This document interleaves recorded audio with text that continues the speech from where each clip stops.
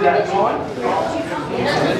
And just to set expectations for today, I know there are a couple of more wonky and technical topics we didn't get into yesterday. Fun things like the airport board,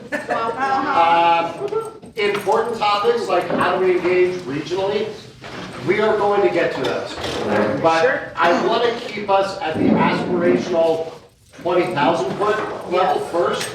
So we're going to tackle some of the vision, some of the priorities, some of the where do we really want to go first, and then we'll come back to those things. Okay. So if we can get the vision up on the screen. Erica, here, right now. Perfect. And I want to be clear, we are not here to rewrite and wordsmith the vision. What I do want to do is check in and see if fundamentally it still feels right, if it speaks to what your vision is, and we're going to have a little bit of a conversation of what is your vision for Longmont for the next 12 months, the next 5 years. And we're going to use that to inform some of the other activities that we're going to dig into.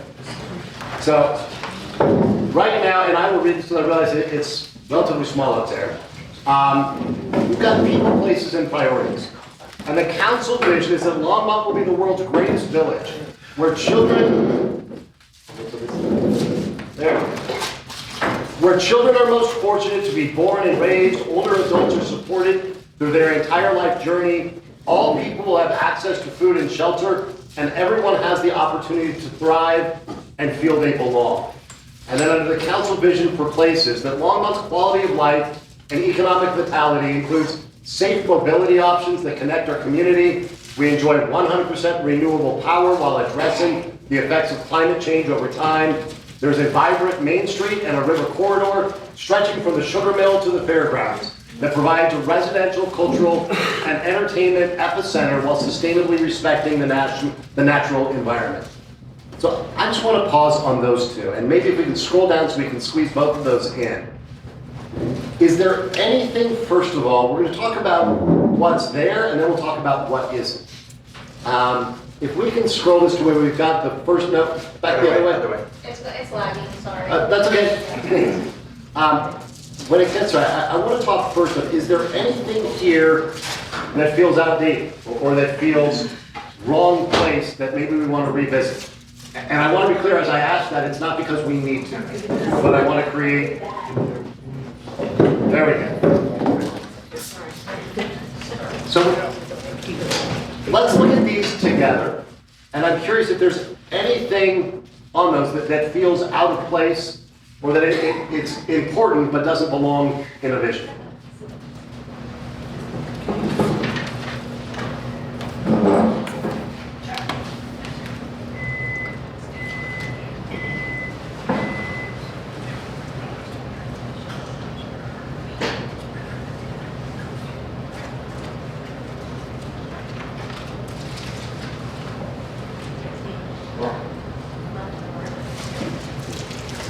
Vision keeps disappearing on us. Yes. You're asking if there's something that doesn't belong in the vision? Yeah, there's something there that we may want to remove, and we'll talk about what we might want to add. One of the things about the people is it doesn't talk about working age people that are raising families. So maybe we have too much detail there. We say we want it to be for all people, okay, so children. Yeah, and we can go ahead. I'm hearing people already jumping to, Yeah. well, it's missing this. So let's have a full conversation. Maybe it's too much detail, Yeah. because then you're always missing something.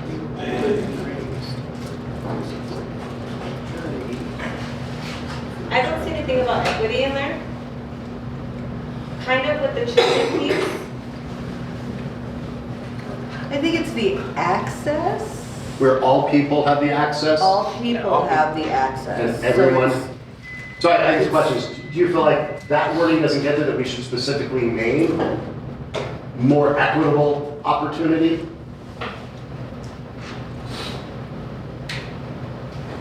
I feel like the definition of I think equity. that's, yeah, I would like to hear what others have to say. Like, I think, yeah, I don't know, what do you And here's think? what I'll put out as we talk about this. We should be careful to not conflate the vision of what we want to be from the path to get there and the theory of action. Because we may be able to weave more language into, here are the ways we are going to get there. And that's not me weighing in on what should or shouldn't, but I think that there's always the risk when you're creating a vision of layering in so many things of, and this, and we're going to, and we're going to. Yeah. And I would encourage you, have a vision that is 1 or 2 sentences. When you meet somebody at a national city council conference in Dubuque, Iowa, and they say, what's Longmont really about? Why should I consider living there or putting my business there? And I think where I'm coming from is where children are the most fortunate to be born and raised, and older adults supported through the journey of their entire life. I'm thinking just more like I think like everyone should feel in Longmont like they belong, that they're supported, and so we're just naming children and older adults. I don't know. I think it's beautiful. We could change it, or we could leave it. So maybe instead of naming the children and then what the children get, what the adults get, just saying that people of all ages who come to Longmont at any point in their life have access to all of the opportunities and a great place. I think that would be good. Mayor, I think you're the only one who was on council when this was drafted, right? Yeah. And just, when I don't know who actually wrote the language, because I wasn't here. But We all did. Yeah, all contributed. It was count. Yeah, I hear, I don't know why, but there's a certain former council member whose voice I hear when I read this. Yeah, there is. And I think staff knows what I'm thinking of. Just that's the tone that I'm reading for this, and it's elaborative and thoughtful. I wonder if we can strip it down to its core elements a little more. Yeah, no, I'm think good. That's why I'm kind of keeping quiet and letting you all. I've heard like the world's greatest village line is I think what gets repeated a lot, sometimes in positive ways. I think often it gets kind of shouted back at us is like, what does that mean and what is the, so I wonder if we could boil it down, speaking to Councilmember Panther's point. I think about equity and access and the ability of everybody to make it here, and then innovation is the other thing that's missing. The innovative community that has throughout our history been on the cutting edge of what's next, and how we incorporate that into how we support our people. I think innovation is the piece that I see missing. I think we're sourcing things. What I'd like to do is go around and hear from everybody, because I'm hearing, let's simplify it.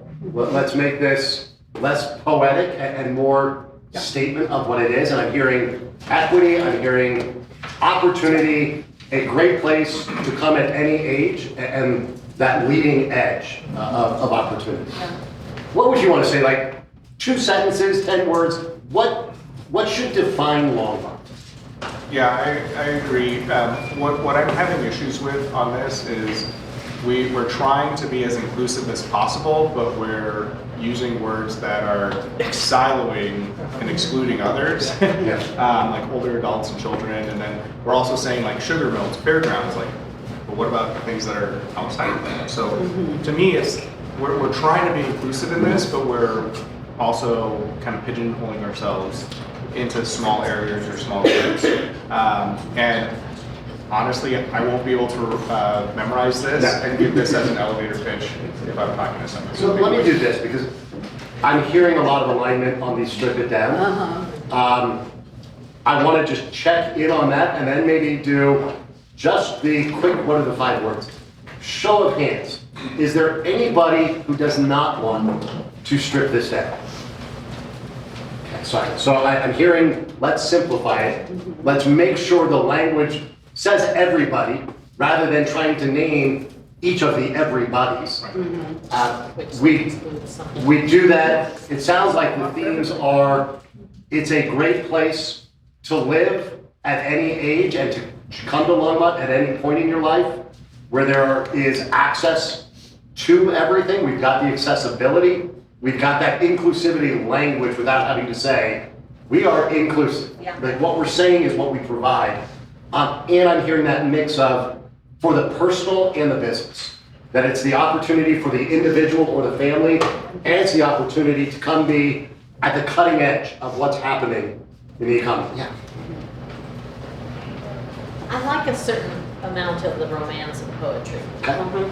And I think maybe a way to marry both of those concepts is to say that we are a homegrown village with leading edge technology, or, you know, that leads the way in innovation, because Longmont does lead the way in many arenas.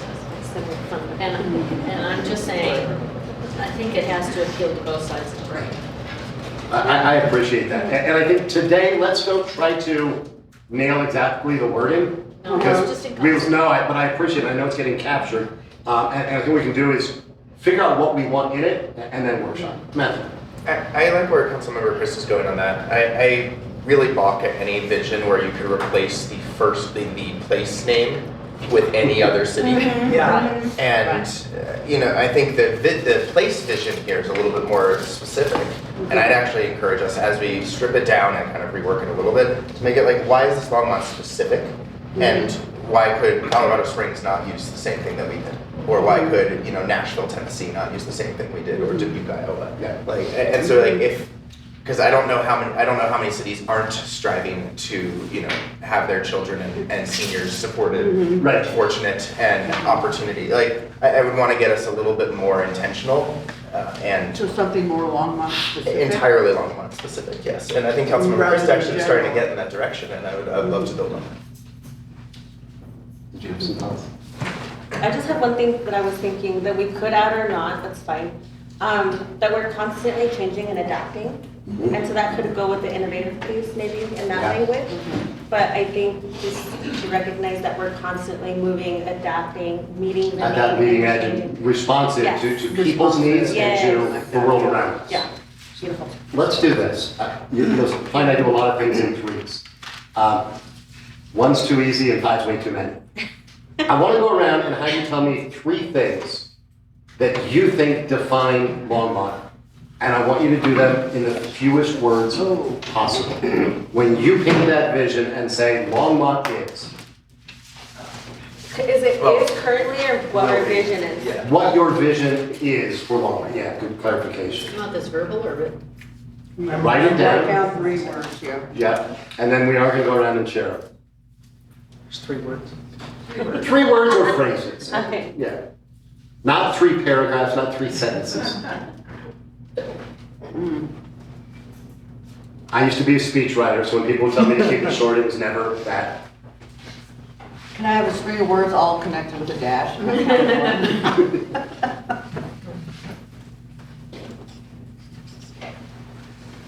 What I'm trying to surface is when you imagine you do your job well and have what you need to get it done, what Longmont does that create? What are the 3 things?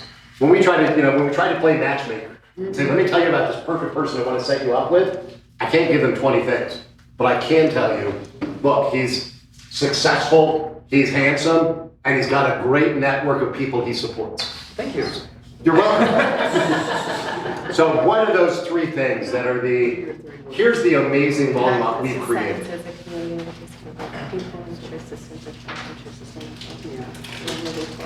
Yeah, see, I had. About 2 more minutes, and then we'll go around the room on this.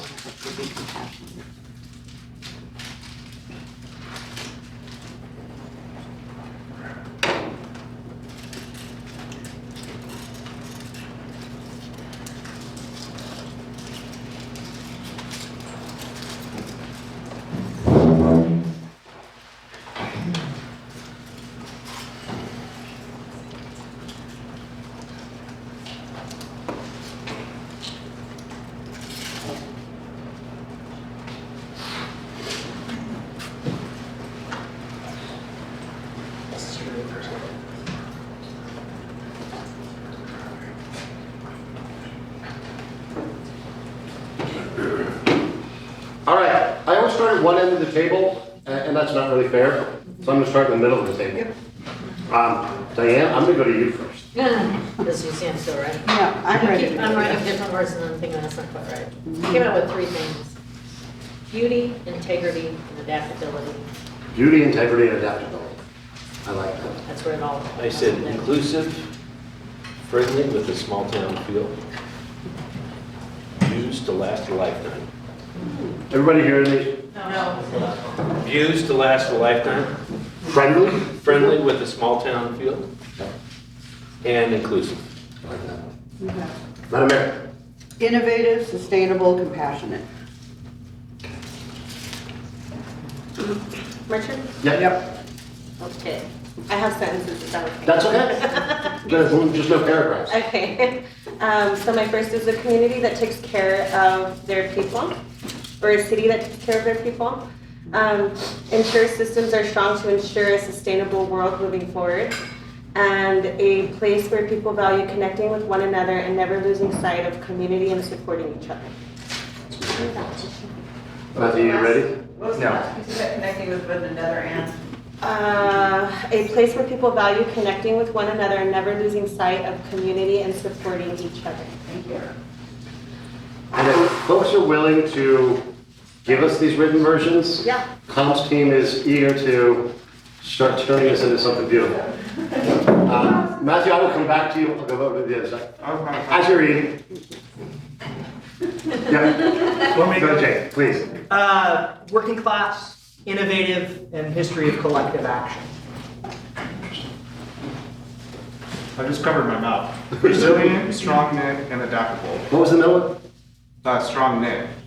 Strongness. Tighten it. Tight knit. Say all three again. Resilient, tight knit, Bad time to take a break. and adaptable. Okay, Matthew. All right, I got my three. Longmont is an affordable, competitive, and vibrant hub in Colorado, an innovative and resilient small city, and a supportive, connected, and caring community. So, And everybody who has written them versus typed them, Harold would love to collect those. Let's say in the past, and there's nothing wrong with how it was done, but we did have we had the separate people and places. Do you feel a need for that, or do you want to move more towards this stripped down consolidated? I'd rather strip it down and consolidate it to a core vision. ditto.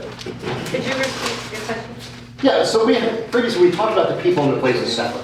And just, do you think we need to do that, or should we meld it into a shorter single, what is Longmont? Still a workshop. Well, I think it's hard because Longmont is Longmont, and a lot of people are moving there. It has its own character and uniqueness, and the people moving here don't necessarily are not from Longmont, and so I could see separating it a little bit, not so dramatically. So maybe not two with headers, but we got a separate sentence or two about what is this place. Yeah, that because people come, like Matthew said when he came, he's like, this is home, there's just this feeling of when you get here that you know that this is the place you want to It's that small town feel that has amazing views and it's Yeah. accessible Yeah. to everything that is that Colorado. attracts people Yeah. from all over the world. Uncanny impression of everything. Okay, maybe he didn't say, maybe he was like, Okay, we're gonna start going through this progression of from vision to action. And the next exercise I want to work through is an open discussion, and you've probably got the sense that I will let people volunteer. I'm also perfectly comfortable volunteering people if you don't put your hand up. But what I'd like to, we've talked yesterday about some priorities you all had, some issues. We've talked through what's going on with the council and the city, and now we're laying out this vision. What I want to do next is hear from each of you. What are the one or two things that you would like to see happen as priorities? And we're not naming very specific policy actions, but what are the changes that need to take place to get to that vision we're describing? What is missing? So I think of things, that's the Longmont that we want, what you're all describing, the resilient, the innovative, the welcoming for everybody. What is it, if we do X, we will have this? If we foster a business-friendly environment, we will have a thriving economy. If we provide affordable and accessible housing, we will have the welcoming city. What's one or two, if we do this as a city, it's going to get us to our visions? Do you want to go around the table? What's that? Are we going around the table? We can go around or you can volunteer. Everybody's gonna talk, but I'll let you pick the order. I'll start. Yeah, Diane. I think we need to come together as a people. I think there's just too much division in general. And that if we are together as a people, Longmont is very flexible thinking, very accepting of a lot of different, we start out agriculturally, we've added becoming very innovative technologically, but we have also been very practical. So we can include everybody if we can come together as a people. So that's as far as I've got. If we come together, I like that. Building a strong community, or building community with strong services. What was that again? Building community with strong services. Okay. Are you all writing these down too? Oh, you want us to? Yeah. No, you Oh, don't. yeah, all right. But help us, for sure. All right, I'll just stick it. Yeah. Mine would be dramatically lower the cost of early childhood education and daycare, especially in the 0 to 3 space. Who else wants to offer something if we, I love the if we come together, if we ensure the affordability of early childhood? Yeah, if we, I think I was listening a lot yesterday to what people were sharing, and I would say, like, if we implement the steam and sugar mill plan in a truly transformative way, we address some of the affordability issues, we address the transportation issues, we address housing and development concerns, the beautification interests. So I think we get there, and then the second piece of this is if we prioritize resilient services and infrastructure. What was that second one again? Prioritize resilient services and infrastructure. Who invited that or Me, let's see, and Sean, and Crystal, yeah. Yeah. I have to figure out how to write it in a sentence. I know, but- I tried to. So I'm really fixed on creating supportive systems that move people forward. And so that systems for our most vulnerable to get ahead, that systems for our small businesses to get ahead, that systems for, whatever any other group needs are, the people needs, right? Whether it's education, whether it's economic development skills, whether it's basic needs. I really want to create strong systems that people can come into and get ahead and not stay in one place forever. Mayor? Yeah, so I think it goes back to, creating these strong supportive services. I think that's been mentioned a couple of times already. But, so I think about our core and leads team. That is something that has helped my family, a lot of families immensely when you're struggling through mental health crisis. So having these supportive systems in place that are strong, sustainable, that are ever-changing to the needs of the community. I don't know how to word it. It's too early. Come back after 10. I don't have anything right now, I'm just still trying to contemplate it all. I mean, I think that the concern is to get too wordy and get pigeonholed. Yeah, and maybe let's take this off the screen, because I don't want us to strike, but I really want to talk We're not about. looking for language there. We're No, I getting want to talk about the ideas. vision we just laid out. Yes. Of the Longmont you all want. Yes. What are the things that if we do, we're going to realize that? My Yes. question that's going through my head is what is the role of a city for its residents? Yeah, that's what more, now? Yeah. Yeah, that's kind of the thing is it to control the narrative in every aspect, which I don't believe it is, because I think that is protective, and we need to be probably more vulnerable in our approach because people are vulnerable, and sometimes we. In my opinion, a city is like canvas and paint. We're the supplies, the resident is art artists. Yeah. And where we're about to pivot is we're going to revisit these issues.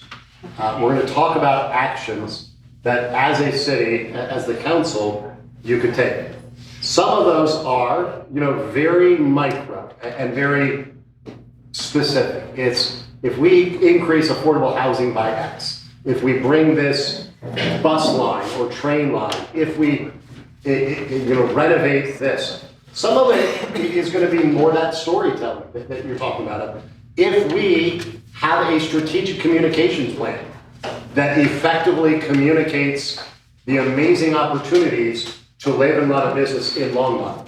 So what I want to do, I'm going to move this trash can, and I want folks to come over here and take a look at all of the issues we had on here yesterday. And then I want you to go back to your seat and with your full-size note paper, if there's anything you would add, you get one thing you can add, an issue, an action that the city could take.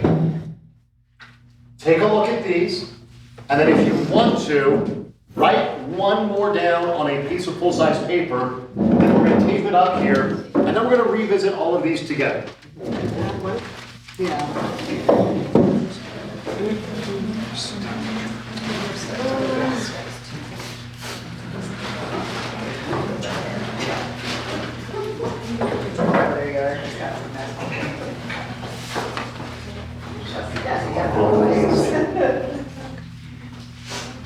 So take about 5 minutes and think if there's anything else that you would want to prioritize, thinking through the lens of everything we discussed yesterday, everything you heard from the economic development folks, everything you all have talked about when it comes to systems thinking, and then that vision that we said today. What didn't we capture in this cold survey of what are your priority issues?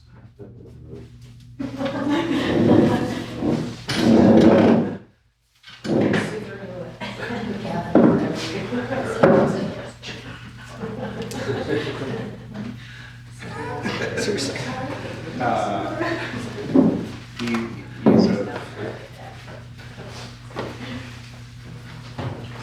Navigating.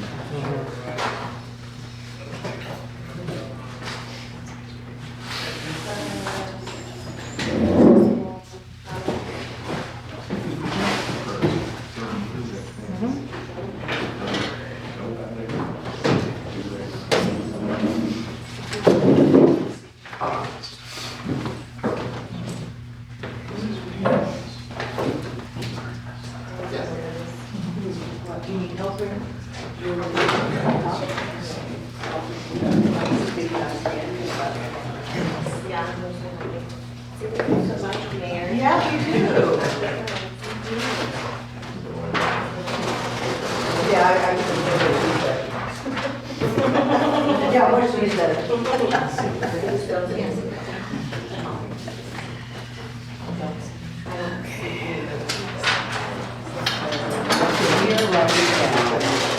What's not up there? It's not up there, the phrase. No phrase, just know what's not up there. What would you add? Okay. Repeating the directions out loud. Understanding.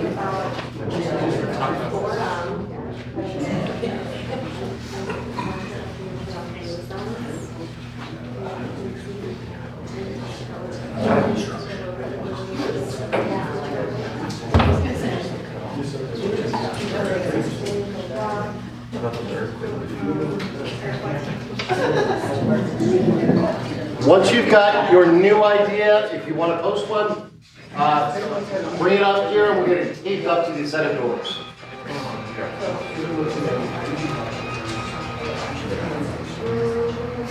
This one business,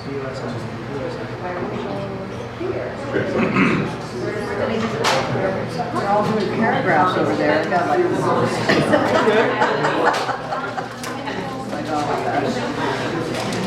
Oh, yeah.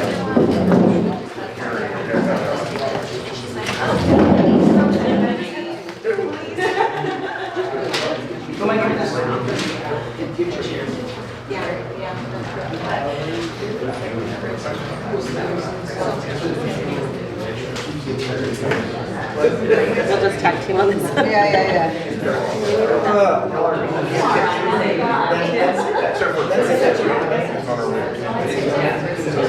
Are we giving this or what's it? We're giving it, and then they're taking it.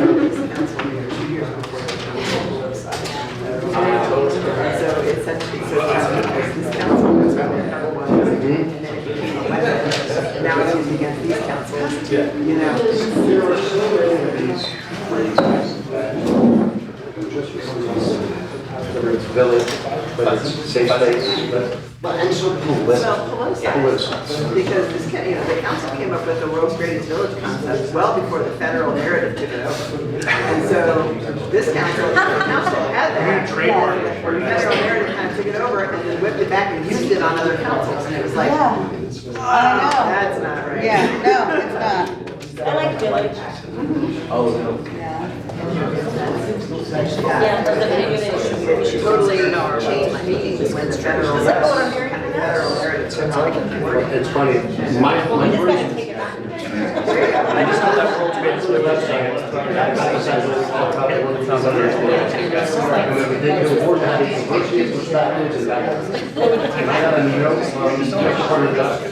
That language could make us. I understand the sentiment, but it's very much, it's designed to be poetic, but it doesn't. And we never get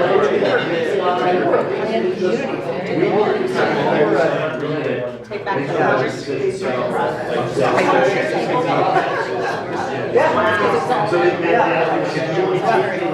I went to a block party. Council gave us Okay, is anybody still working on their idea? See a few folks. That's fine, we'll take a few more minutes. Don't do People that. who live in Firestone come Right, here. it's not a community. The people who live there come here to use it. And there's so many more than county, it's village, town, because it has to do with getting with your neighbors. And all the development out there is all suburban space. It's all single family housing. But everybody that lives here does some things here, but might not interesting. So people are coming here to do things. Right. We're also losing here to work. And that's always been true. I think it's gotten better. We could change that, look smart, this is your change.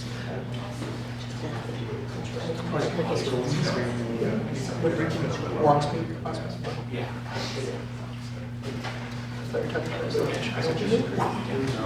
Actually, out there for appendicitis, and then a week later I had a seizure. Like, you didn't get it from us? I'm like, yes, I did. Here. Go on campus. My mom tore her hamstring last week. Sad in the OU. She's on Kaiser wages. Oh, really? Yeah, so she, they have the contract. So she laid in an ED for 4 hours. Torn hamstring waiting for the cats. Did you do that exercise? No, she did that slipping on dog water. I saw I hate that. that. You saw that? Yeah. Yeah. She's okay.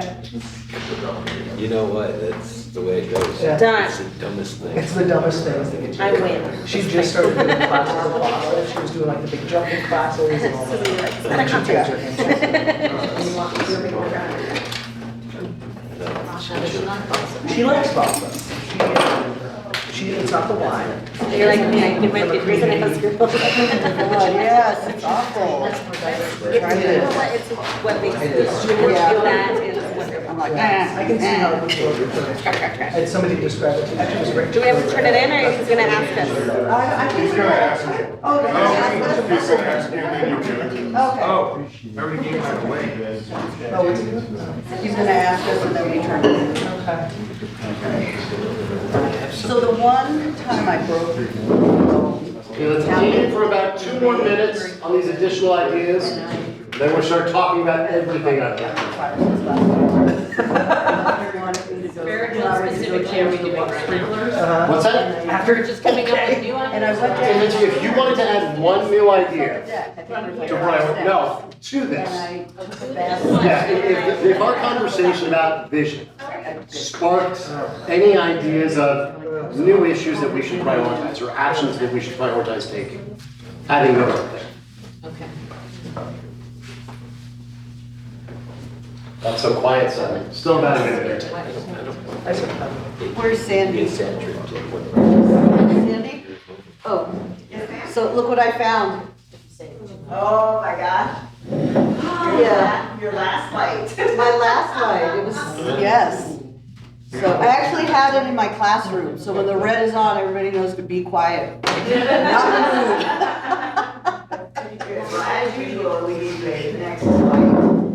Yeah. Is anybody still working on writing up their idea? Matt,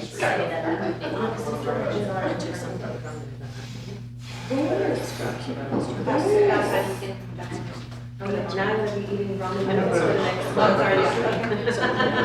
I think it's just whatever we did with lunch yesterday. No worries. So my husband's posting. I need my Oh, good. Yeah, Adam, who has social I know. anxiety, he's people and he's crowds. He's gonna go It's my downtown for 10,000 people. Yeah, yeah. time. And I'm like, Where's wow. going? We're like that fast food. Oh, It's nice. Right now, there you go. Stick with you. Yep. Yeah. These community events are so important. I think we're all done.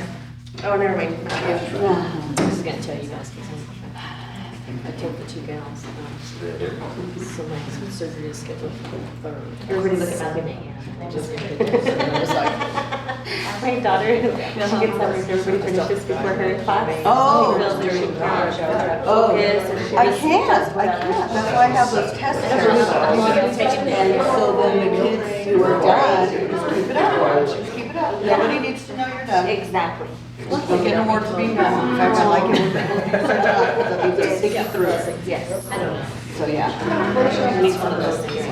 And even the females, so what I do is I don't let them log out. Day two. Just have Day it on. two. So you can go back and review. But we Do don't not do have a day two time. So It's they're pretty not- much whatever we didn't finish yesterday. It's all. getting close? You want, you have one you want to put up there? Oh, we gotta put it there? Do you want it up there? Yeah, Okay. yeah, so everybody needs to take a look, you'll grab it. Thank you. That one for us? I don't know if we solved it. We need to, yes, they do. And I don't remember what it said. I know. Yesterday I got all the items on the couch. The doctor's like, Hey, Carol. Carol, do you think we can put one of those in the council office? I know, I've just been fine where I'm just looking at it, and it's like. I'm not sick, I just. Something everybody can read. Paper bottle. I have an appendix. That's what I was struggling with.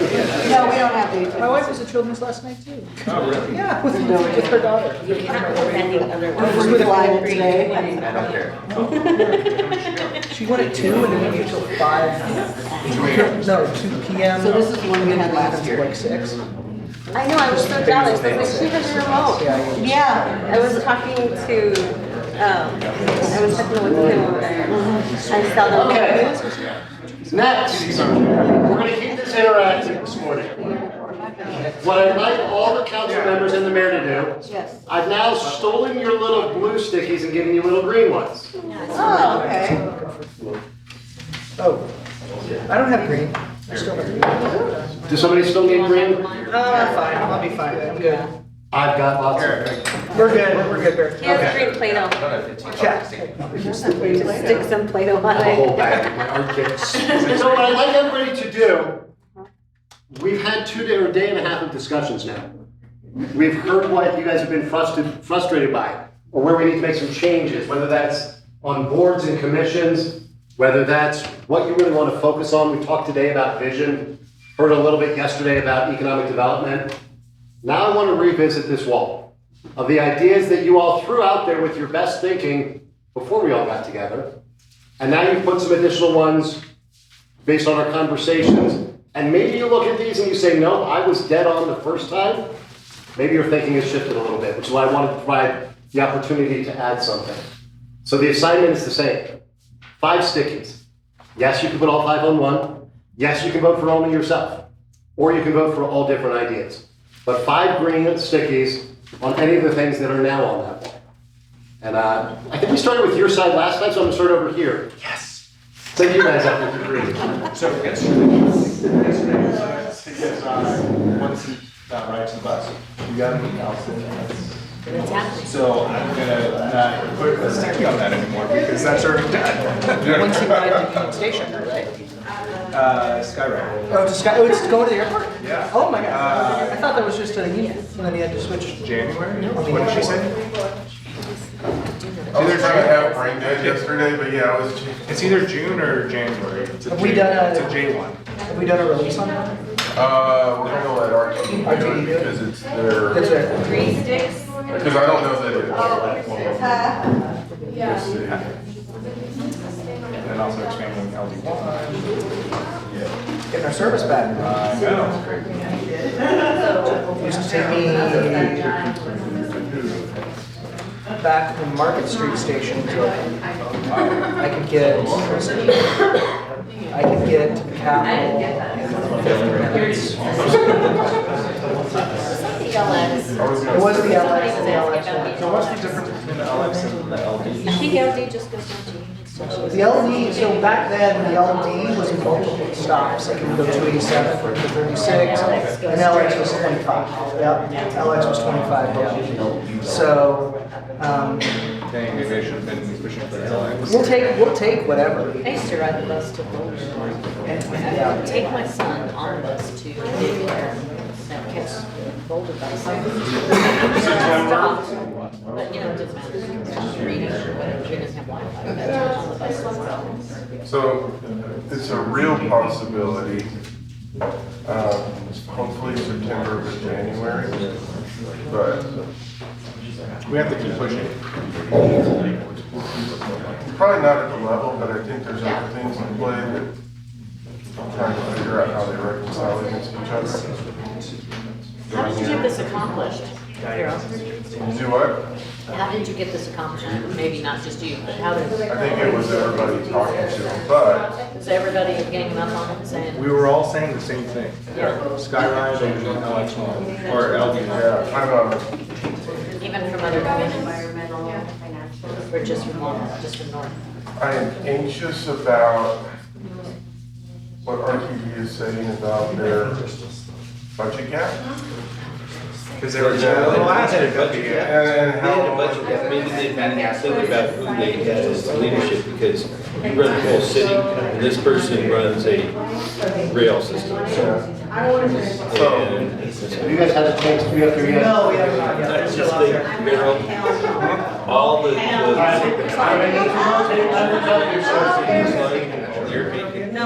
Yeah, she's okay. She's had a cold. When the baby is 7 weeks old. Breathing hard, it's like, so her respiration's high, and pediatrician's like, yeah, she's borderline, she could go well, I there. don't know if She's it's like, real. yeah, why don't you take her in? And then when I got there, you can see it. Yeah. That tells you like, they don't think it's a big deal. It's not a bad thing. They're sick kids.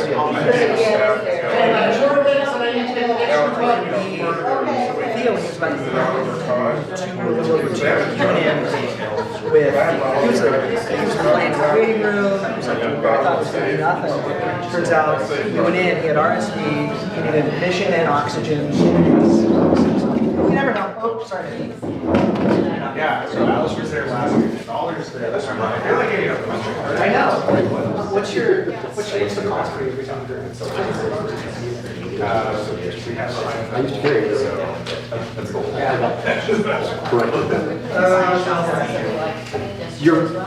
that's absolutely, just where your thinking is today.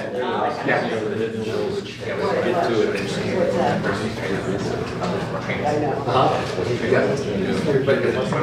What's about his piercing?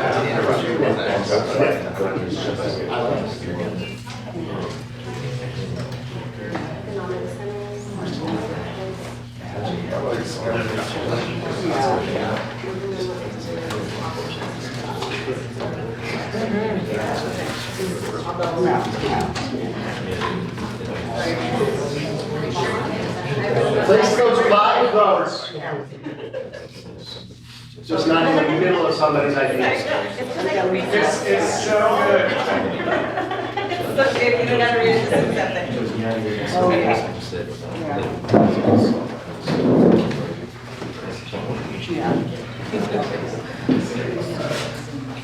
Yeah, so this is, so yes, last night I spoke at the state assembly virtually.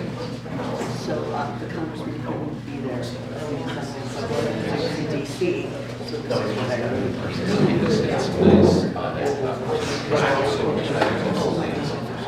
Get some rest. Me? I think so. He was. Yeah. Well, I can never, like, I don't sleep through the night. I wake up sporadically. Yeah. So, but yeah, I went to sleep pretty early, like 10. I was watching my daughter's baby. She was out. And then I'm like, time to come home. I'm tired. Yeah. How's the baby doing?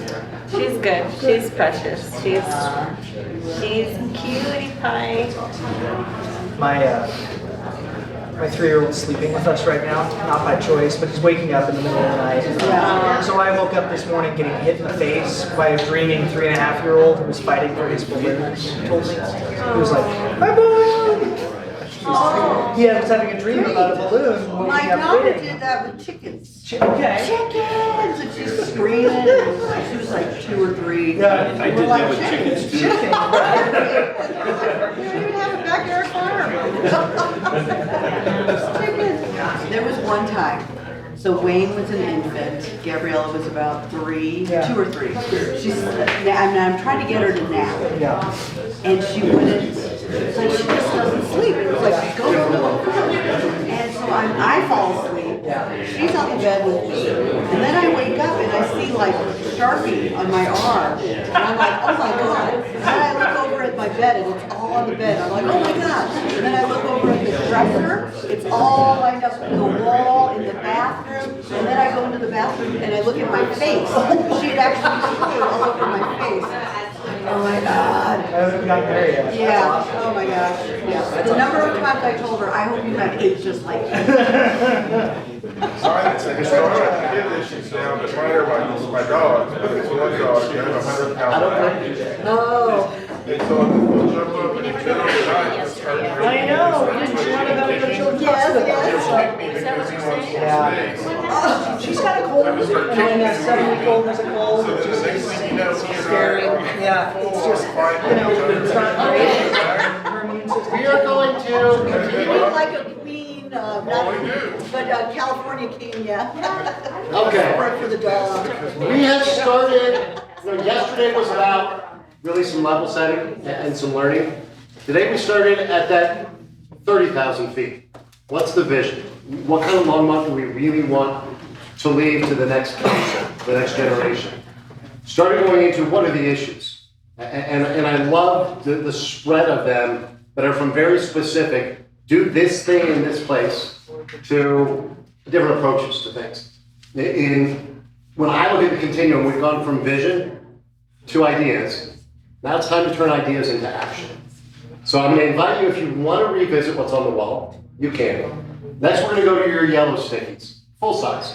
You can write more than 3 words, but probably not 30. And what I want you to think about is 3 actions that the council could take. And I want you to think one of those being a very straightforward, hopefully not controversial, doable step. Nothing's going to get 100% support, I know that. But what is one thing that you all could execute on with the resources and the support that's around you right now? I want you to think of a second one that may be way outside of the box, that may be thinking really boldly about the kind of support that you would need. I don't want you to go so far as to say, well, if we had an extra $1 billion, but I do want you to think boldly and aspirationally and pushing people outside their comfort zone, maybe something that hasn't been tried or has been kind of shied away from. Your third idea can be anywhere on that spectrum. So one end of the spectrum is, it's a pretty straightforward concept that we can just execute if we prioritize. The other end of the spectrum is outside of the box, bold, innovative, disruptive action that can move us to our vision. The third one can be anywhere in that mix. You can choose one end of the spectrum, the other, or somewhere in the middle. And I'm going to give you all about 10 minutes because I want you to give real thought to this.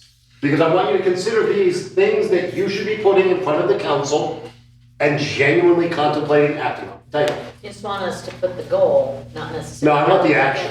You want the action like we would We create a task force to do this or. Yeah. And I would even, to me, the create a task force is. is the process. So leave out the process, just say what the task force would do. You use a process to Okay. change this, to redefine this, to bring this in. So 3 things, spend 10 minutes. I want you to be really thoughtful of that thing we know we could execute on if we decide to, that thing that's gonna really challenge us, and then the third one somewhere in between.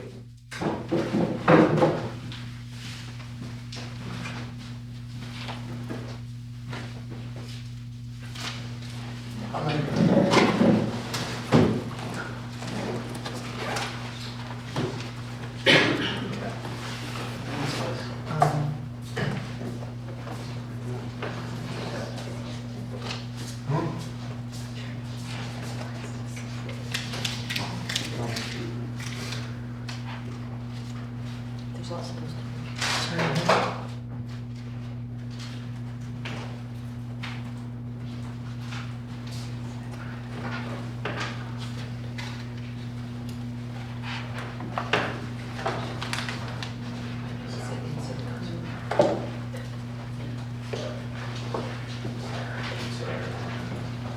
Oh my god, I need to write it smaller. What are we supposed to do? Oh, I guess we could have done, I could have done different posters, right? I did, I'm just doing it on the, are we doing post-its? I think. Yeah, he wanted them on. Oh, I wasn't We're doing it listening. on yellow Post-its? I wasn't listening. Yeah, Yeah, I put them all in one yellow post-it, I'm like, I don't know. no, they all need to be on separate, because this is gonna be a little bit of an interactive activity Third again. one is what again? Third one is. Your choice Your along choice. the spectrum. Anywhere along that spectrum.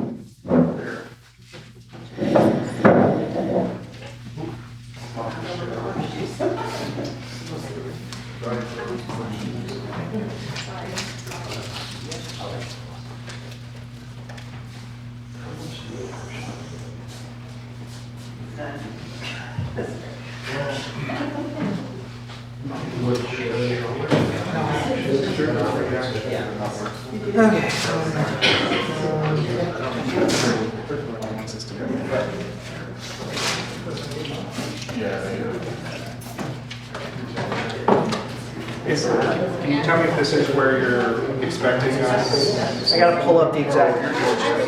That's not the scope I think. Let's get really specific. Something that would rise to the level of a vote. We are going to vote to take this action. Got it. And why, if I could ask you, give me a green light when you're ready. Oh, when I'm ready? Yeah. Okay. I'm not ready. No.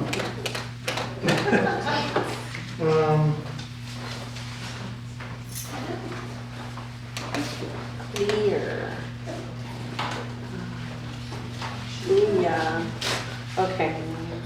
We'll tackle this one Tuesday, okay, guys? Fine. I'm afraid. Well, it's Laura. Why Yeah. not? Yeah. Oh, okay, maybe not Laura. Okay, I don't know whether. Out of the box.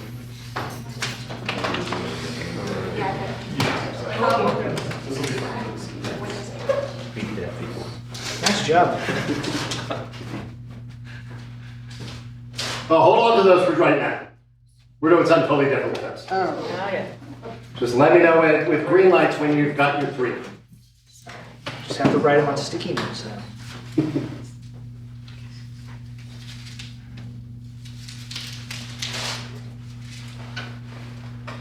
You want to Out of the box.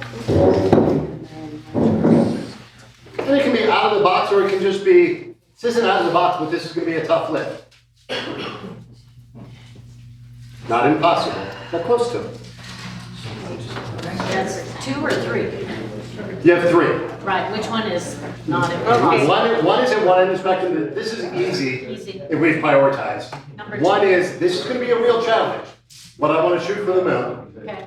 Third is, council member's choice. Could be somewhere, but, Yeah. okay.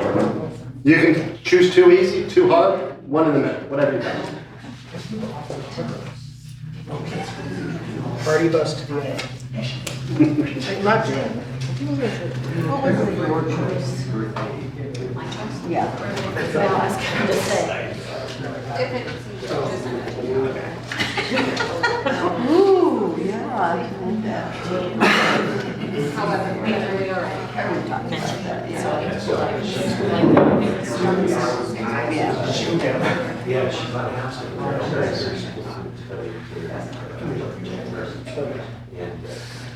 He's from the church. Just whatever. Whatever. I know, what was, Oh, mine? Like the last one? Yeah. Not the big, bold, crazy not the one? big, bold, crazy. I just expand right along on it to improve service. Yeah, 'cause I and- was like, do I think of something new or was it because we were Yeah. still working on it? Yeah, I know, I no. want to see that. Like, one is already that's in progress, and then right along on to like, okay, let's double our buses and let's double our vans. And Let's try to get these in the next Get a bus 2 to- minutes yeah, or so. Get a party bus. Right along on party bus.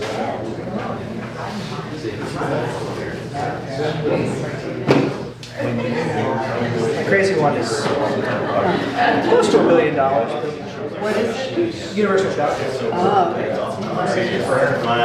the city Behind this guy whose house are homeless. No, that is pretty unbelievable.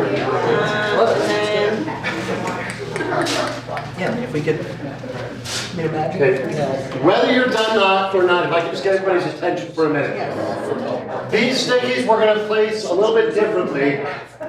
Over on this chart paper here, you're gonna see a graph or a chart with an x-axis and a y. The bottom level this is easy. We just need to prioritize it. Up here, this is gonna be really challenging. Across the horizontal, this is a pretty traditional idea. Nobody's gonna be shocked by this. They've seen things like this done. This is innovative. This is gonna confuse and wow people. And what I want you to do is bring your 3 stickies and place them in one of these quadrants where they would fit on the easy to hard and the traditional to really innovative or disruptive. Come up here as you're ready, and then I do want everybody to spend a few minutes after all of the ideas are up there and take a look at those. We're gonna have a conversation about them.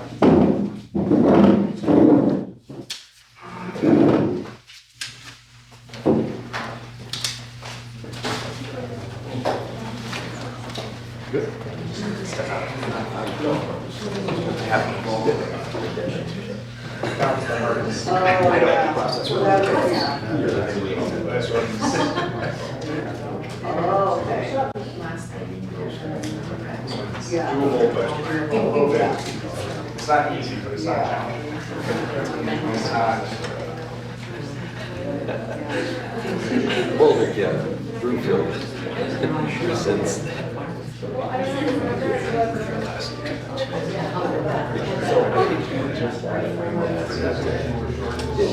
if the sales tax is 5%, they can have the cost of housing, the cost of just our hands. Yep. and whether they still do. It's been done, sort of. Okay.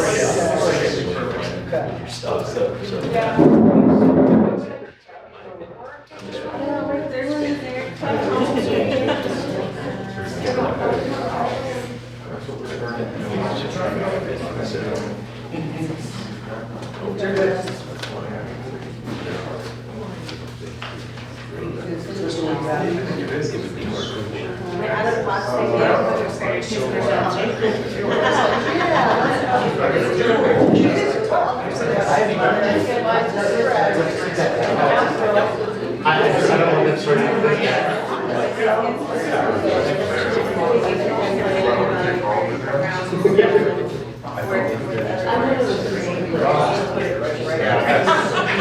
I feel like that's all the bigger.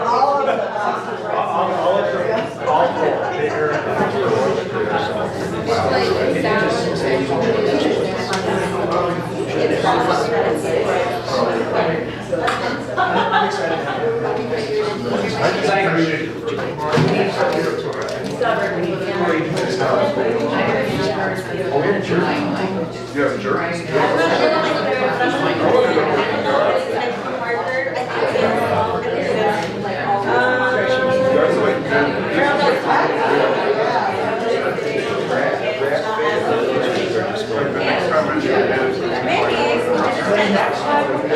do my easy Has everybody put your action ideas up on the metrics? No. Okay.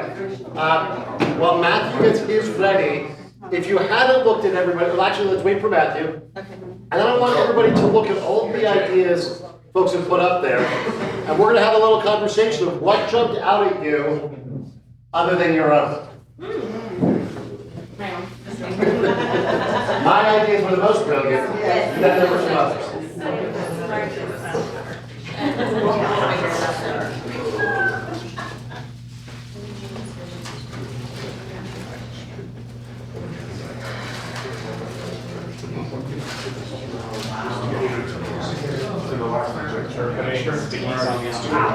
What's that? No, this is just to discuss. I won't make it sticky everything.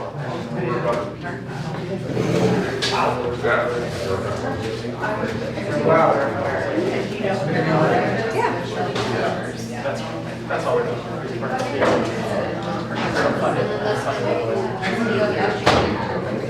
Oh, yay! Okay. During one retreat, I actually brought my we didn't have it. Who said that? Okay, we're getting our final 3 actions up there. So once Matthew places these, all the council members and the mayor, if you would take a look at these, we're then gonna have a conversation of what jumps out at you here? What is it making you think, and where do you see some synergies? And where do you see some opportunity in both the short and the long term to take meaningful action?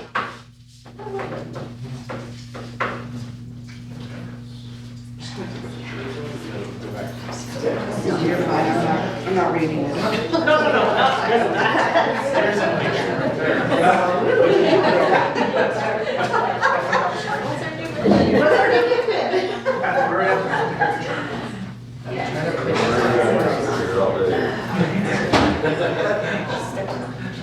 Sorry, don't trip on that.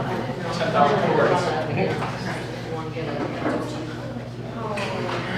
Dude, just don't reach back.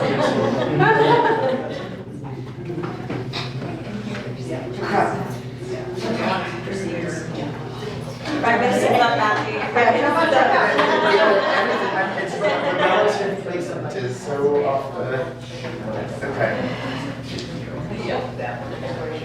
We're looking for proper placement.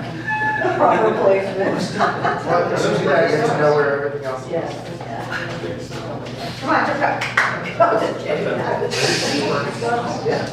Everybody take a few minutes up there. You're not in a rush. I want you to really, we'll take pictures and then sit We're down. not in a rush to completely transform our community. All right. We're gonna get to it. Slow is fast. So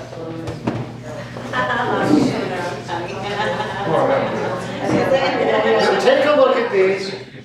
We're gonna have a conversation and I'm gonna ask you which of these really jumped out at you that were not your own ideas? What stands out as something that you really could take quick, short action on? And what are the things that you'd like to start prioritizing, laying the groundwork for some of the bigger, long-term or more disruptive ideas? So we'll talk about what's standing out, what do we want to really lean in the short term? And short term, I do mean the next 90 to 150, 180 days. Are you sure I can't pick one of mine? Can I pick just one? You want to just do what? Can I pick one of mine? That's okay. Okay. I just want everybody to see everybody's. I have others. I gotta bring it to the forefront. Just in case no one else does. I think that's fair. No, you're fine. I love how somebody's like, doable. That seems hard.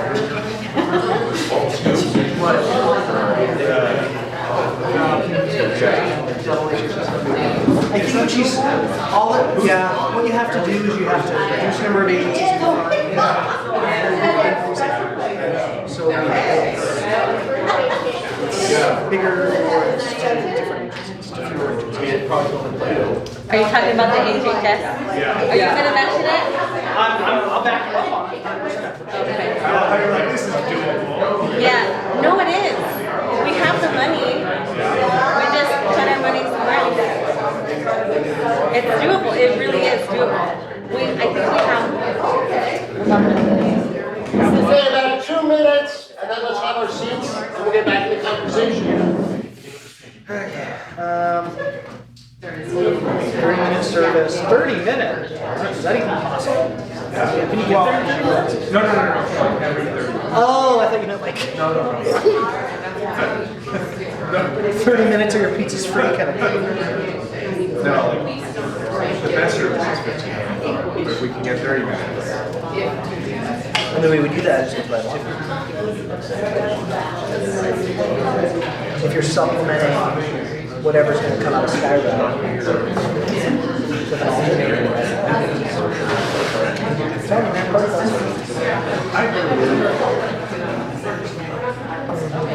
What was that middle meeting then in the middle?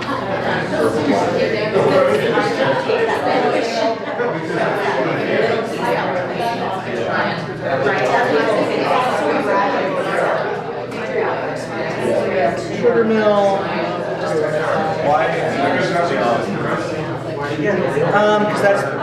Because that's the gap and UPK comes from. Yeah, UPK is stable. UPK is fine. 0 to 3 is the gap. It's really, really hard to get those slots. I saw you do that, it was very smart. I don't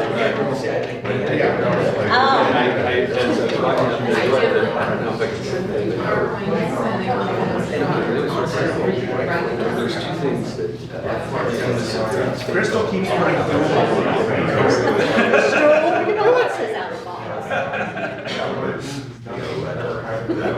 Yeah. 30 minutes or so. I think that 30 minutes or so easy.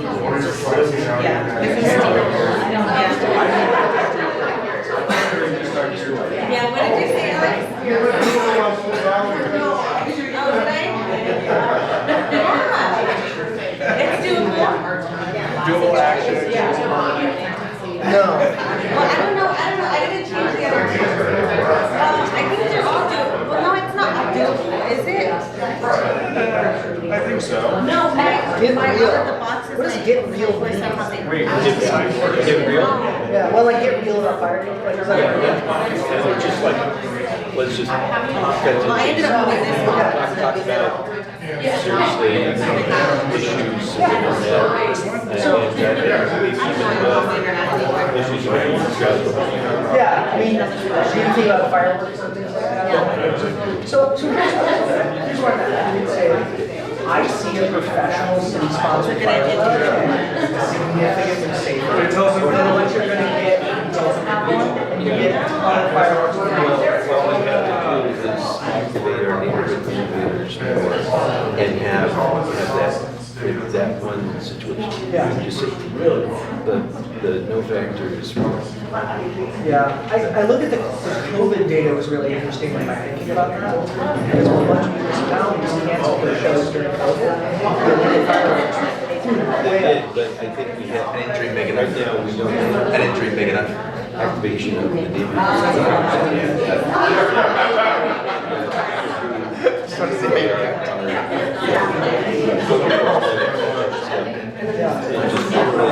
Just groups of neighbors that say, yeah, I just say sorry. Okay, let's come back together. I'm gonna pull you two away from the wall. What'd you say about me? What'd you say about my mama? I said nothing about your mom. Okay, How dare you? before we start talking about which actions we want to come together as a group and really prioritize, I'd like to hear from folks, and this one I am going to push you for, not yours. What was something you saw up there that stood out to you as, hey, that's a really interesting way to move the needle? Either at this lower left or at the upper right quadrant, that you said, I like that idea, and I'd like to explore that a little bit more. Or that's just really interesting to me. Again, I'm going to ask for volunteers before I volunteer. Who wants to talk about one they saw, not theirs, that just stood out to you and hit for some reason? Well, I think it was the one, I took a picture of it. And there was a cluster of them that was around the right in Longmont and that sort of thing, more towards the center part of it.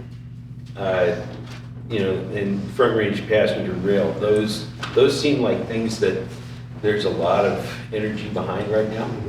And the sooner we get rolling on it, so to speak, the better. Thanks. Alright. Hey, Prioritize for sale housing and getting first-time home buyers in the home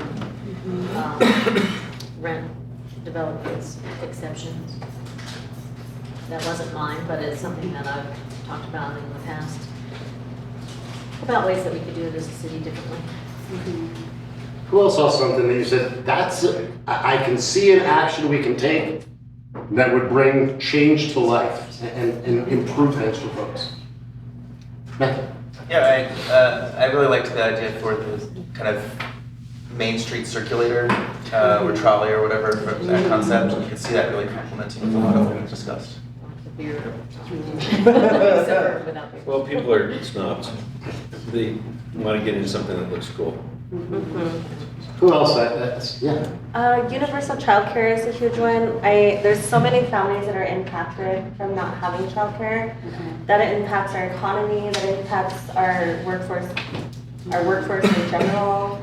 And so I think if we could find a way to tag team with like St. Green Valley School District, which we could just create a feeder that goes from like babies all the way up. And, I'm learning a lot about like the different taxes and TIFs and whatever. Maybe the city could work something out with the school district to make it feasible and possible. And they're already going that direction with their staff anyways. Yeah. And How so, can we tap into but that? the county's doing efforts on its own, but it feels like it never trickles down to our city. So it'd be kind of just a city thing, and we would say, forget everybody else. We're just gonna do this for ourselves right now because it's what's feasible. I'll say the human services funding piece, and I think and this is an ongoing conversation about how, we have this certain amount of our general fund, which is 3% of our general fund that goes to our human services agencies. How can we make what is a little over $1 million, highest impact as possible? And how can you really make sure that those dollars make a real difference? Is it, maybe rather than funding 70 agencies or whatever it is, you fund 20 or 10 even, and you say, this is the most high impact work that we can do to support these programs. So I think that's a really interesting one that I've thought a lot about too. I think one of the ones that struck me is create a new zone that focuses on our growth, prioritize resilient infrastructure and beautification, because a lot of the things that we're talking about, we can fit in that new zone. And we can have the affordable, attainable housing. We might be able to have a space for childcare in this new zone. That's one that I would propose. Anybody else? There were a few. The one that intrigued me the most, because we're not already touching into it, is the universal childcare. And that would help a lot. Now I'm going to pivot it just a little bit, and I'm going to ask you about taking ownership. When you look at what's out there, what is one short-term easier? What is one maybe a bit more of a stretch, whether it's all the way out, but something we can take action on realistically in the coming 90 to 180 days, and something that in the next 90 days we could lay the foundation for, but it's going to take some work. What's one at each end, or one at the easy end and one somewhere else? Are they ours or? That anything that's up there, it can be yours or others, that you would personally like to invest time, energy, and prioritizing, taking some ownership to drive that forward. Thank you. Focusing on building and supporting local business and have the biggest payoff. too. I have a question. And are you putting that in the, we can take action on, We can take action on it. the question? When you say take action, are you mean like it's done in 90 days? No, Or, no. or you What- just start it- turning it's- that? When I into say a take bigger action, plan? What I don't mean is let's undertake a study that we start in 30 days and can complete in a year, and maybe a year from now we start. Maybe there's some buildup, but you're moving towards action and taking steps on it in the short term. Who else wants to name something that you would like to get behind and take some ownership or be a real leader on short-term rental? Yeah. I mean, I put it up there, so I feel bad about naming it. But No, please. I mean, it's not gonna be something that we can, it is such a big lift to get to universal childcare and even to have that conversation as a city that maybe we put that aside. So let me think about it a little bit more. Let me think about it more.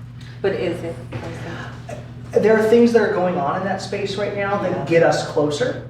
County and early childhood education, early childhood foundation of Boulder County are going to come back to the county commissioners with a ballot measure here pretty soon. That's going to get us in a better position, but it's not going to nearly get us to the place that would theoretically. I would say that's an ideal one for, it's a long-term project that you can start taking foundational steps now. And one of the foundational steps, maybe aligning with Boulder, one of them could be, we're going to develop a Boulder County is clear. Yeah, we're going to develop a 10-year strategic plan of how we're going to hit this moonshot of this. So it's a short-term action to start building it, but it's a long-term process, as you said. Who else wants to own something? And I'm not asking you to be solo, but where's the one that I'm passionate, I want to be part of this? Okay, so one is looking at public safety. Our core and leads team, our fire, having those supportive services. So, one of the things that I spoke with the mayor of Superior, looking at, they did a ballot measure that was parks, pools, and public safety. But to do something like some kind of ballot measure to increase funding specifically for fire, core, and leads. I think if we were gathering enough sales tax, that would really take off, and I think we have to. So, fix the yeah, sales wherever, tax it's not first. necessarily a ballot measure, what are some ways to add to that fund? Because we could have rearranged the allocation. Yeah. Are those separate funds or core leads funded separately, or is it all out of public safety? It's out of public safety. Yeah, it's all public safety. Yeah.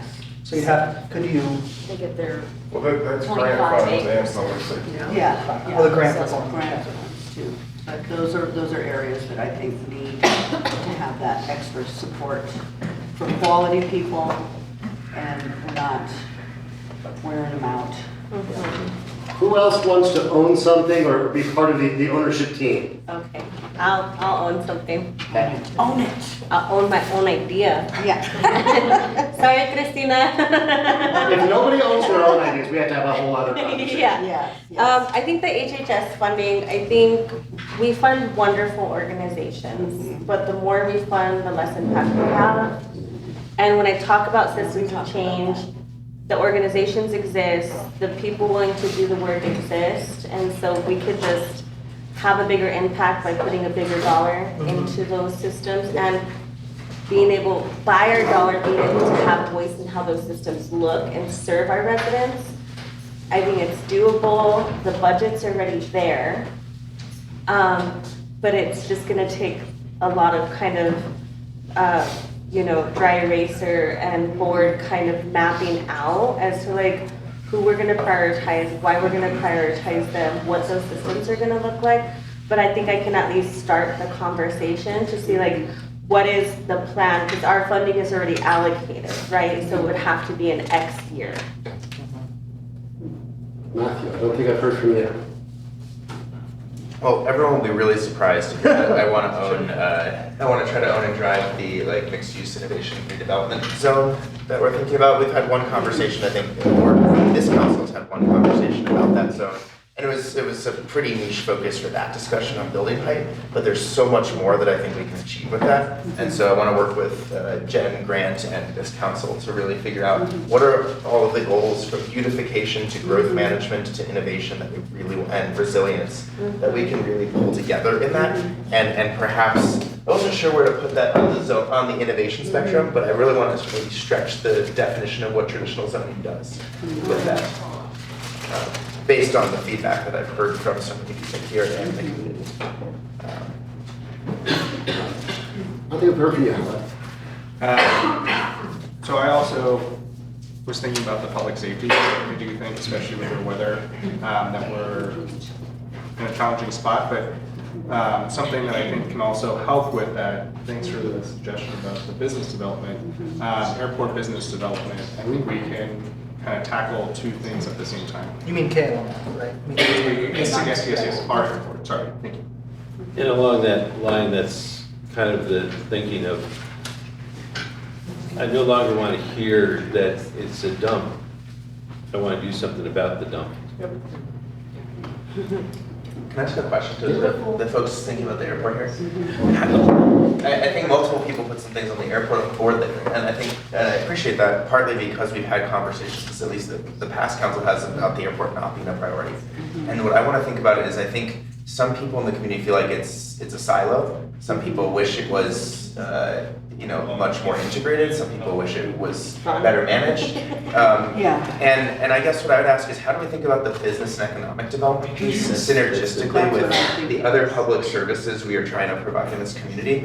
There's a lot of conversation right now about another rec center. Maybe that's not the full rec center, but maybe there is a west side of, this is city-owned land and facility that we have. Yes, there are other considerations with an airport facility that we have to juggle with federal regulations from the FAA too, but if we design this well, can we think about other community services that are provided on that side of town, leveraging some of the airport facilities, thinking of like an airside or community side terminal type concept, right? And I'm thinking like event space, business development, a satellite museum, a great spot for an air and space museum, right? And recreational facility. That's everything that I've been envisioning. So great, take it on, thank you. But I just want to make sure we're thinking about the economic reinvestment there in a more synergistic way. Then we start to get to different types of funds that we can pull in to reinvest in that whole area for multiple community purposes. And it's a beautiful area. There's some potential down there. And if we get people to that side of town and they can start to appreciate the airport, I think it'll change the conversation around the airport. Because right now it's tucked away on the west side. But people have ownership in that space. That's why I wanted to bring it to us.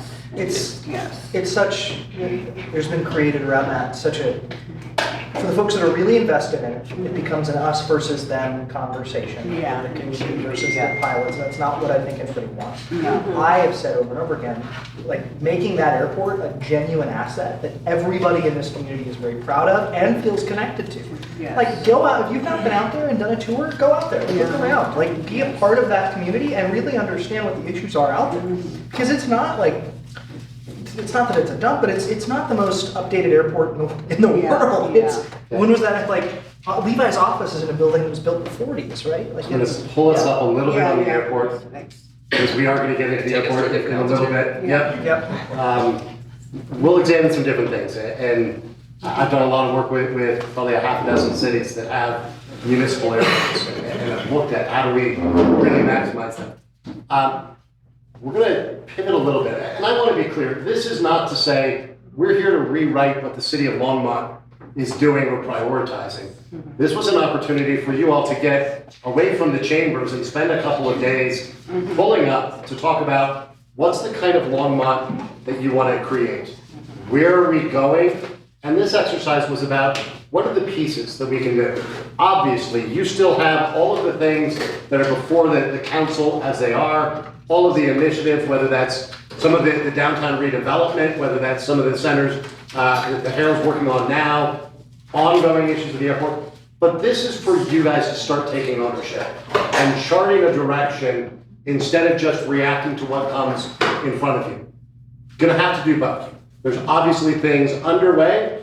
There are things that are gonna drop in front of you, you have to react to, but I hope you never lose sight of why you ran and what it is you want as a public servant to provide for your family, your friends, your neighbors. So we'll capture all of this, and I'll work with Harold and Sandy. I'm sure they're gonna be working with the mayor, with all of you, to make sure this is not a did this and forgot it exercise, that it goes on a book or in somebody's computer file. That this is what grounds your conversations every month. We talked yesterday about a pre-session, and maybe part of that is not just checking in on boards and commissions, but it's checking on board priorities that we're naming today. What we're gonna do, I told you it's gonna be a little bit of a roller coaster from 30,000 to 5,000 and back up. I wanna put the vision back up. We've been working on translating taking what you all were offering and putting it into a potential vision statement. What I want to do is get this up here and get your reactions, not to wordsmith, but to say, hey, this really captured it, or I think it's a little off here, I'd like to see some more of this, and then the team's going to keep developing this further to bring back to you.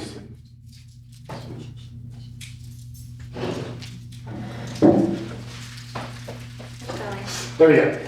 So Longmont is a city that knows who it is. Built by working families, strengthened through adversity, and self-reliant by nature. We are committed to a community where innovation and equity aren't ideals, they are how we govern. Oh, I like that. I don't know that I like the first sentence. I feel like it needs to be stronger. Okay? The first sentence doesn't say anything to me. Could be any city. Yes, Okay? exactly. So maybe we need to make that a little personal and connect it to what is Longmont? Where did Longmont come from and where is it? What else do you like in here? And what simple concepts do you think we still need to capture? Second sentence is awesome. Yeah. Yeah. I agree. love that second sentence, yeah. I love that. And that's true. And I like something that we keep coming back to in different ways, and that is that Longmont leads the way. If that could maybe be the first sentence, if it's. Yeah, Longmont leads the way. I like that, yeah. That's the first sentence. That's the first, Longmont leads the way. And let me challenge you a little bit there. Okay. Any city could probably say, we lead the way. Yeah. Yes. What does Longmont lead the way in? How or what? Longmont leads the way in creating its own ISP. Longmont leads the way through its own infrastructure, its own support for our community. What is it that Longmont leads the way in? Do we chart our own path? Like We do. like instead of following a path that we are like being innovative in a way to where we're carving out our own path. And we don't need to get the wording perfect, I want to get the Yes, feelings the feeling. Yeah. that you want it to convey. So in power and technology and leads the way and And I don't want to say like leads the way, I want to emphasize the lead. Like we are the leaders in many Maybe just Longmont aspects leads. compared to the surrounding. But it doesn't really like capture the, Yeah. you know. Let's just get it really simple. What are 3 or 4 words that we want to say Longmont leads in? Is it opportunity? Is it accessible housing, accessible affordable housing? Is it a thriving business environment? Is it open space? Back to our earlier vision conversation. I almost think it's forward thinking, because, you know, when I think of our birth story, the Chicago colony bought this land and said, oh, we're gonna need water, and went down and dug trenches. You know, they just were always thinking ahead. Right. And The foresight with Platte River Power Authority, our water. Longmont was formed and driven by the frontier spirit of innovation and finding solutions. A philosophy that still drives us today. I'm not trying to work, but Yeah. It wasn't, well, why not maybe Longmont leads the way from the frontier to the, to space? When it's like our forefathers, like I hear this story repeatedly, like our forefathers had the forward thinking enough to plan for our water, to plan for our electricity and our utilities. so maybe we'll leave it to the comms team. I mean, we're a planned community from the start. I mean, Yeah. The meeting in November, sorry, I'm gonna get super nerdy here. Meeting in November of 1870 in Chicago, when folks get together and they're like, hey, we're gonna go out west and copy the Union Colony model. What is this about? The Chicago Tribune the next day reports that the meeting decided that this would be a community for the poor, the destitute, and those who had no other fields of enterprise. Let's literally quote. Yeah. That is- I don't know that I'd use that as a marketing slogan. No, but there's beauty in that. And then There is. That's what throws me over here. Oh, these are my people. Because they had no other choice but to come here and rest. And I know the comms team will be able to translate this beautifully. That what was the origins of Longmont was that spirit of looking forward. That's what has shaped every chapter in Longmont, and it's why Longmont will lead into the future. I I mean, that's what gives us our resiliency. Yeah. It's, And We don't the shy away only- from problems. yeah. We will let, Real quick, the only thing I will mention, and maybe this is just because reading high school students' papers has warped my brain, but we aren't this, we're this, or Yeah. that is a very like We an are, AI yeah. coded, GPT coded thing that happens a lot in like the comparison by. I wonder if rather than saying we aren't, aren't I, with this, rather than just cutting that, just say this is how we govern. I don't know, just those kinds of, I don't know what the term for them are, but those, like we aren't this, we're this, or it's Yeah. not just, that, it's that, those kind of comparisons just, it automatically goes, I don't know if I like that. Yeah, sorry. There's two things that I think are missing from this. Okay. The first is kind of our, competitive ability in a modern age. Yeah. I don't see that reflected anywhere. And I also, maybe self-reliant is getting at the resilience piece, but I think that is, if we are looking ahead 10, 20 years, what is gonna define this region is how resilient different communities are, or how aren't they. power, water. Power, water, land management, building structures, our transportation connectivity, our supportive services, how resilient those systems are is the ballgame for the rest of this century, because of all of the changes that are external factors. We talked about some of those yesterday in our systems thinking conversation. And if that is not the skeleton that is informing everything we do, everything else we want to do is going to fall by the wayside. And so I just worry, I want us to be aspirational, but I think the resilience actually is how we prioritize equity, partly. It is how we support our communities. It is how we recognize and acknowledge our history and invest in our future. And I just, that's, I think, so critical to this region. I mean, there are a lot of places in the world that are going to struggle with resilience in general as a question, economically, environmentally, socially, but I think we're on one of the boundaries of that.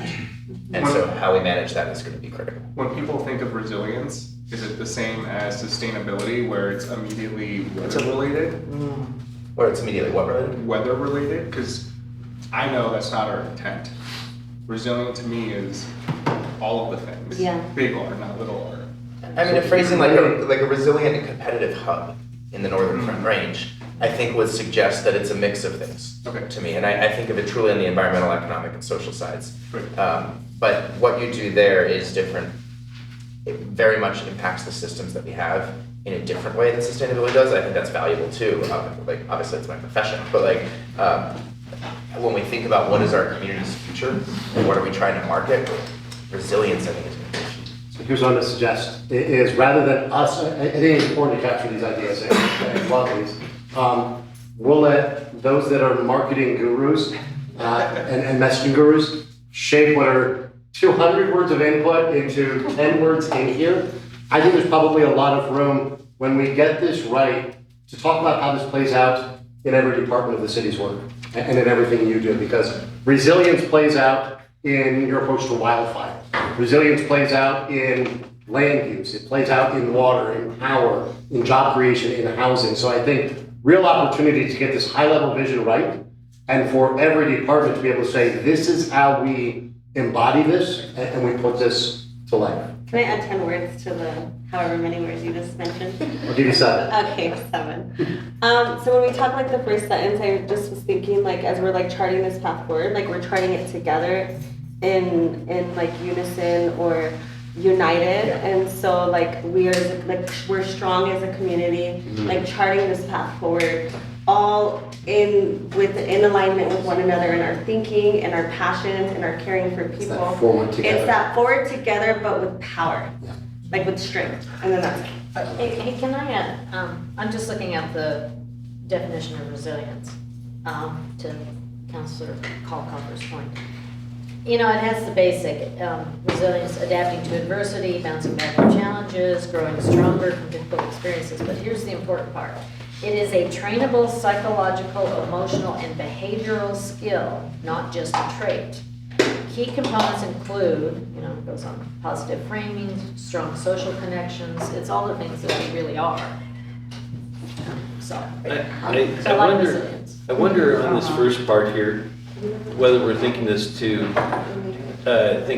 out too hard. You know, yes, the fact is that any city could do this. The reason why many cities have added this sort of framework is because they've seen cities like Longmont have this in their statements, and they've said, wow, we're that too. Are we trying to be edgy and different, or do we recognize that sometimes people then just need that first a few statements to just kind of go, okay, and then it's the second part that really is, and the third part of this, that really is what defines Longmont? I think it's a good question, and what I'm going to suggest is, I've never seen messaging by committee actually be an efficient way to do it when we've got 15 authors. I'm going to suggest that you've got a great author behind, she may want to bring a couple versions too, that speak to different things that you're saying of how upfront, edgy are we, how aspirational. But I think this is the type of input you feel ready to do perfect. The only thing I would say is even if this is what we adopted, I think it's stronger than what is currently. I think it's powerful, I agree. And to see that crafted on the fly, testament to who works with all of it. We are at 10:32.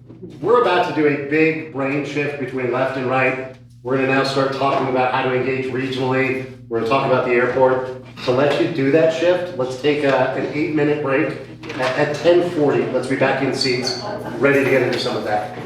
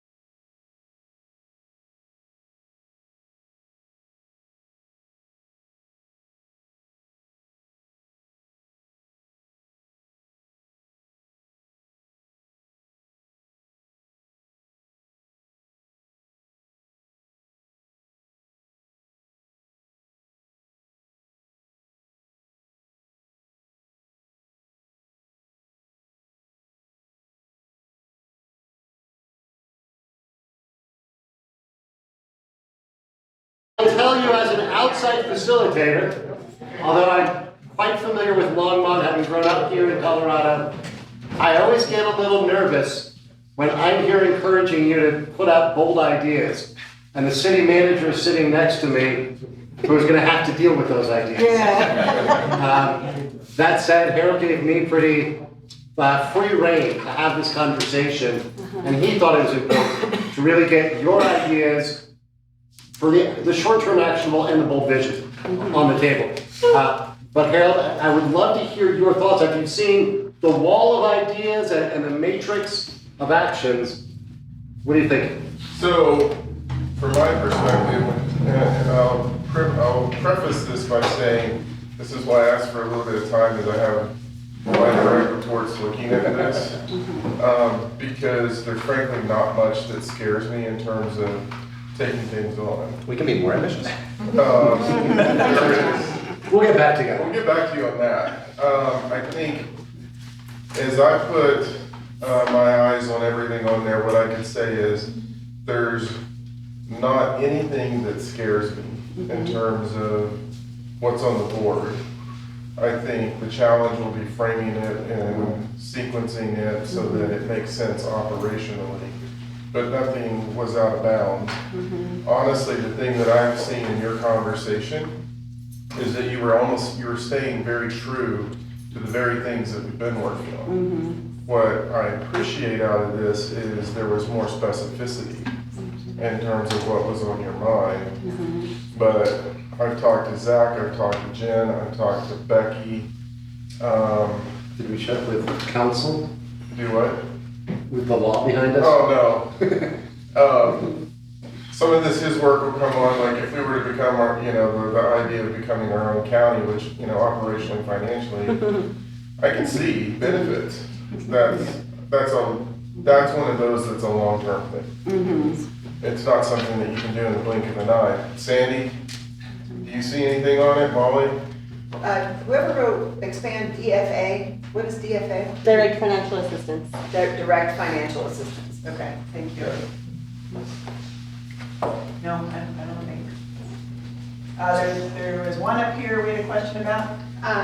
Prioritizing for sale housing, that was clear enough, but this one says rent developments exception. And what Those is are the exceptions. So right now, rental developments kind of lead in what we're doing, and so I want to flip that.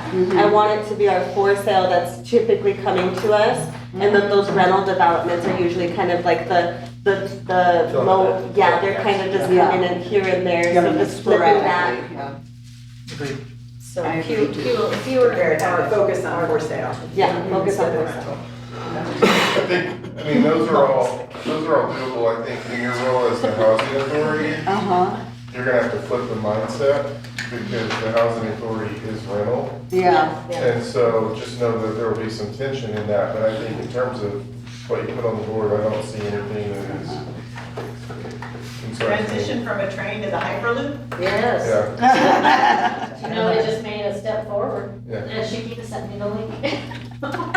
So I wanted you all to hear that. I mean, obviously those are, like that one's gonna be more of a state conversation than a local conversation simply because of everything that we're seeing right now, front range passenger rail and those types of issues. So that's gonna be less of a local initiative.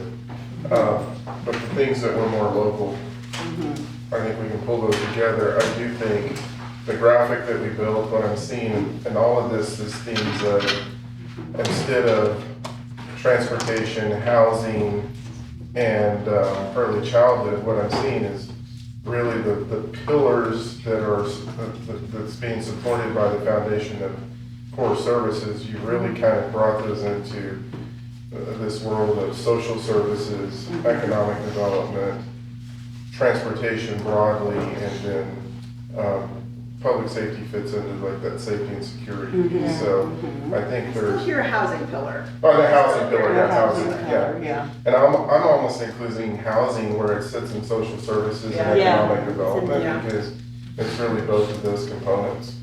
We'll try to categorize it that way. So, yeah, I think Harold will bring back to everybody some thinking about structurally what this looks like.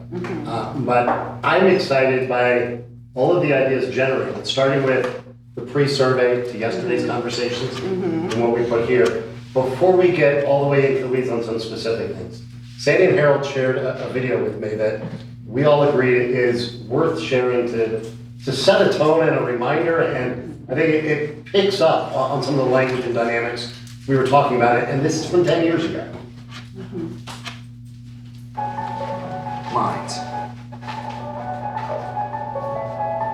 They mark our achievements and measure our growth.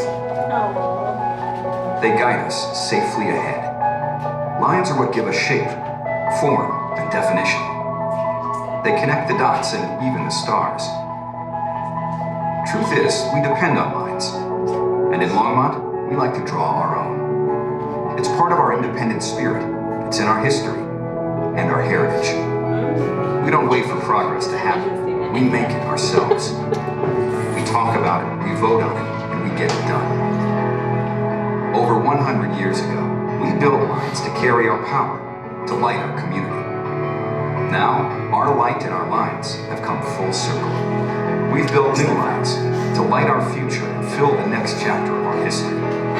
These are the lines of Next Light, Longmont's community-owned and operated broadband internet and phone service. A 100% fiber optic network with speeds and performance among the fastest in the world. A parallel universe where you can reach across space and time at the speed of light. Connect and stay connected, because the only lines that matter are the ones we draw ourselves. Next Light. So, There's some words for us to use. Yeah. There you Well, I think the one where it says we don't wait on progress, we make our progress. That's, Those are all things you were saying. Yeah. And as I'm listening to it, I'm like, yeah, this reminds me I've of heard this that video. before, yeah. And we did this, I think we were probably just heading into the build of Next Light. We just finished the bill. This was our first introduction of Next Light to the community, 10 years ago. 10 years ago. So I think we'll use some of those words, is what I'm thinking. Did that resonate with you? all? Yep. Yeah. I missed that fountain in St. Stephen's Park. Yeah, you know what? When I was doing the car cruise, like just reaching out to people, there was a guy that told me he was very upset that we took up that fountain. And then he blamed the homeless. It's great. I think, yeah, it's great. so we've got two topics from yesterday we want to spend some time on. The first one we're going to talk about is representing and engaging on behalf of Longmont regionally.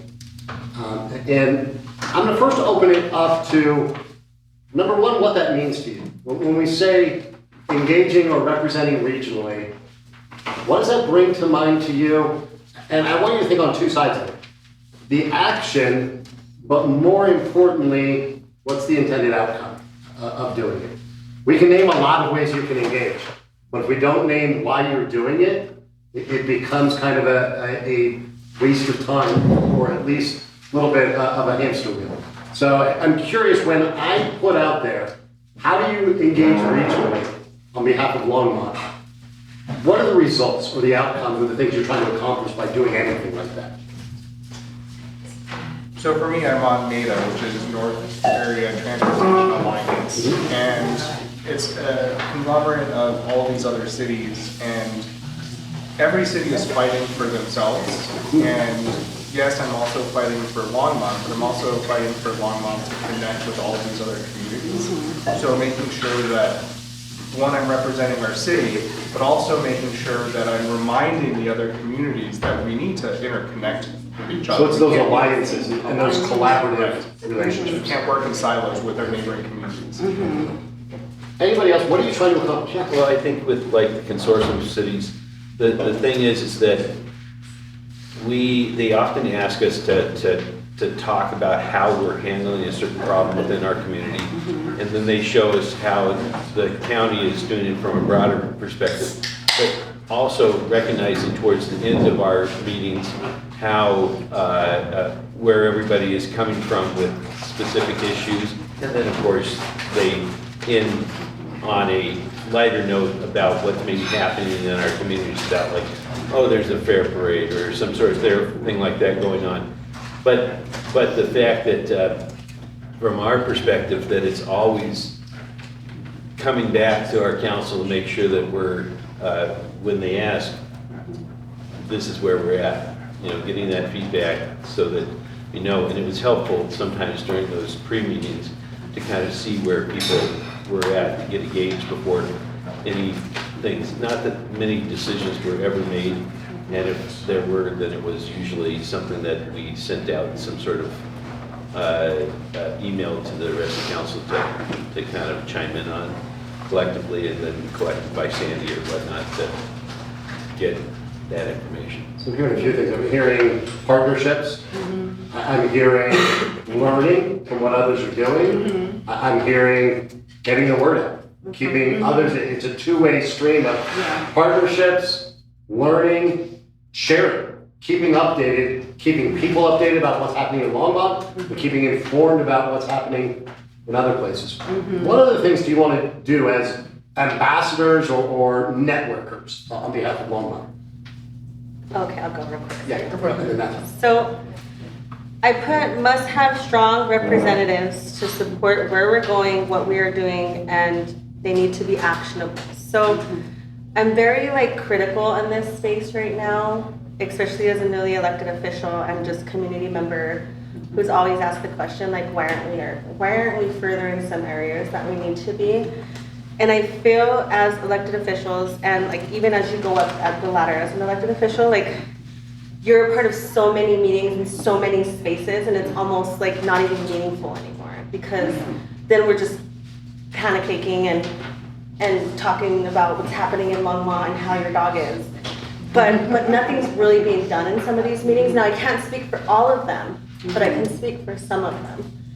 And I would really like us to be intentional, like we are talking with the boards, on what community meetings are we wasting our time in, right? And that we can back out of, and which ones do we need to be a part of, where we need to be advocating, where we need to be stepping up as a leader.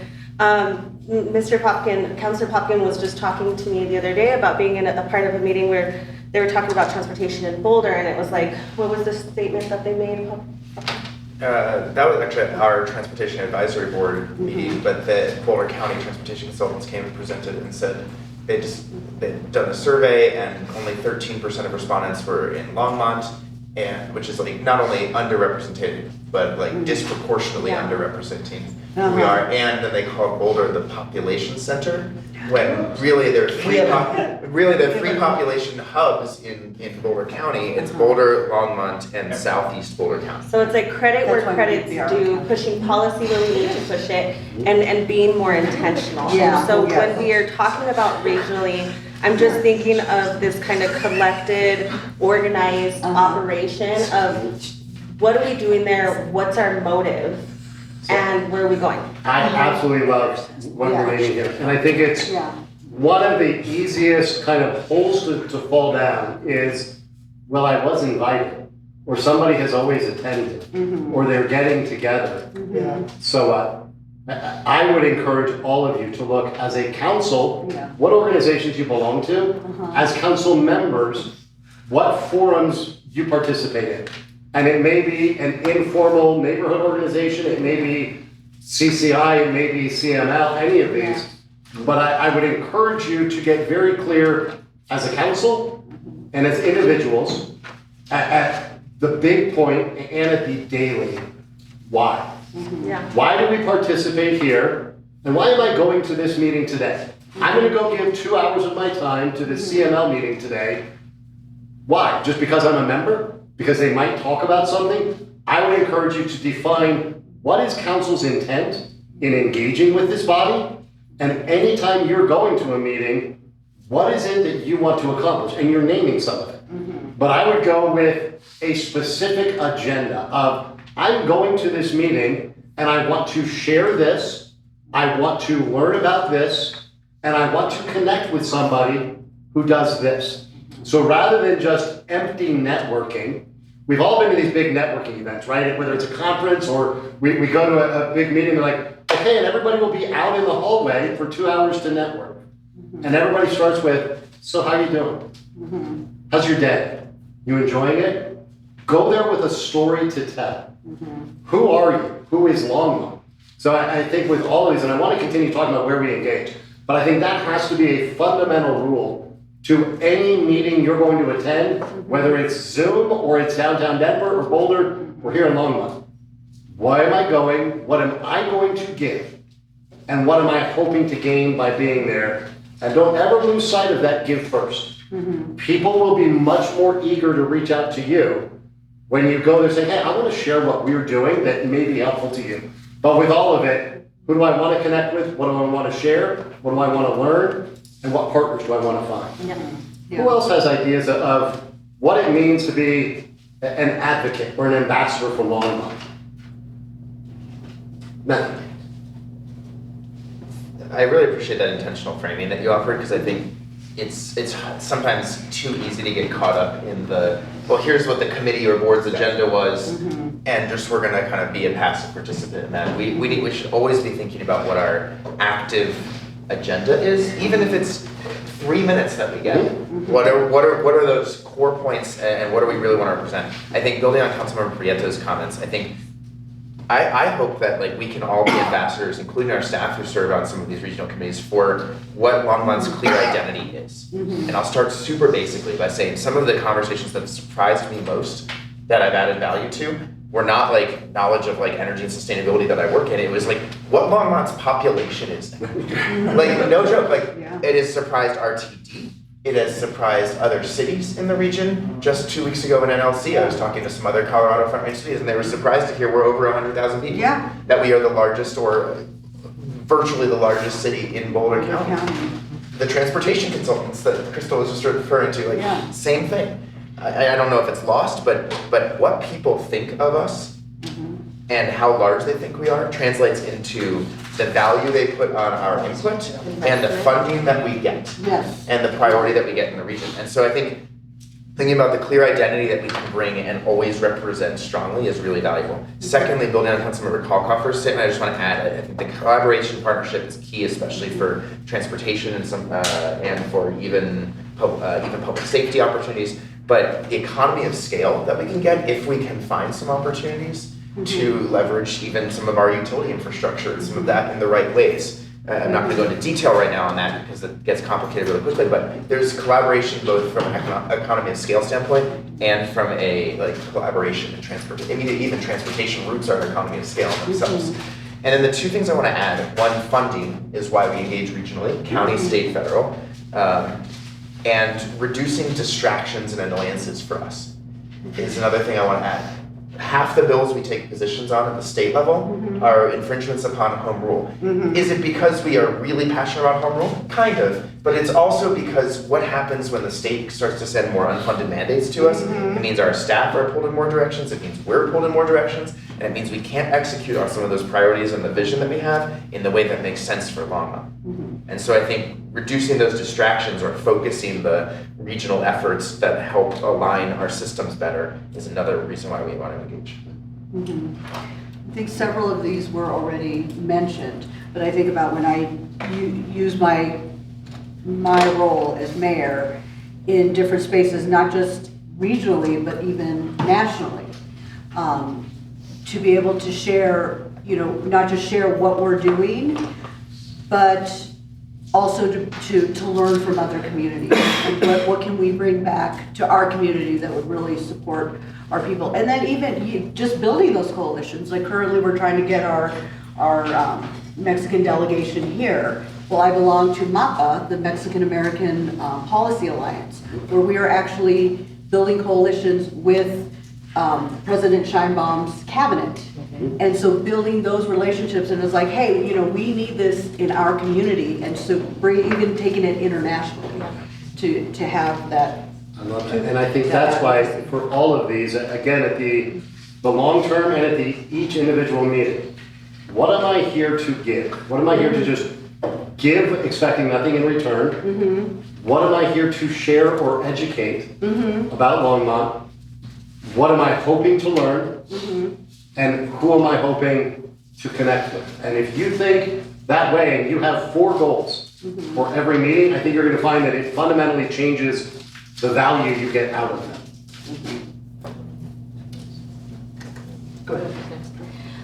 Just because there's new counselors here, I want to mention that this happened when I was fairly new.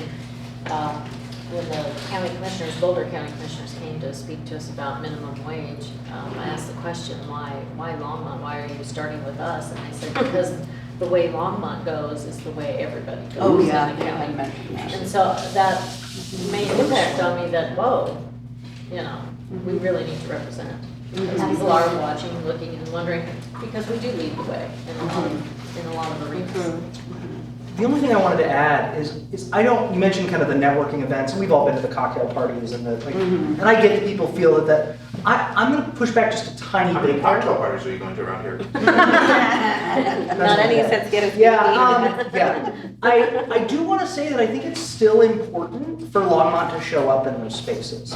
Even because, and it's not even so much to push policy, just having been in the presence. Yes, and having been in the places that I've been, a lot of us have been over the years, the relationships that we build in those settings, a lot of policy making and being able to get an audience with people. For example, when we had the Mexican immigrants issue, I was able to get on the phone with one of our senators, and his team got like, I texted with, and was like communicated with, and was communicated with his office, and like how you like build those relationships with people so that when there's like a conversation about like, hey, how do we actually practically advance policy? You at the very least know where to plug in. So those spaces are important. I think it's very important. And let me clarify what I was saying. I think you need to have that out of everything. Everything should be about relationships. Yeah. And all I would say, it's relationships. So somebody will reach out to you, somebody will trust you, somebody will take your call, somebody will stand with you. I think relationships underpin all of it. Yeah. My point was, it's easy to go and only develop relationships. And what I'm saying is, I think there's greater value in having, I want to have these things that come out of it.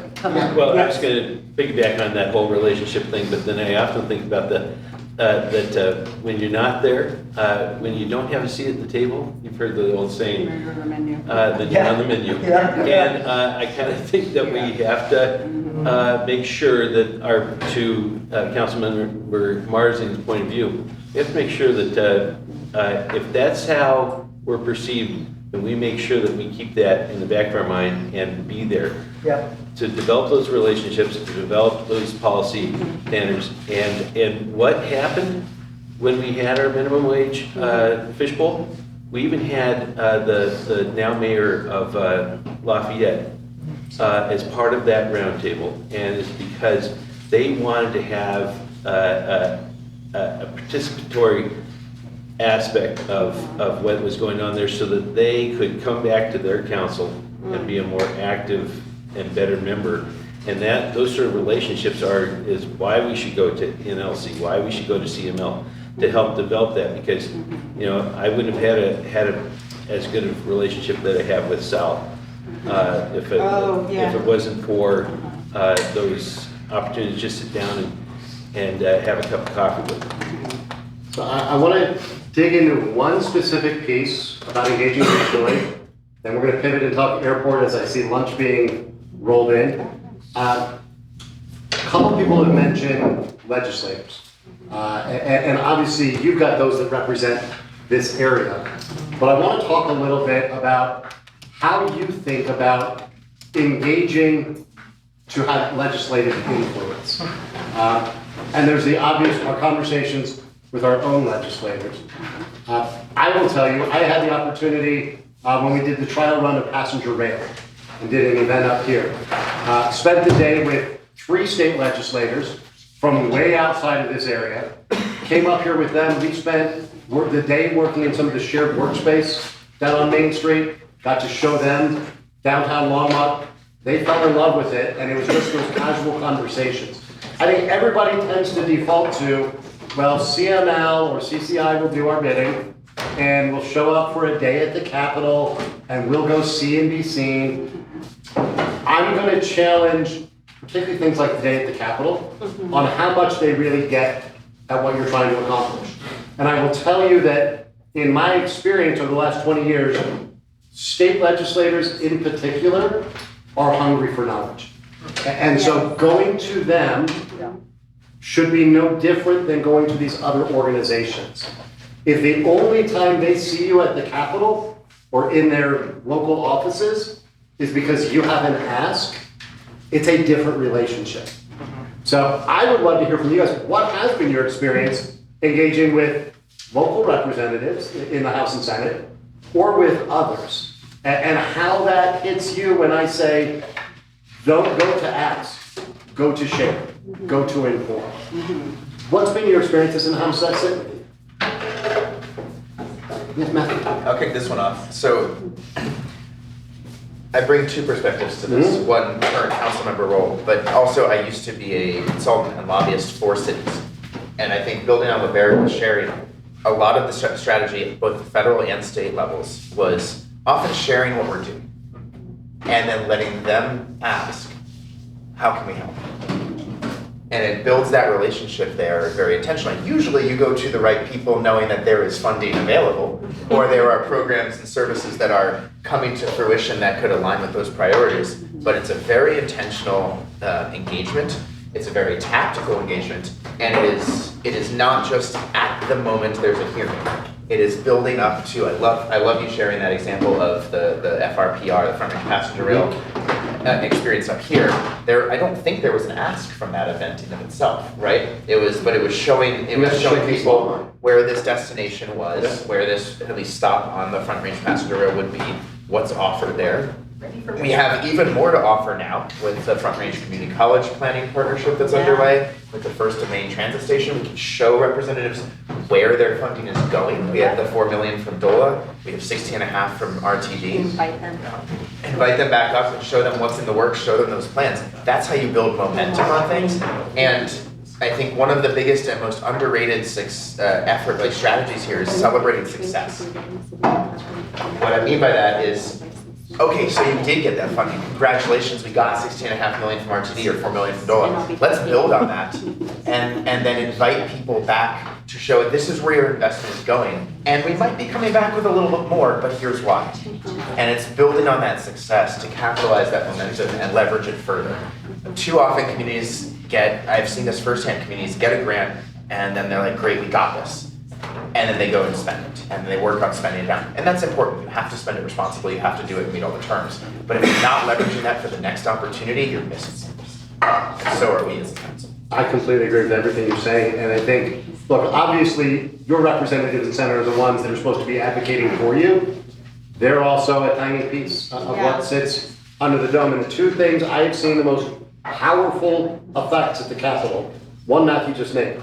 Go back and tell them, hey, when you appropriated these funds, or when we got this grant because of a program you created, here's what we did with it. Yeah. And I just want you to know that these 30 families have a place to live. This community has a new economic hub.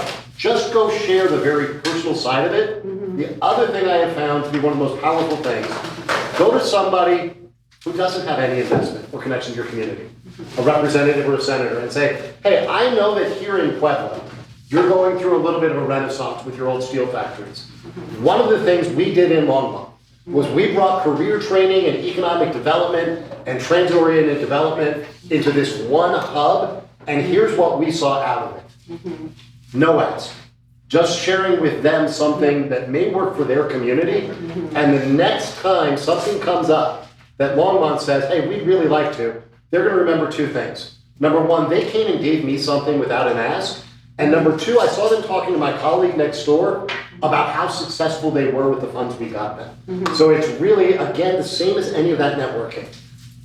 Share without asking, and then keep telling the story. Tell the Longmont story. Because then it's more personable, and they remember us, and then when they need to vote on something that affects all of us, they remember us and say, hey, let's vote for this because Longmont is a part of our community as well. And it helps them advocate for X, right? Because then they have like some solid knowledge behind that. And look, I mean, you all know that the funds appropriated in the state budget are very rarely, we're going to vote in this bill to give Longmont $2.5 million.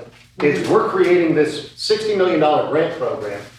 But when you come back and say, hey, this made a difference, and when they're thinking about the next one that'll affect more communities, you're making that more possible, and you're becoming their go-to. You're the ones they trust, and you're the ones they want to hear from. Yeah. So if I can give an example. Yeah. The intentionality is one of the things that I consider is when someone goes, hey, will you be part of this, is A, is it worth my time? B, am I there for them to just talk to me, or are they asking to listen to us? And then I'm pretty open in communicating. I did this with you, and I'm like, look, if you just want me to sit there and go along to get along, I'm not gonna do it. And in ways, I embrace the disruptor and trying to really push things home. But then the relationships are gone. So when we were talking about the RTD report, we happened to be there, and someone came and asked a question about why are we opposing this piece of the housing legislation as a home rule. The next thing you know, we're in a conversation with the sponsor. Wow. And really talking about, here are the operational problems, here are the challenges. We get what you're saying. We're probably never going to agree on this piece, but here are all these other pieces.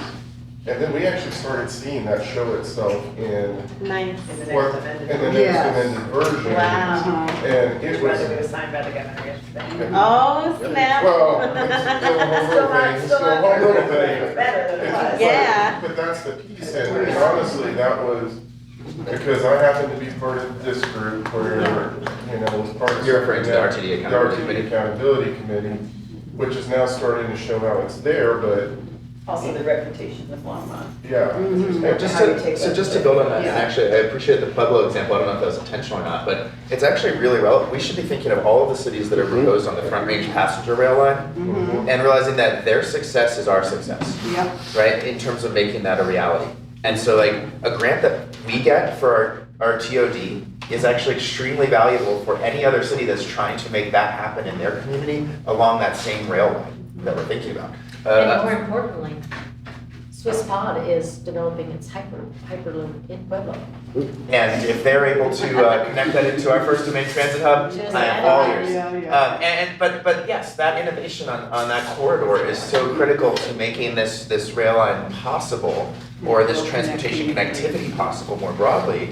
And we should be in some ways celebrating Pueblo for that, Fort Collins, when they're getting those pieces, because that makes our success more and more likely, especially there. It would be different if like Aspen got a grant and we just don't have the same level of connectivity there. So like there's a little bit of strategic engagement in picking your battles or picking your relationships a little bit, but and that's a great example of where a community that's 2.5 hours from us, or 3 hours from us, that feels disconnected from anything happening in Longmont is actually very relevant to some of our core priorities. So, and building those relationships first, so already having the trust of legislators, then to be able to go back and have tough conversations about, hey, this is an unfunded mandate. Okay, I understand that you're looking at Colorado as a whole, rural, other communities that aren't doing the work, but understand that your legislation then is going to negatively impact our community who's already committed and far ahead on that spectrum. And look, we have a constant turnover of legislators. I think in our current session, a little over or close to a third of them are freshmen. So you're always going to be need to talk to somebody you don't know, but I'm going to just hammer the point, build the relationship. You talking to a legislator or their chief of staff or their LA, their legislative aide for the first time, when you have an ask, and whether that ask is give me or don't do that to me, that hits a lot differently when you've got a relationship, and you've got a relationship because they've seen you succeed, and because you went and shared something of value with them without ever asking. So what I want to wrap up this session before we pivot to our other carryover topic is on everything you're doing as an ambassador or networking out there and representing Longmont. Number one, relationships. It's building relationships with no ask. It's becoming somebody they trust and respect, and you accomplish that by number one, giving something of value without asking for anything. Hey, here's a program we did, or here's a hard lesson we learned. Give look to share about Longmont, look to learn about the people there, and then look to forge not just the relationships, but the partnerships. And that partnership may be with somebody in Boulder, in Lafayette, and maybe with somebody in Pueblo or Trinidad. And yes, those are intentional because of FRP. I think there's a lot up and down the line. I also think there's some interesting things in places like Moffat County and Craig, where we're going through a whole transition with the coal mines that Washington doesn't want us to shut, but And the ski train. they're gonna shut. We've got mountain rail coming, there's a whole lot going on. So in everything, when you think about representing Longmont, whether that's in Boulder County, CML, CCI, Dr. Cog, any of the issue-oriented groups, whether that's around transit, whether that's climate, whether that's business development, again, for all of this, what can I give so that people will look to me as a trusted partner? What can I learn? Who can I partner with? Can I offer one last thing on this? Because part of this is not just what we're doing, but how we're coordinated on this. And I want to pull it back on this because we know that we talked about a lot of the Open Meetings Act limitations on how we communicate. So I want to suggest two things. One, that, and Sandy, can I tag you in here for a second? Oh, sure. So as we move forward on this, it does us really no good if other ones of us don't know what else is being asked for and talked about. And so I wanted to encourage more coordination on messaging and clear asks as we're going into these different circles. And so two ways I think we can do that are, one, informing Sandy when we've had impactful or relevant regional and state conversations so that she can triangulate and then like checking in with her to know like, hey, I'm meeting with Representative McCormick tomorrow to check in. Is there anything I should be aware of in our grant pipeline, or that any other council members have recently shared with you, or that you and Harold have been working on that I should be reinforcing or not crossing wires with? The biggest problem we run into, and I've seen this in other cities, is if Councilmember Kalkoffer is saying the exact opposite thing that I'm saying on transportation. And then people think Longmont doesn't know what its head from its tail. Yes, And what it that's happened here. I'm sure it has. Yes. And so going through Sandy and or sharing during like council comments at the end, if Mayor, if this is okay, a good use of that time. It is a good use of that time. Then We should sharing- make it earlier in the night. You control the agenda, let us know when in the night you want us to share that. But if we can share a brief update, hey, I chatted with this person, or I had a productive meeting with Commissioner Stoltzman the other day, just want to see me after if you have an upcoming meeting. It doesn't have to be long, but it could be on these topics, so that we at least know where we're starting from. It can be either with council, via Sandy, or both. But then we're actually working together as an organism and not crossing wires. I'm curious, Councilmember Marsing, while you're wincing at some of the things I'm saying. No, I'm not trying to wince. If I look like I'm wincing, I'm not trying to. It feels like I'm pinching you somewhere. No, I'm curious thinking. I'm thinking. I'm in agreement that these are all good things. I'm sorry if my. Oh, okay. No, if you disagreed, I wanted to. No, I agree. Okay, great. So the only thing I would add is that with specifically at the state, there's a whole infrastructure that exists around these folks to support them. As somebody who was in LA for years, supporting, working with their, not just their staffs, but the legislative council staff, JDC staff, depending on what the ask is. Quite frankly, and this is, maybe not the best thing about the legislature. Very often, if a legislator is running a bill, they won't know that what's in the bill until they are about to walk it into committee. Like, they're getting the fact sheet on the way in to run the bill. And that's not a great way to legislate necessarily, but there are some folks, it's true, there are some folks who write bills without knowing what's in them. Helping them and their teams and the teams around them fully understand the impacts is just as important as the legislators themselves. Thank you for bringing that up. So I'm part of Colorado Mad Moms. So we are a group of Mad Moms who support kids with severe mental illness. And in our coalition, we're 500 strong now, with most of our representatives coming out of Longmont. So, wow. So it's a lot very of mad exciting. moms in Longmont. We are a mad bunch here in Longmont. But working with Amable's staff. Yes. So it was like, it opened my eyes, even though the years I had been involved with lobby days through the union and doing all this, working with legislators, it was like, we really need to be connecting with their staff to get those details in to create quality legislation. You want to I think get that's- your staff in the conversation. More That's staff. even more helpful, so. Yes. I think For it's- example, before Sean goes to Consortium of Cities. Yes. He gets the agenda, Yes. he knows what they're I gonna talk saw about. that. He gets back with staff, we provide him information so that he's really well prepared. Yes. So it's the same thing, if you know you're about to have a conversation with somebody about some sort of topic, let us know, either staff can come with you or provide information. And I would No, it is just, to kind of wrap this up, I Yeah. totally agree with your point about the role of LAs and Ledge Council down there. And I think that's why it's so important. Look, it will be the legislator that's gonna make that gut call of, I wanna get behind this. They're gonna be strongly informed by their LA. What goes into the bill is gonna come out of Ledge Aids and Ledge Council. And again, that comes back to relationship. Give, be a trusted ally to them. If you get to the point where somebody on Ledge Council and a couple of Ledge Aides say, I know I can call Matthew, it's not a bill he has any direct interest in, but he knows this. And if I can call him and he's just going to be a trusted thought partner, Yeah. that relationship is worth more than any lobbyist or any organization. I'm sure that Sandy and Harold will work with all of you on instructions. I love the point of being intentional and knowing when you're going and why. Do we still have time before lunch to get into airport? I don't think so. Yes, I think lunch is scheduled for noon, but we have invited members of the youth council to join us, so. Yeah. Hi, thanks for coming. So here's what I want to do. I want to tackle airport. I'm going to give us 36 minutes. Okay.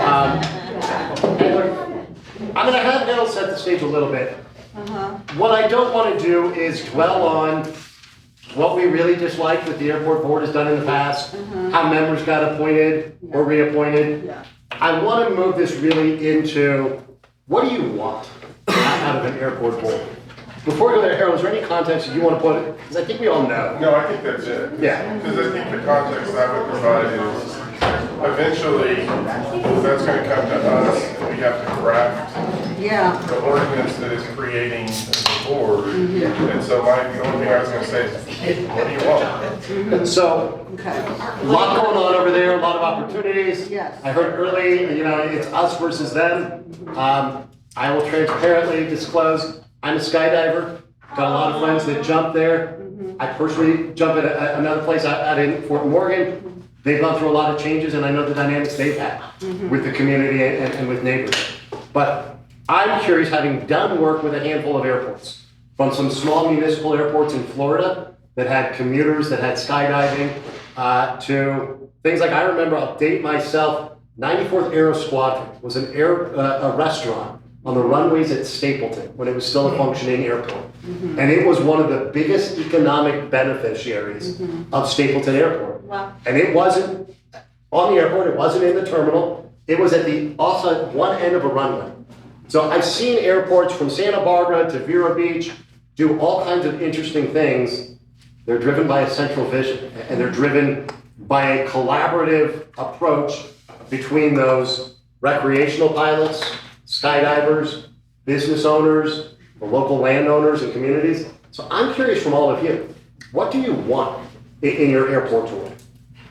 In The our board board or or the the airport? airport? Both, because I think one We start with Todd, you want me to cope? What's that? We start with the latter, and then work to. Yeah, let's get to the Absolutely. board, the airport. The airport board. I think that's The an. airport and then the government. Let's do the Airport, airport. yeah. and the board. Let's start at the Yeah. airport. And I think, can I jump in? I think from a staff perspective, I think that's what we really, really struggle with.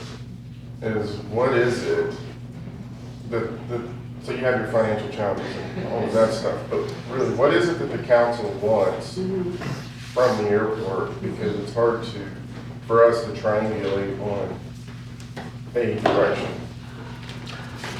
Open floor. Anybody else want to start? Okay.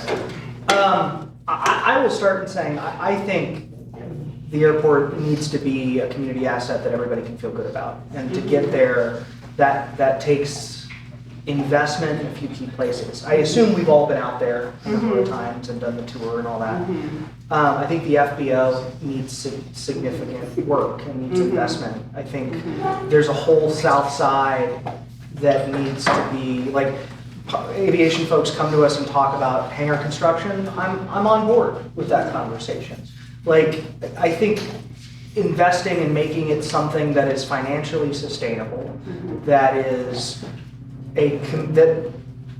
and that people feel invested in. Like, I want folks to understand what's going out there. And if that means you have a restaurant out at the FBO that folks go out, like, I don't know what that means. I know that that gets brought up a lot, but I want folks to be able to feel good about going out there. Annual air show, like how can we make that something folks really want to be a part of and feel engaged in, so that when they hear planes coming over the top of their head, they understand why and what the impact is, and can feel good about the overall. I think you're hitting on such important points, and I think you all have to decide. Is the airport something that you want simply to exist and not disturb people and be self-supporting, or do you want it to really be embraced by the community? I'll just have something. Wrap up and then I'll share. I think I would like to see it be truly embraced by the community. But to get there, in my opinion, we kind of have to, and are going through a period of a little bit of what I'm seeing is short-term pain for what I hope is going to be long-term gain, both in governance efficiency and ultimately finances, when we have that conversation. So. And I would piggyback on that. I see a big image for the airport that encompasses that and makes it's something that makes the general non-aviation community feel like they have a part of that. Yeah. They want to go out there, and I see something like I say to people when they say, what do you want from the airport? I look at like the clubhouse in Berthoud for the golf course. Literally something that has meeting room space, space for retail, space for museum, space for business opportunities, and with Sundance coming, I see a space for folks to feel like while they're waiting for something for a plane to pick them up, or to after they've been dropped off, to make that happen. That doesn't come free, and the end users should be the ones that are paying for it.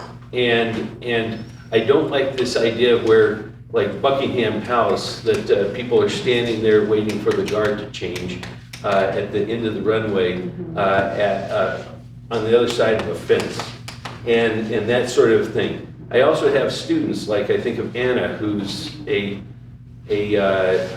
pilot in training, and I can see her flash forward 10, 15 years, and because of the view of the airport corridor, it's not open space, but just nobody knows that it isn't, that it's just got this surrounding influence area that we really should be trying to build under. I don't want to build under it. I want it to be this cute airport that has some opportunities for some advanced aviation and development of hangars. But again, when we ever have talked about whether it be landing fees or anything like that, when we talk about landing fees, they say we should charge more on hangars. But then when we talk about hangars, they don't want to talk about the raising the price of hangars. So it's just always, it's like, whatever the topic is, we don't want that. And that's my concern. I want to see something better for that opportunity. And here's what I think we need to close back up. Close back up. So for me, let's leave. So I travel a lot because my dad lives in Austria. The vision that I see for our airport is similar to the Salzburg airport. Red Bull is headquartered in Salzburg, if you all don't know that. Red Bull has a museum of all of their Red Bull planes and Baumgartner's capsule and his suit. We have a lot of aerospace history.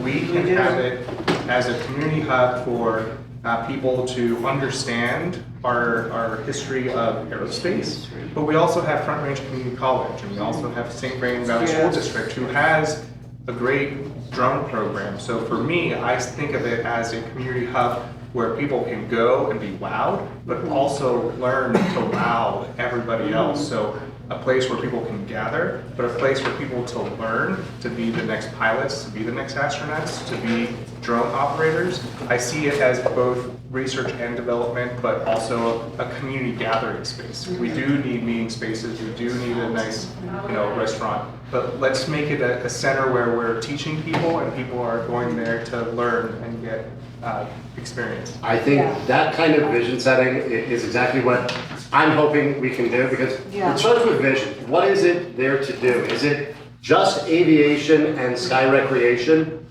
or is it education? Is it economic development? Is it all of these different pieces? Is it part of that Longmont is on the cutting edge? And there's a drone school there. I think we can start with vision, we can talk about the strategies. I have a good friend who likes to say, the strategies are few, the tactics are many.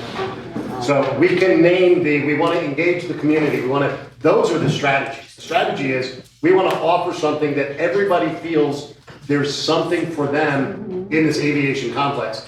Whether we do a night, a fair that's like the 1940s ball down at the Boulder Airport, or whether we're doing skydiving events, or those are the tactics. We can get to those.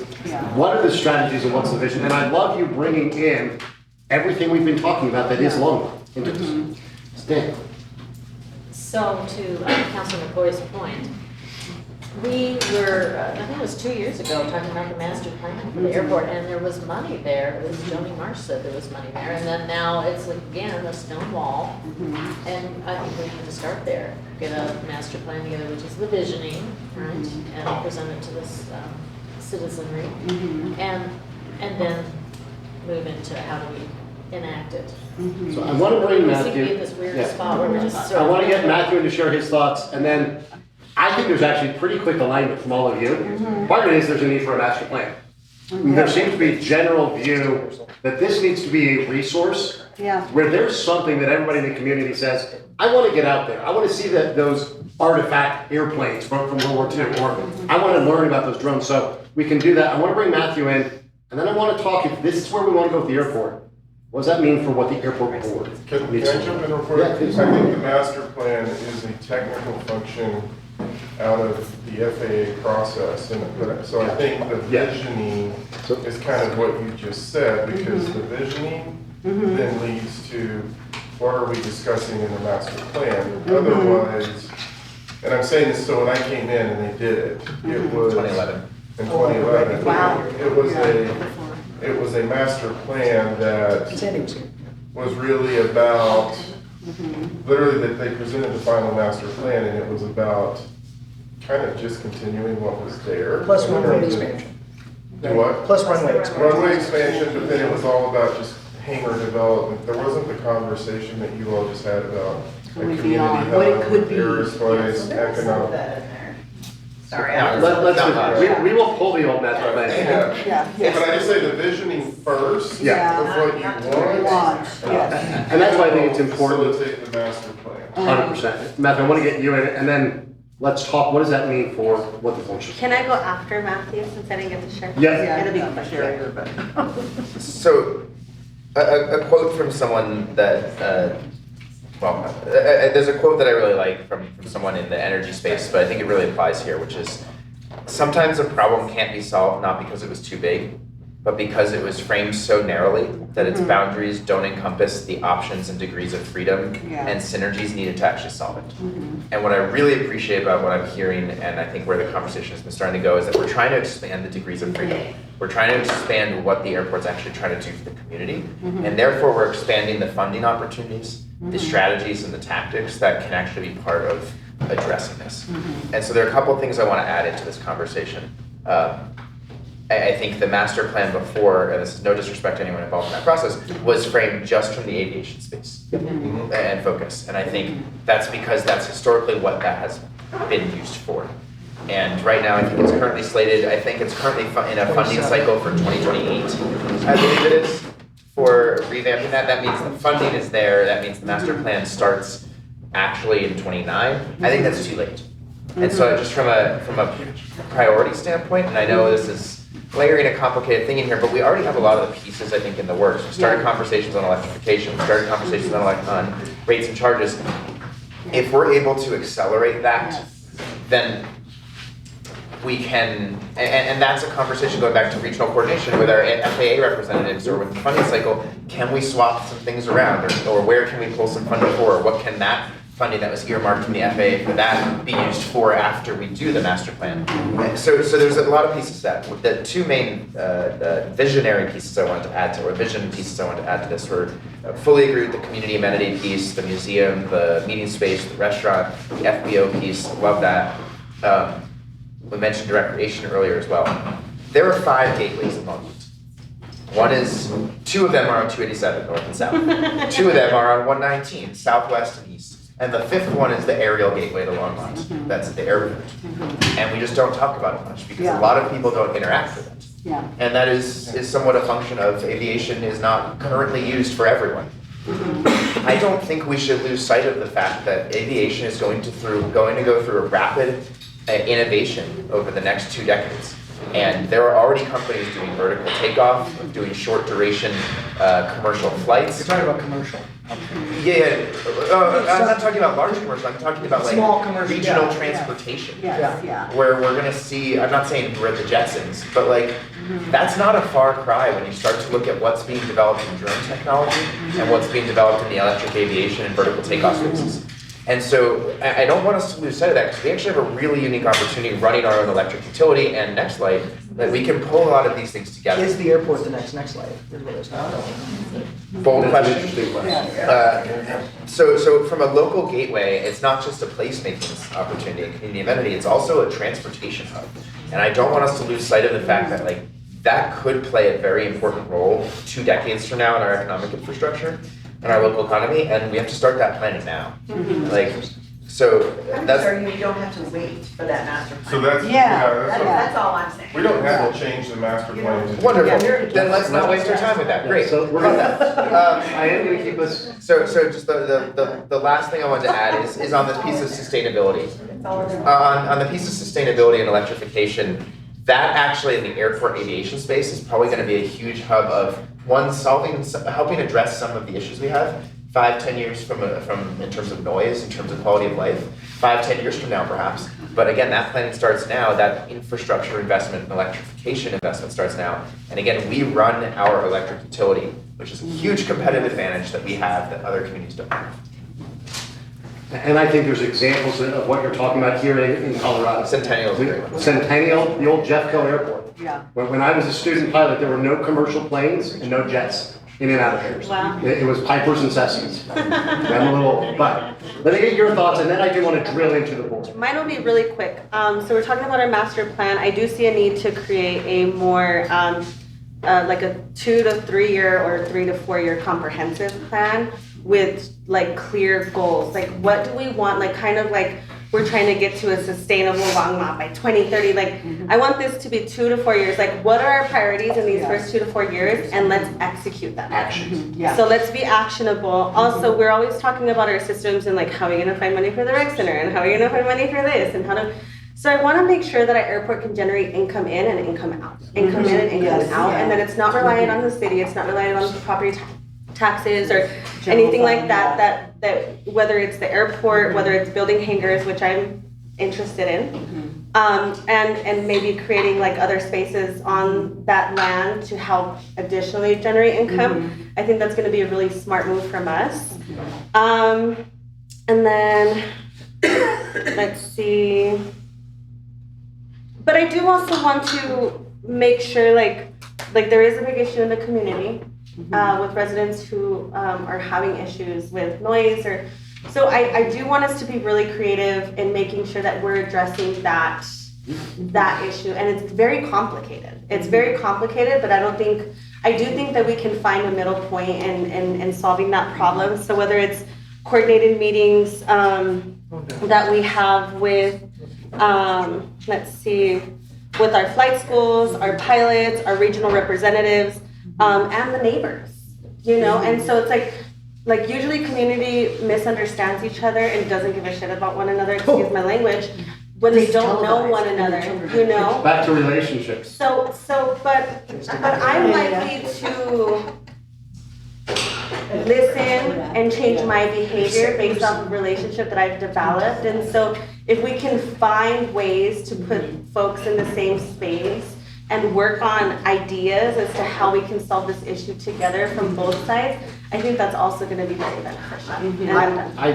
No, ma'am. I'm gonna give literally 60-second, lightning round, because then we need to get into what are we doing. And I haven't said anything, so this is helpful conversation for me, being part of the FAA subcommittee for the NWMCC, the Northwest Mayors and Commissioners Coalition. We'll be going to DC to meet with the FAA. So looking at what are ways when we look at grant opportunities that would incorporate transition to unleaded fuel, transition to electrical aviation. So giving us these opportunities to collect federal dollars to fund enhancing our airport, building that economic development. So, this is helpful for me, but yeah, I think we as a council need to be stepping more into the role. I've just seen so many, throughout my tenure on council, we kept kicking it back to the airport, kicking it back to the board. But I think we need to figure out what we want.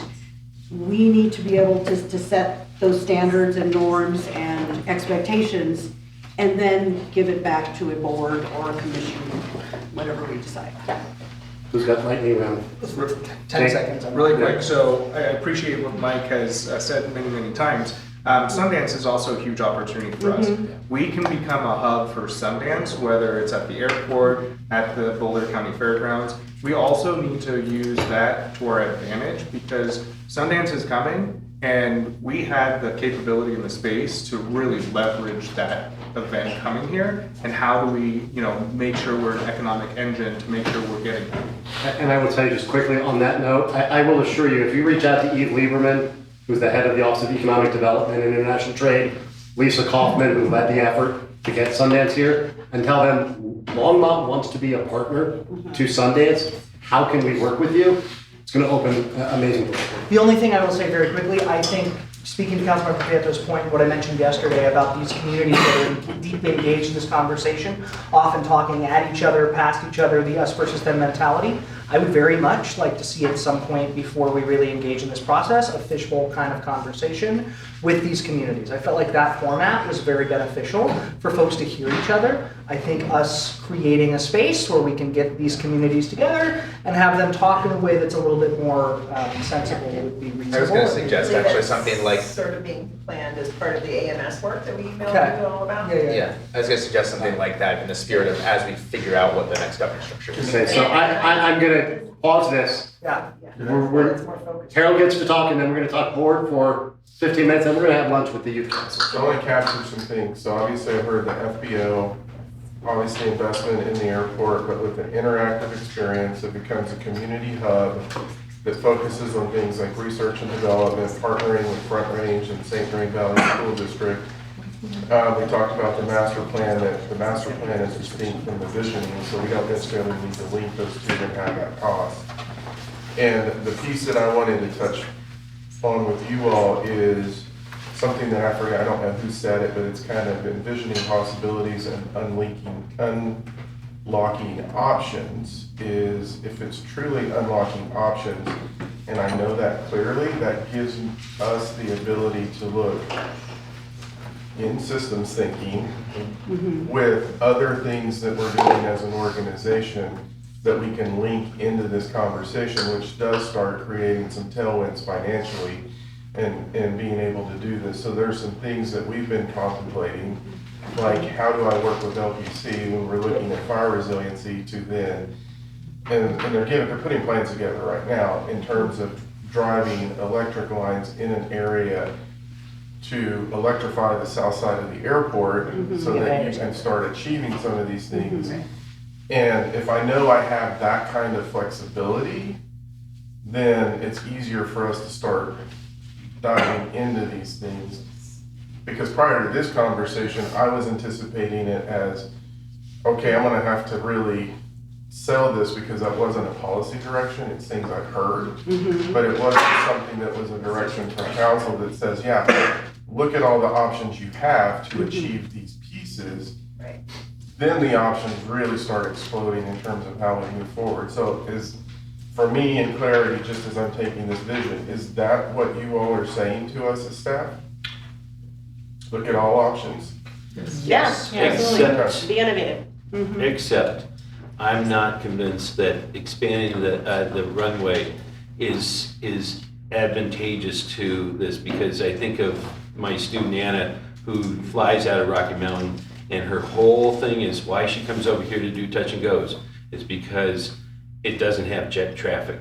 And so I think if we want it to be, there are smaller jets that can fly in there. And they do. And they do, and that's fine. But I think we do not want it to be that level. If we want it to be more commercial for this, we need to look at the FAA's idea of ospreys and other things like that they're pushing. Yeah, I'm not getting into the details, I'm just So- saying. We have final choice. You have final choice.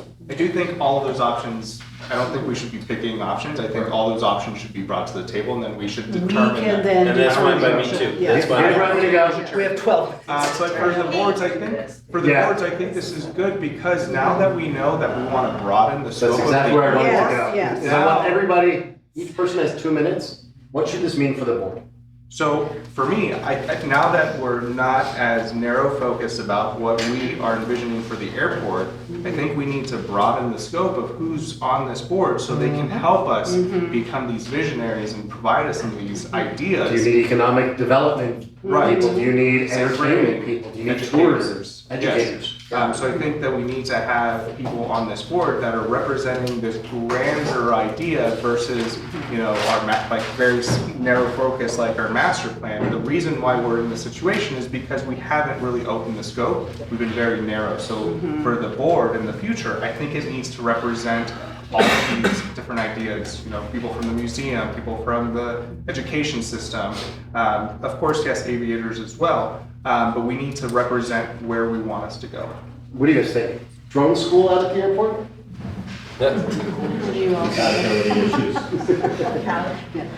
Who else has thoughts? Is there a general agreement that this board needs to look Yes. more like what these options and the future could look like than a typical aviation and neighbors board? I would, Well, wait a minute, we had Wait, talked okay, about citizen assemblies, and we had it on our agenda. I don't know if that's part of this conversation, but we haven't talked about it yet. It was in the packet, the information about. So what I want to do is for right now, really stay focused on the So I think that might be a airport. way to pass through a lot of these topics with people who aren't necessarily invested one way or another, but can bring forward ideas from expert testimony. Come around the group in order. What does it mean for the board? I think for the board, it means that we take an opportunity to reset, take on, really could further this conversation to the mayor's point and say, okay, let's hash this out fully, what is the vision, and then pass it back, right? With a broader scope.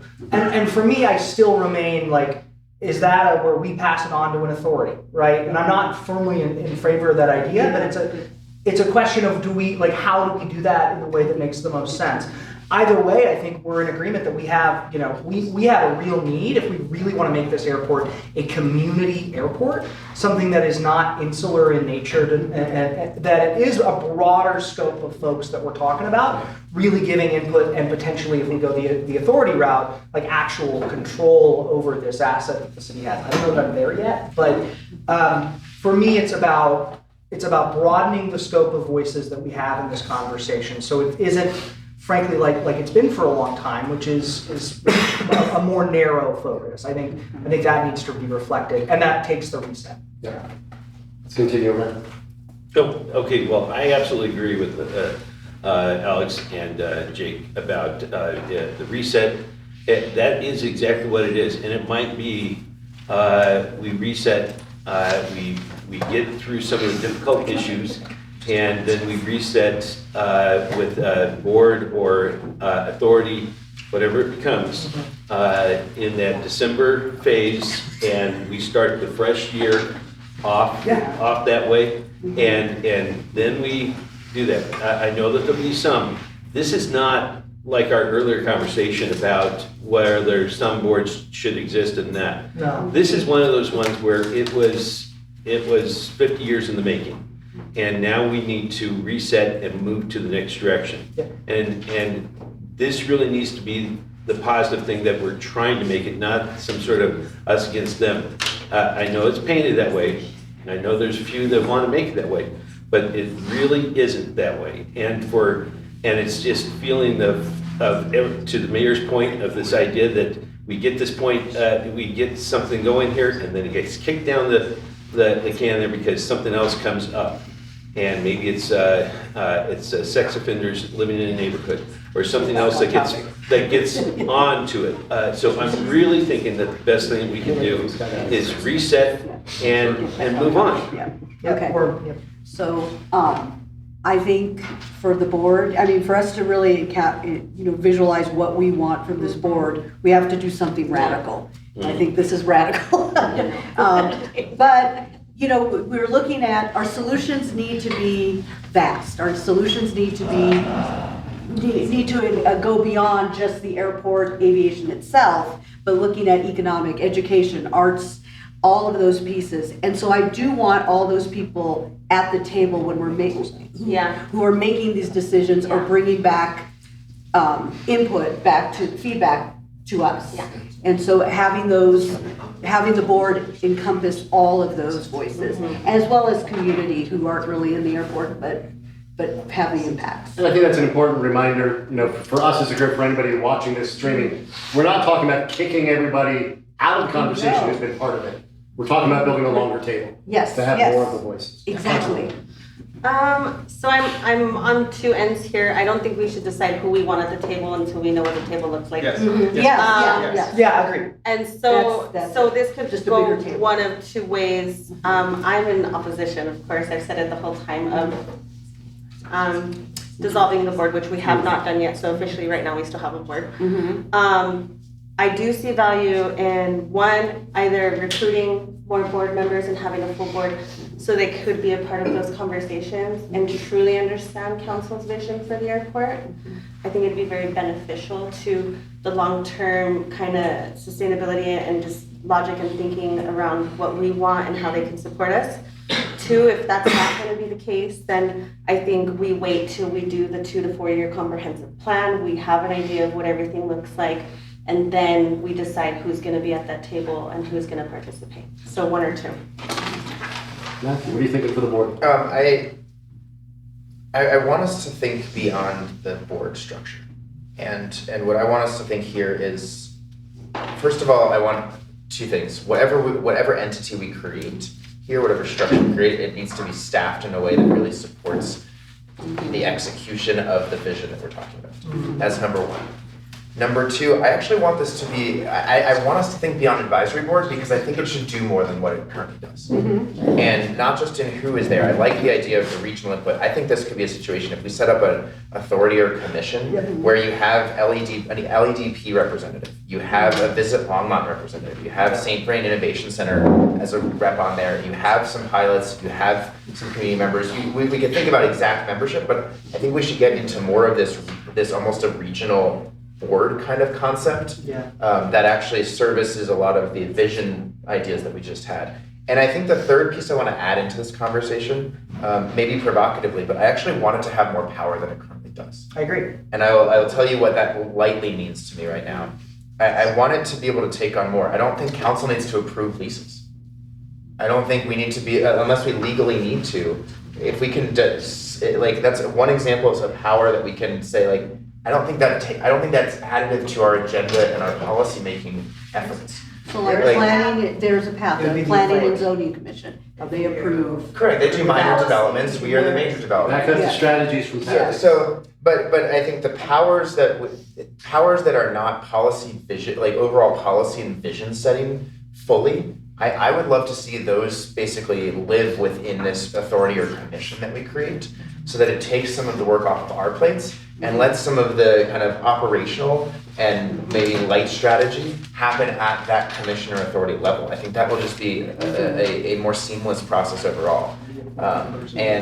And so that's just 1 or 2 examples, but I think whatever is created here, this is where I actually very much disagree with Councilmember Prieto because I think the current, calm your horses, the current structure doesn't have any power. Yeah. The current There structure is no doesn't have. structure. There is a structure. You read our code, there's a structure. It is volunteer, it is advisory only.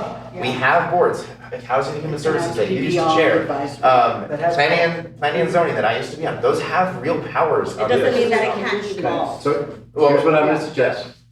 I think we're getting into weeds that are probably a 4-hour conversation about authorities and structuring, and I agree. 2-hour conversation. I agree it needs to happen. What I'm gonna suggest is give Harold and Sandy and the team the opportunity to take this vision you've laid out and probably talk with Eugene and look at a lot of things on what does it look like to restructure it with this intended role, and what are some of the options where it would have more authorities, what are the options where you've got something functioning now rather than disbanding it, but what does it look like to build it to meet the purpose you all have for it, instead of the one that has limped along for decades. I want to just say one last thing, and that is the bulk of the pilots that I have conversations with are very civil, intelligent, capable people that bring all kinds of great ideas to the table, and are not intentionally bomb throwers and throwing grenades into the middle of everything and then asking us all to just say, act like nothing happened.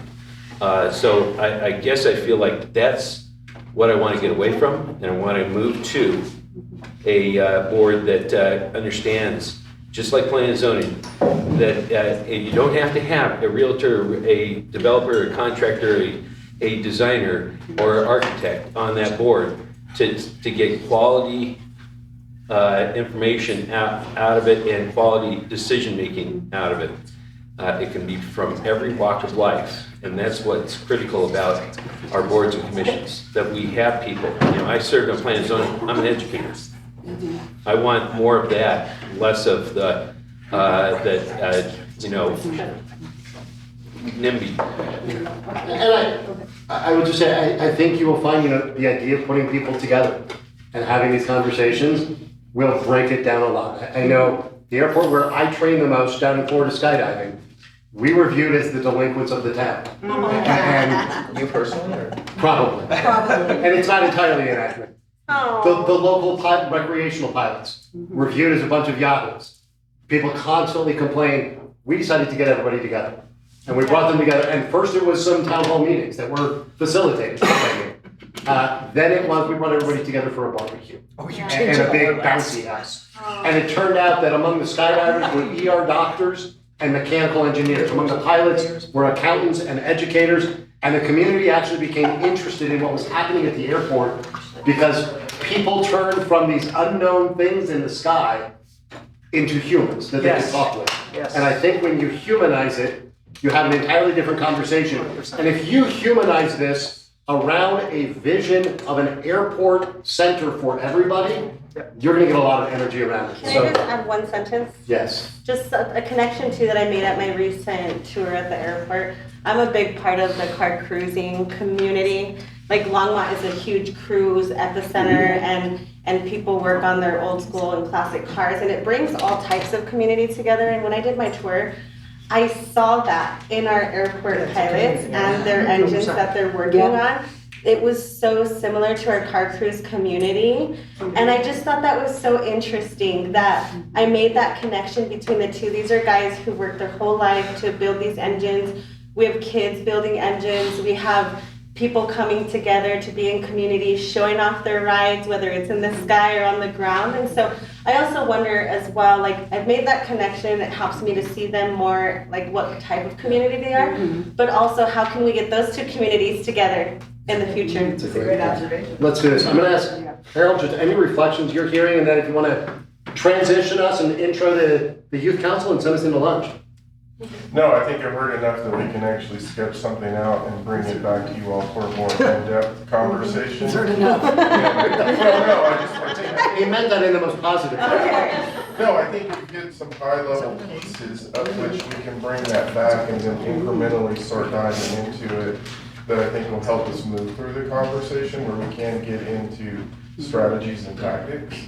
Because there's positive unintended consequences, there's negative unintended consequences.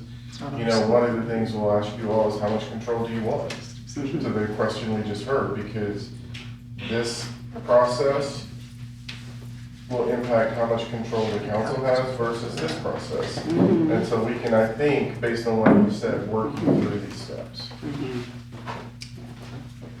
Lunch plan, other than welcoming? So we certainly welcome our youth center, our youth council members. I think our hope for the session over lunch is that each council member pair up with a youth council member. Probably two. And maybe two, yes, maybe there's more than that. And to be able to discuss kind of the future of Longmont. So you all have put a whole bunch of stuff over on the doors. It would be lovely if you wanted to share with the youth council members that you're meeting with. But I would really encourage you to take the opportunity. You were talking about hearing the voice of the youth. Here they are right in front of you. Ask them what they would like to see in Longmont and what they see are the challenges that they're facing as the next generation of leaders in this community. So it's a pretty free-flowing, open conversation. We have an hour for lunch. We would encourage you to get your lunch. And you don't have to stay in this room. You can go out here, you can go outside. It's nicer today than it was yesterday. So, I don't know the best way to pair folks up. I don't know, Jenny, Giselle, do you have any ideas on how to just pair people up? Pair two people up as we go. Real quick, yeah, that's good. So you raise your hand and then, okay, so we'll have Lachlan and Lupita. Okay, so you'll go with, I'm sorry, Alex. And then right here, Jake. Can we have, we'll have Julissa and I'm blanking, Paula. Can go with Jake and then Diana. We'll have Estrella and Luciana. And then Sean, we'll have you two in the back over there, is that okay? And then with Susie, we'll have Sienna and we'll have Jose. And then with our liaison, we will have Alex and we'll have Audrey. And then did I miss anybody? Okay, so then we'll actually split a couple people up then so we can have some for, actually, Alex, I'm gonna have you go right here. And then I think that'll be okay. Is that all right? I think that works great. Thank you so much. So we have an hour for lunch. We'll gather back here, including you, council, to talk about what you learned.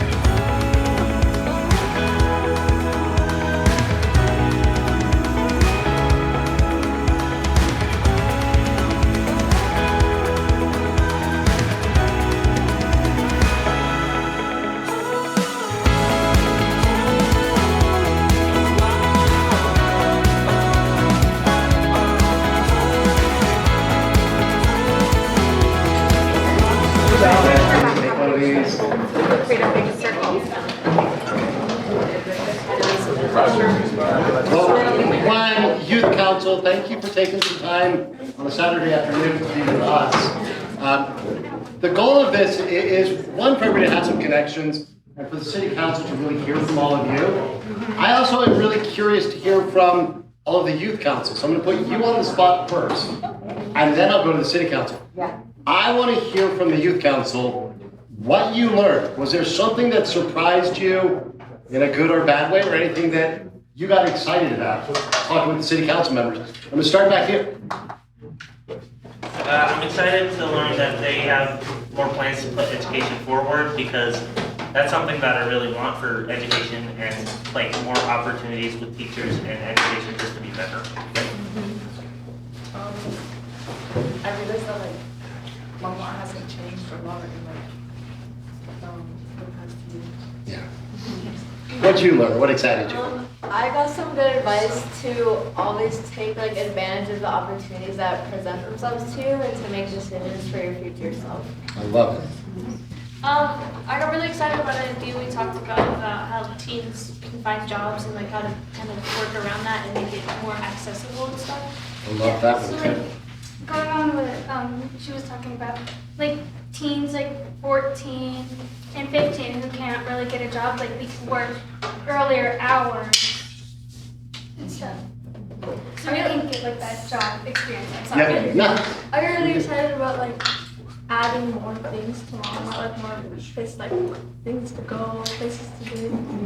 A little more fun? Yeah. Yeah. Just the amount of opportunities and areas for change that there can be in Longmont, and the amount of different things you can just take advantage of, and like opportunities, things you can do to change things, and the amount of issues that are going on in Longmont, and the amount of good things that are going on in Longmont. Stay at the table. You guys aren't getting out of it. I'm coming back to you, Tim. So we, Yeah. What really excited me was the like possibility of meeting with the city council more often and doing kind of more connecting with us, and then also how much Councilwoman Crystal Pietro was like listening to us in our things, and how much she like actually seemed to appreciate and take in what we were saying. I was excited to like share ideas of what like a youth council, like what like youth would want to put forward, and how you guys are actually listening to us and like wanting to like improve what we want. I'm excited to know that the education will be expanding more, and I was surprised that the process for a plan to take action is a long process. That it is. Hopefully we're gonna start contracting that and making action happen faster. How about you guys? What do you learn from sitting with everybody here? you know, we're the staff members Yeah. that support the youth council, and something that I'm really excited about is this that's happening right now.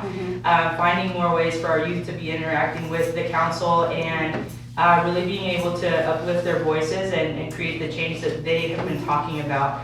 So thank you all for inviting us to this, and we look forward to more connections like this. And I look forward to, I was really excited seeing all the youth council, talking to city council, and looking for ways that we can continue collaborating and inviting both groups so that we can continue working together, making more huge voices being elevated in this space. Awesome. City councilors, you're not going to get away quite so easy. Yeah. Yes, I want to hear what you learned, but more importantly, I want to hear the so what.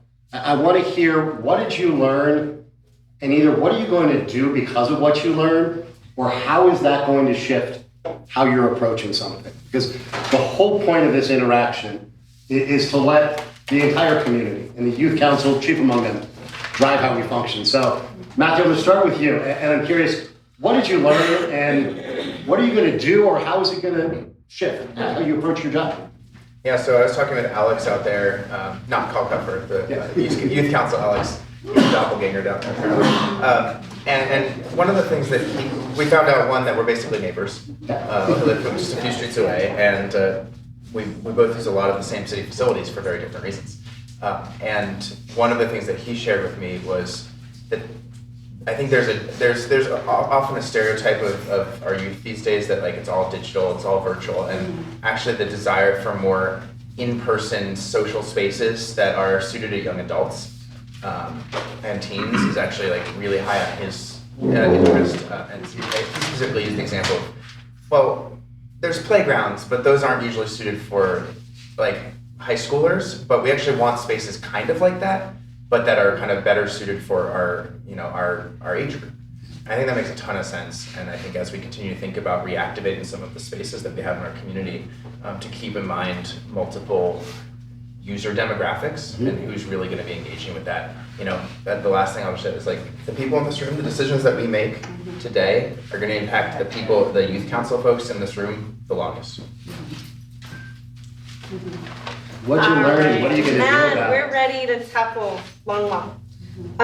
So what did I learn? So from both students that I spoke with and council representatives, I'm surprised. Like I'm surprised. Well, I don't want to say surprised, but I'm refreshed and excited about how ready they are to step into a space of advocacy and really creating change in our community. I think what I'm hearing is just more support around how to do that. And so some of the ideas that they had, not even me, they had was, reviewing school board and council agendas and looking at where they can come in and advocate on certain issues. On top of that, giving them the tools for advocacy around other issues in the community. We spoke about like Lou Miller Park and like the reaction that I got from the kids when I said Lou Miller Park is like it doesn't have the greatest representation or reputation. So what can we do as a youth that's committed to change on making sure we get the resources to that area? One of the other ideas that I heard was, can we open up a seat at our boards and commissions for our youth council to start developing skills around policy, around community issues, because it really opens up, just them developing skills, and they can put that on their resume and start early in that advocacy journey. And then they really liked, they really loved their two meetings per month. But again, just kind of that desire and that want to go beyond that and really start advocating, at council, at school boards on certain issues. And we even talked about them endorsing candidates in the future that they feel are appropriate to represent them, especially like on school boards. So that's my. So let me put the whole thing in your lap then. What are you going to do or do differently based on some of what they talked to you about? Well, so I'm really refreshed because those were kind of what the ideas and direction that I wanted to see for them, but I also didn't want to step into that space and be like, this is what I think is good for you. So it sounds like we're both kind of in alignment. So what am I going to do? I'm going to get with Jenny and our other representative over here and figure out how do we structure our groups and our time together to actually make that happen. As a representative, I can go back and say council's going to be talking about this grant or getting rid of this grant or funding in a certain area. How can we advocate as a collective for our youth and our city, etc. So I had, and he's not here right now per se, but he is Alex's younger brother. Okay. And all three of those kids attended Indian Peaks. And this is the mayor. And I'm the mayor. Because we have questions about who's the mayor. Who's the mayor? I am the mayor. And I'm also a third grade teacher at Indian Peaks School. And so we currently, the youngest sister is a third grader in my teammates class. So it's like all the barrios. So we have all those kiddos, Alex, Jose, and Arlette. But, and it was, so I knew a little bit about their family. I got to know this young lady right here. And it gives me a lot of hope for our future. I think about, me growing up in the 70s and 80s, and, we're like, feral kids, we didn't care. But to see how much our youth today is invested in their community and in their future and wanting to work together to make this a better place. So in my role and how I view leadership is how am I helping foster the next generation of leaders.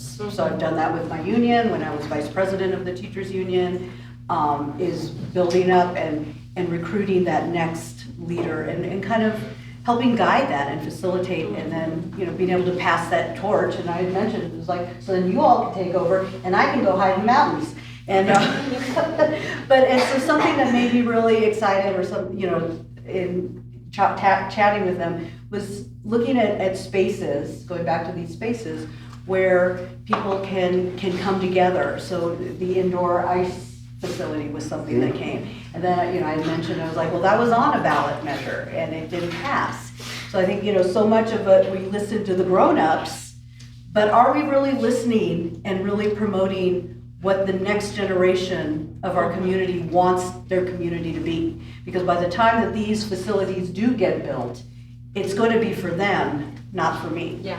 And so how can me as a leader facilitate and support that for the next generation coming up? Really quickly, can I throw out the term of Please. third spaces for like? Yes, I know that. Yeah, because I think like that's mainly what I think they were talking about. Yeah, Is third yes. spaces, spaces where you don't have to like have like monetary value to like get in, like you don't have to pay money or anything, like not outrageous amounts, like places that like coffee shops, like sometimes libraries, like parks, like places where people can exist that Yeah, aren't school from like and home. work, No, school, yeah. home. Yeah. But for teens. I appreciate you raising that term. I hadn't heard. Third space, yes, Yeah, yeah. thank you. So Mabel and Created that.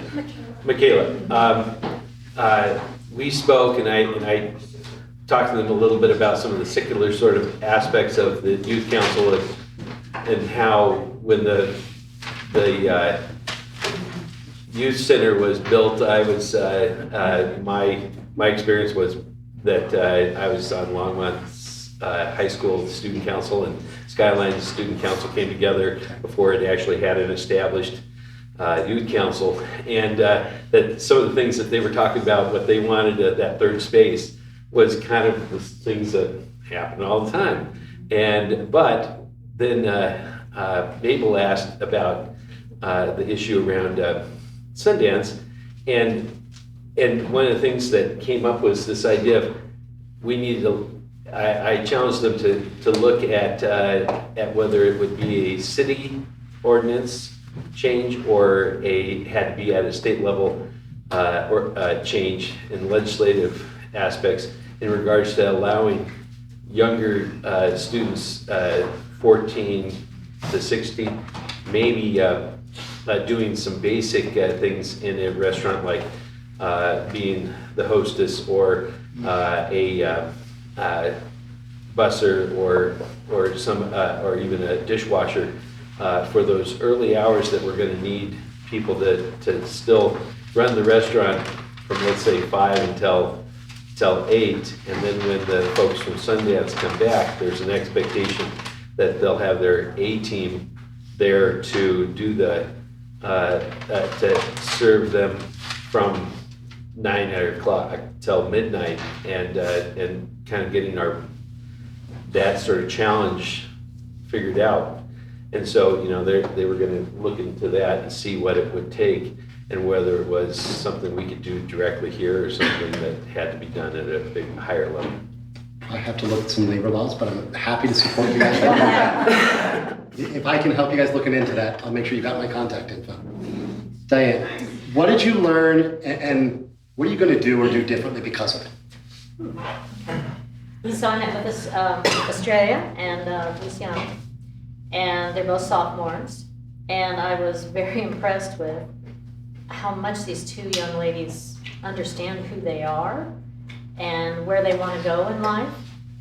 That gives me great hope for the upcoming generation. Mm-hmm.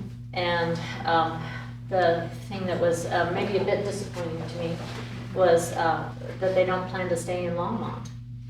And so we've talked about that. I came to Longmont because of the opportunity here. So in my thinking, we need to make this a town of opportunity for the young, the young up and comers again. And so, because we want to keep them here, delightful young ladies. So does that give you any thoughts of things you want to do on the council to try to make Well, that once again, it's business development. When I came back from university in my immigrant town, nobody was hiring anyone with a college degree. And I had all kinds of offers in Longmont and Boulder.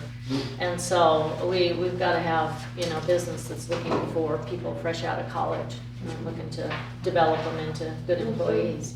And so that's, not to beat the same taboo, but, tattoo, but, yeah, that's the thing. We've got to work on our business economy here, I feel.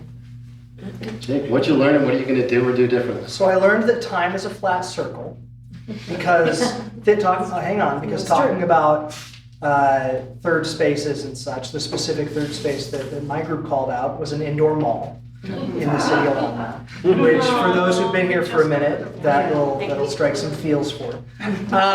Triggering. And we kind of talked, triggering for Mayor Pro Tem. And we talked about kind of the economic realities, and then they got into the conversation about, well, how does the policy actually happen and how long that takes.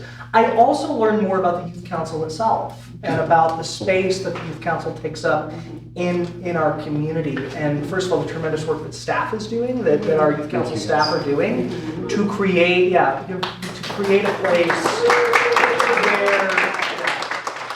where young folks feel connected to, especially when, as I think it sounds like we all heard, there maybe aren't as many things in our community as there could be or should be for folks who are high school age to go do. I was pleased as well to hear that folks are still playing groundies in the park at 8 o'clock at night, although I don't know if our public safety team would be quite as excited about that. But I think there's a real opportunity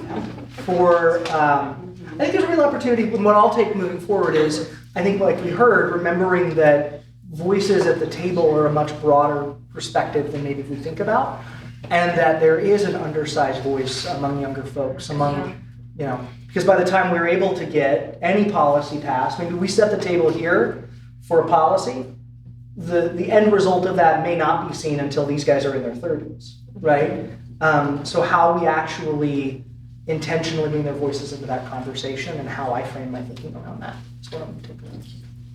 And one of the things that I learned is sometimes when we do some of these very large projects is we try to cast a very wide net, thinking that we can capture as much of the population, especially with the youth, as possible. And we were all youth at one point of time. And it's easy to forget because you start to generalize, okay, all youth do the same thing. But what I need to start thinking about and asking for your all's opinion is, okay, hey, we have some ideas. What do you think? How will this fit with your demographic and your age group? Because if we're building a playground, that's probably not something that you're looking for. And kind of reversing my thought on the airport, instead of being super wide for the youth, we have to be very narrow and give them the spaces that they need. And we really don't have these third spaces. And that's why I think, meeting spaces at the airport, especially if we can, with museums and places that's run by the city, that doesn't cost any money for our youth to be able to go and to hang out with. And then also, how are they going to get there? So what I was very surprised about, with Councilor Member Popkin might smile about, is e-motos are also a problem for them as well. E-motos. But what other opportunities can we provide to, give the youth transportation options, whether it is more local bus routes, which in my mind, I'm like, maybe RTD does more regional, but maybe we do need more local routes. Or do we need to look at bike shares, either bike shares with pedal power or assisted power, or as much as I might get some eye rolls, Lime scooters. Like, how do we get our youth around town so they can go to where they need to go? Because our town is kind of sprawled out. It's getting bigger, a lot bigger. It's getting harder and harder to get around if you're a teenager who doesn't have a car or a bike. Appreciate that. Well, youth council, thank you very much. Thank you. Staff, thank you.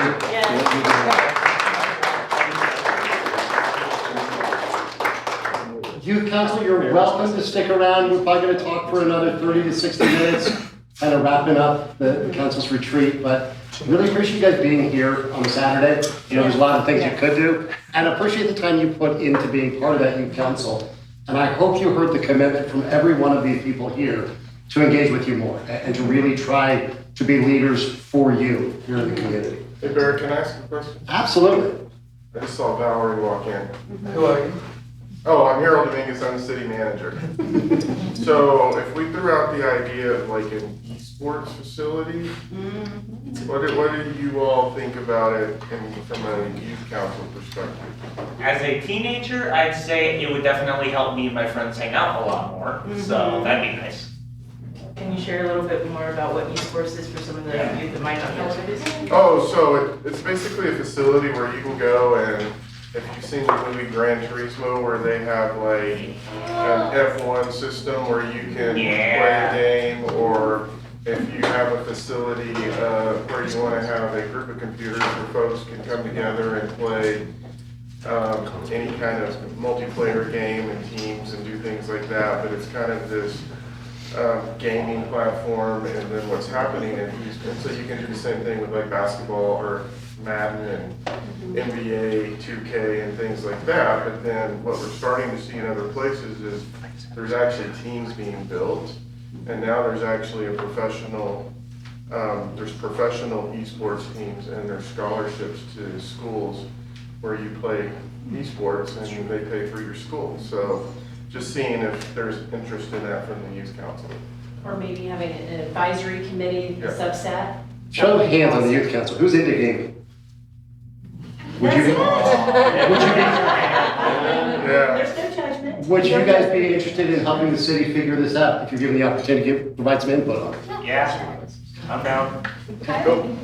I have a request before we. Yes, ma'am. But it sounds like someone over here wanted to say something. Me? Yeah, did you want to say something? Oh, I like that idea, but I would say something more outside, like for teens, because I love to be outside. And Colorado is such a beautiful place to live, and just like places outside to connect. And I think that's a great idea for like, I know like a lot of teens like to play video games, like Gran Turismo and stuff. I'm just. What if we could partner something with both the gaming and the. Maybe it's an inside-outside kind of thing. Like a hybrid facility, like you've got like a field in the back with like the esports center on the inside. Could be a really fun place to hang out, maybe like a mini cafe. Yeah, I feel Yes. like that's a good idea, but I feel like that should be something that's involved with something else. Like I don't know how to explain it. Like a system where like you can like have like options in a place, I guess. But esports it's more targeted towards like this small subset of kids that like, but like more of just like a place to like exist outside of like home. A hangout place with different things for people. With like not just video games and stuff. It like, almost just, sounds like our youth community is not a monolith. And there are multiple different experiences Go and figure. interests that are there that maybe this youth council could deliberate on and then get back to us on like how But many if people we that. have Okay. a space like a dome. Let me bring it back. The dome, yeah. Yeah, so as the youth council liaison, if we could just compile our feedback and then either give it to me or whoever, Sandy, I don't know who would, like, just put it all together nicely, and then we could take it back to youth council and see what are some of the things that they want to pursue and start working on, I think, so we could take what we heard and actually apply it today. So let's make sure you and Sandy connect on what the best way is to intake that. Yeah. All right, with that, youth council, I won't force you to stick around. You're welcome to sit and listen. They're just going to talk a little bit about what we've accomplished in 2 days together and how everybody's feeling walking out of here. But really appreciate you guys and look forward to council getting to do even more work with you. Yeah, Yeah, thank you guys. Thank you.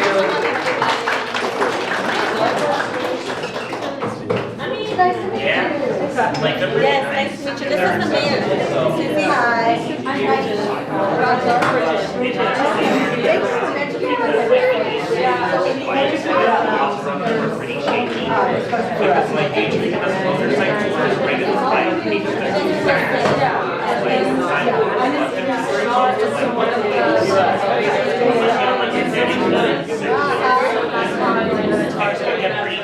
This is Audrey. This is the mayor.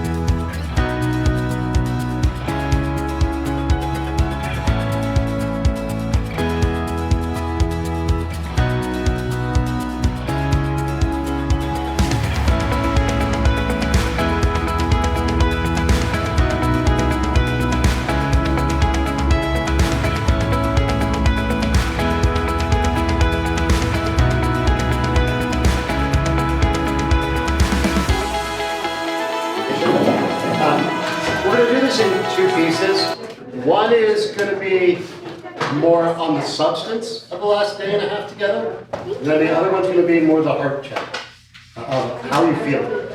But I want to start with one round, and we may reach out to you separately, but just one round of your feedback and your evaluation of how the last 2 days have gone. And we'd just love to get candid reactions from council members of what was good, what you wish you had some more time with, how valuable of a use of time did you find what we tried to pack into 2 days? And I'll tell you, I'm going to start with you this time, since I'm just here looking across the room at you. Yeah, no problem. So I went to last year, even though I wasn't on council. I felt like there was a lot more education in the last retreat, which I didn't think it was a great use of time for everybody that was there. I did like this format a lot better. I also like that it was across 2 days because it gave me some time to marinate some of the conversations yesterday. I feel like we did so much today. It would be nice if in the future, if we do continue a 2-day, where we get to some meat on at least day one, just so I can go to sleep being like, oh, we started to accomplish something. But I did really appreciate, we learned a little bit about thinking, and then we were building on that. And then, today I felt like we had a lot to say and a lot of grandiose ideas. I just want to make sure that everything that is out here in the stratosphere, we actually start to act on, because this could all be pointless if we don't actually take what we learned and act on it. Yeah, I agree. I was there last year too, as I think a lot of, some of you were up there. I think this format I certainly appreciated, and I really appreciated the intentionality and the planning of time for us to talk through things. I know that was feedback we gave, and I really appreciated it. I could have really used, like this morning especially, the real meaty kind of discussions where we had the chance to go through ideas in a facilitated manner. I really appreciated that time together. I would say I don't have anything negative at all, except I kind of, to Councilmember Calcoffer's point, I'm looking forward to seeing what staff brings back from this, especially around vision and statement and those things, to make sure that the work doesn't stop here, because it's very easy to plan a retreat and bring an awesome facilitator in, and then we get to the next Tuesday night and it's Lura, and then it's our, whatever's on the agenda, and then we just kind of forget. And it's not like staff doesn't have anything on their plate. So I hope that we can continue to move the ball forward, but definitely I think pretty close to what I was hoping for. And I will just preview, Harold and Sandy and I were already talking about probably a need for another half day together to pick up on some of today. Yeah, but I appreciate the responses. Thank you. A half day for staff or a half day for all of us? I think with this group. Oh, okay. Yeah, 'cause that's where I was going to go with it. Feels like well, I don't have paid time off, so it's a big financial commitment for me. And it would be easier for me to just come in on Saturdays than to lose a Friday and a Saturday. I concur with some of what's said before me, in that maybe we need to break up how much we're learning versus how much we're sharing. I wanted to have more discussion about the citizen assemblies, because I think it's actually a tool that we can use effectively, and I don't know if we'll understand it in the same way if we all just read it independently. Whereas I think if we're gonna do this next year, we probably will. Sorry, Councilmember Chris, can you elaborate on what you're referring to when you say citizen assembly? I'm not with you. I don't know what you're talking about on that. Okay, so when I came back from NLC in November, I made a motion that the staff would bring us back information about citizen assemblies and how we could use them in the city. And we decided to put them in the retreat, but we haven't had time to talk about it. So it's in the bigger packet, and obviously none of us really had time to read it at that level. And it is a mechanism where you can bring in vetted citizens, so they don't, like a jury, they don't have an opinion one way or another. And they tackle some of these problems by talking to subject matter experts and just even members of the community that feel one way or the other. And they explore actually what is the problem and come up with suggestions for solutions to bring to council. We'll make sure there's time for you all to talk about it. It's a very specific structure and strategy. So if I can just add one more thing, and that is, I think maybe we should do 2 Saturdays a week apart. I think it was almost a little exhausting to come back in today and then do all the conversation part of it. Whereas maybe I want to think a little bit longer about the things we learned yesterday and have more of a, and maybe also we need to move some of this into our pre-sessions so that we can continue the conversations in smaller tidbits. But I do think we have to continue the conversations about some of these topics, and how we go forward with it is where I feel we're lacking. We don't really have a process defined for that. So now we sort of fall back into our old schedule. And I would like to have not lose our momentum going forward. I do want to jump in for just a moment. So many of the items that you asked to discuss here at the retreat ended up in your packet. So if you didn't know that there was a packet for the retreat, there is one. And it's 300 pages, so I appreciate it. It's got a lot of stuff. Okay, 215. It's got all the accomplishments and work plans and all the federal grants and all the information about. It's a great resource. Just wanted to make sure we knew it was there. Thank you. Yeah. Well, as always, Sandy and Harold, you did a great job. I think that to Alex's point, having it more focus on how we're working together, opposed to like last year, more informational. And there's value to it. And I think, to your point, Diane, it's the issue of staff coordination and everything like that. And as much as I'd like to have a lot of people out from outside, if we had a 3-day thing, maybe we could. But I kind of feel like this is that time where we reset maybe with ourselves a little bit too, and maybe get a better perspective of where each one of us is coming from, and that maybe this idea that we have a political opinion on something, maybe we are moved a little bit to understand that it's more, that some of our philosophies need to be more about how we interact. We don't all have to be on the same page, but understand that what motivates us and moves us and that sort of thing. And I always think that it's really positive when I start to see people say, hey, I hadn't thought of it from that perspective and everything in a big picture, instead of staying with the same argument just for the sake of staying with the same argument. So I think that there's a benefit to that growth and everything. And so I think that we have some work to do. I think our pre-sessions are whatever we can make of them, luckily enough. But this is a time to somewhat, in some cases, reset or restructure our mindset about particular issues. Madam Mayor, what's your assessment of our time together? No, I enjoy this, having sat through a few retreats now.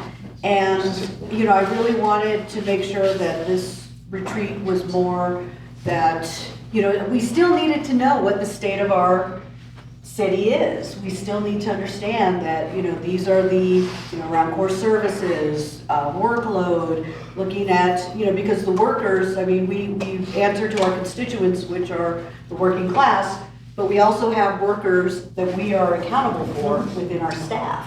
And so creating this, and so for us then to have that opportunity to not just hear, but also discuss. And I wanted to make sure that there was enough time for that. So, and I felt pretty good about how it all played out in looking at our capacity, core services, and work in progress. And this gave me a lot to think about as I move forward with the pre-sessions, how I would structure them, how I would organize them based on what I heard from everybody. I think, it doesn't feel like the conversation's done, and we don't want our retreat to feel like, okay, we're done and then we can just move on. Like that it's going to be ongoing and we're going to want to keep circling back. Something that we didn't mention was really looking at, and I've had conversations with Harold about this, and I'm like, maybe it's like I'm at a different stage or different part in life where how I view, professionalism and how I view like the way we're supposed to be in council. So I did notice, and it's not, and then I really had to come to reconcile. Some of it is me, and some of it is like, I think we need to have a grounding on council. So for example, I noticed like a lot of people standing up, and it's unusual to me. It is unusual to me because I've always been in spaces where your butts are in seats. And so I'm like, okay, that's a me thing. That's not a you thing. That's not like you guys have to change. It's an old people thing. It's an old people thing. Sit down. You know what, dude? If I got to sit down for 5 hours in that chair to chair the meeting, y'all best be sitting down there too. And because I can't get up and wander around. So that piece. You're talking in our chamber. I've noticed, yeah. In our council chambers, because we are televised. People are seeing us. And is this, I'm expecting, half expecting, okay, yoga goats and a mat. How did you know I have the money? Yeah. Goats and yoga mat. But then in the past, we've seen dogs at council chambers, and we've seen all kinds of things. But, so that was a me thing. That's like, okay, I can come to that consensus. The other thing I would ask of council, and I'm gonna get better at, if you tell me, you know what, I need 5 minutes, I will make a break. Because I think it's really important that we are in the council chambers. Now, I'm not talking about if you go get a drink of water or, to that effect, but when you actually leave the council chamber, I'm worried that you're missing important conversation to excuse yourself to the restroom. So just tell me, I need 5 minutes, I gotta go. And then I will do my best to, and I will, like that is my commitment to the rest of the council, is to honor that and say, okay, we're gonna take 5. To give opportunity for people to use the restroom. The other thing that we didn't get a chance to talk about that I really feel is important as far as our meeting structure is, so my perspective was, we read our packet, we ask questions of staff, and in my experience from being on council and other spaces that work very similarly to city council, CEA, Ethnic Minority Advisory Council, we had our decisions made when we came into that space. And so then once we were there, we might be asking clarifying questions, but the conversations would be minimal, but most of the conversation, the meat of the conversation might happen via our general session items or general business items or a study session, so where those conversations have come out. And then I'm also, I also see that, if you have newsletters that go out to constituents where you're including those pieces on there. So, is that a better format for people to get it out to the public? Because the other thing is, we also have to keep in mind city staff who are there 7:30 in the morning, 8 o'clock in the morning, and then are expected to come back 7:30, 8 o'clock in the morning the next morning. So I really want to honor that. Because I feel like the staff, they're my staff. We are the employers of this staff. So if we really are working for working people, that we have to respect our staff and honor that time. You're speaking time. And I'm speaking time-wise at the meeting level. Yeah. It's just, so those were some things that I kind of wanted to throw out there, and so that we are more aligned. I think I have my own, but that's my life experience. My life experience has guided how I conduct myself in a space, and your life experiences dictate how you conduct yourself in a space. And I want to make sure we're aligned. Not that you're all going with me, but we come up with something together that we agree with. And these are just the things that I'm just giving out what's in my mind. So I wanted to be able to make time for that piece too, because that is something that's very important. Councilwoman, I'll say what you are, I you are up, and I would love your thoughts on the retreat. Yeah. Yes, yeah, I'm sorry, I wasn't Yeah, really those are things that we retreat, missed, so you can Yeah, I maybe had to plug get that those in, I Yeah. had to get them in. It's good to hear everybody else and like their temperature. I think it's good for us and like just to know where each other are at, but also for staff. I'm excited that staff knows kind of where we're sitting, where we agree, what that direction looks moving forward, because it can feel kind of chaotic and we never have a chance to meet like this in open forum. So I really value this. I think like, yeah, anyways, I'm confident, I'm super confident that staff is gonna come, like, so in any other space like this, I'm like, okay, and what are we gonna do about it? Yeah, and that is true for like 85% of the spaces, but with my experience with staff in the city of Longmont, like, I'm gonna like toot your horn a little bit here.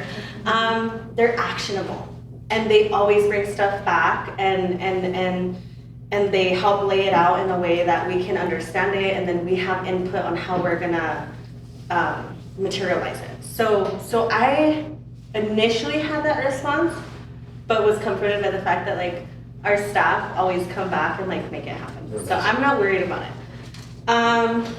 I feel a sense of responsibility to pursue the opportunities and things that I said I was gonna do and hold myself accountable. So whether that's like monthly meetings with Harold or Sandy or Jen, you know, just to follow up on like, what's my agenda, what am I doing, what progress have I made, what ideas do they have knowing the system that they know to make this happen. I think that's something that I need personally to just keep that fire going and not get lost in the mundane like agenda and the airport and the, you know, the things that brought my heart to the council seat.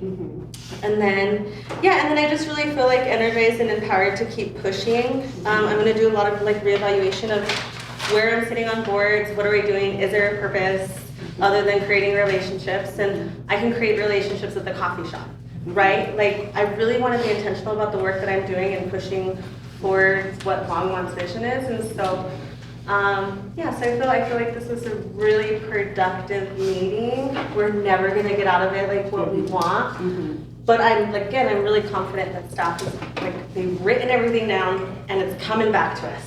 Yes. Councilman Park.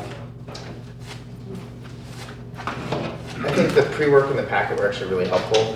I really appreciate the effort to plan the pre-work too, because that made that all valuable, and I saw that all get incorporated in. The packet was super useful. If you haven't had a chance to work through all of it yet, it really does include like department work plans and accomplishments, and this is also a public FYI if you're curious to see what like all of our departments are doing. It's not exhaustive, but it is very cumulative, at least at a minimum there. I think the format and facilitation worked out really well. This year, I think it built nicely on some of the feedback from last year and kind of gave us more time for discussion, which I think the whole group was pining for, so I appreciate that. Mayor, I actually really appreciated, I know you took us on a little tangent a few minutes ago, but I actually really appreciated those comments. I wish, I don't know what our flexibility this afternoon is, but like, those are some conversations I'd actually really like to dig into, because I feel like it's been like constantly on our bike rack or our parking lot for a while. And that's what it's been bothering me, So if there is time to flex a little bit, that would be really valuable, because that was more clarity than I have gotten in a little while. So, and I'm gonna stand while I'm saying the thing that I'm, let's see, there are three things that I'm still like kind of stuck on right now, which is I don't think we had I don't know if we had a chance to really unpack the priorities that were offered. Yes, we voted on them, but I didn't feel like we truly got to hear what people meant by them, and maybe we had to extrapolate that a little bit. Some of them were self-explanatory. Buses to the airport, we know what that is. But it's more complicated than that. You know what? Then please speak to it and tell me which route do you prefer. But I wanted to hear a little bit more about some of the priorities, a little bit deeper than just kind of voting and then like thinking about some action items. Maybe we're coming to this point, but I feel like we can evolve the graphic of priorities that we have. Is that where the next step of that priorities conversation is going? Because I don't feel like that's truly where this council is. I don't think we're that far off, but I think it's evolved since there. And then very specifically, maybe I'll put this on a conversation for a study session or pre-session, Mayor Sandy Harrell. We didn't really talk about the fairgrounds at all. I know it's a county facility, but it plays a key role in our community, and there's, it's just kind of languishing right now, I think at the county city level, and I would love to be more intentional about that space. Commissioners would like to talk to us too. The commissioners would like to hear from us, I know that. We heard a conversation about third spaces from our youth. It's an underused facility and a massive part of our community right along the airport. So I think it's something that we should touch on at some point, but it kind of relates to some of our priorities, some kind of doesn't. Sundance came up peripherally, but I feel like we're just scratching the surface still on that. So I don't know when the study session is planned on that per se. Is there one? I thought we were going to get an update at some point on where Sundance planning is, but I would love for us to be a little bit more proactive on that as we go forward. And then the last thing, we started yesterday with a discussion about our working styles with the WETHOS test. And this concept of like, we're trying to work as a team, and yet there's all these individual incentives that exist as to why we shouldn't. Or basically prompting us to not. It's structural and political, right? That's the nature of, it's the nature of the system we're in. And I don't feel like we got a ton out of, I don't feel like there was a lot of productive alignment from the how we're organized section when we were particularly talking about what are our norms, maybe they were starting to get to that, but also on how we communicate, how we're, I didn't fully get clarity on how we're using some of the very time that we have together to work most productively together. And so I think, building on Councilman Cockupper's comment at the beginning of yesterday, there's this loneliness that exists in the role too. I don't feel like we fully grappled with that either. So we're going to adjust things a little bit in response to what everybody's just raised.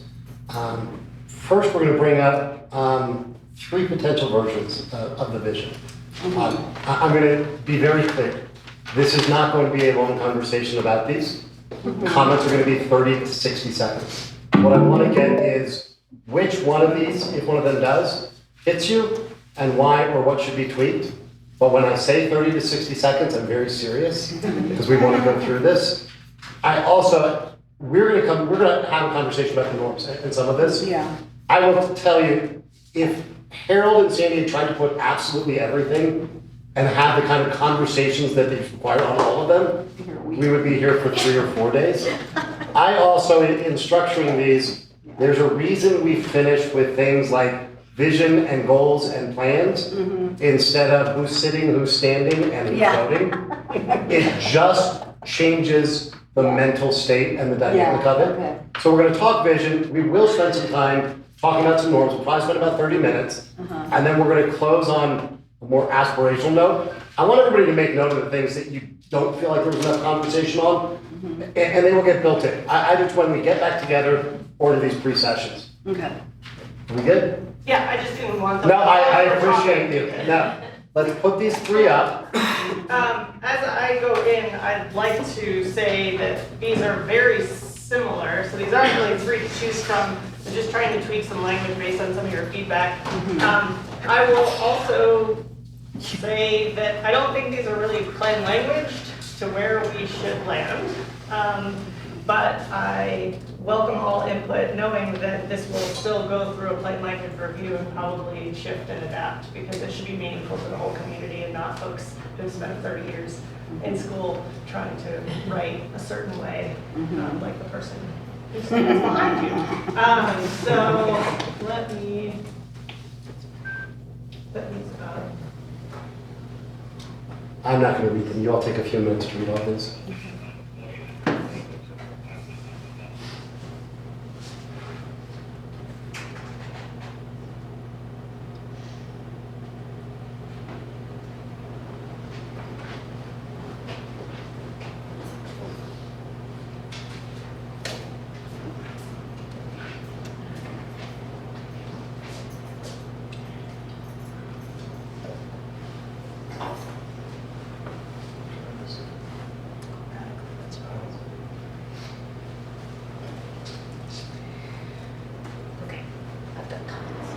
Okay, we're gonna do a lightning round, and I'm gonna start next to me.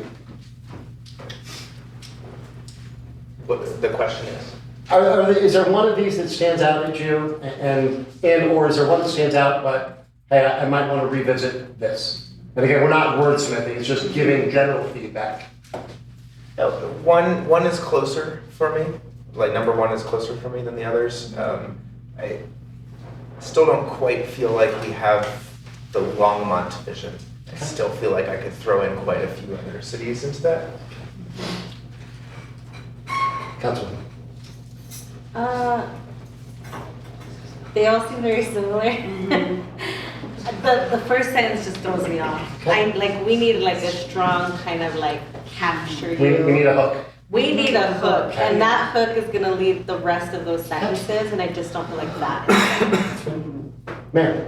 So, yeah, I agree with what's said so far, like a stronger hook, that's something that sets Longmont apart from other communities. I do like the word use of, that words that emphasize our strength, through adversity, our resiliency. So those are things that I'm glad, and innovation as well, that show up.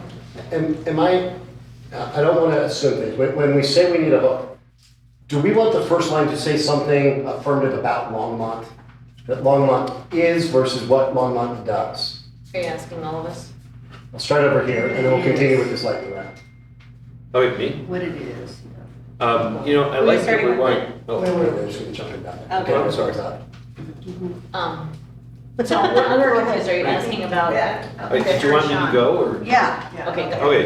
Okay, I'm sorry. I like number one, and what I like about it is that how we govern. Policies to some people look like they're chiseled in stone. Practices is this idea that we're constantly thriving to get better. So when we look at govern, it encompasses anybody from any side of the political equation and that sort of thing. And I think that's kind of good. And the other thing is, I do think we need a hook, but maybe it's showing more of our identity, that small town feel, and that big community opportunities or something, whatever. But it's that sort of thinking. Get rid of all the negative conjunctions. Make it all positive. Say Longmont makes its own progress, built by working families, strengthened through adversity, and resilient in all arenas, or whatever. I don't like just saying nature. We are committed to the community where innovation and equity are practiced and how we govern. Those are the things. Or maybe you're the foundation, What are you saying? What are you saying? The foundation goes where? of how we govern. Yeah, it's the foundation. We'll come back with revisions. Okay. I like 2 or 3, partly because I actually don't like the word govern. As part of this is a statement about what our goals are for a city. Govern for me That's takes, about you. Yeah, it's about us. It's about how we're operating versus how we are serving the community in a way that is, I think, more representative and reflective of what folks are looking for from us. So I'm closer on 2 or 3. I kind of agree that there's some the Longmont doesn't wait for progress, we make it ourselves. I don't know how I feel about that. That second sentence I still love. And then I wonder if, rather than the comma, and not to wordsmith, but I think it's like, how do we integrate lives and policies? Because what we're saying is that is integrated, yet we're literally dividing it in the language that we're using. So how can we integrate life with policy, and how we're looking to shape policy? But the policies are about enriching the lives. Yes, yeah, and then we're taking it out of the governing sense and into people's life. Yeah.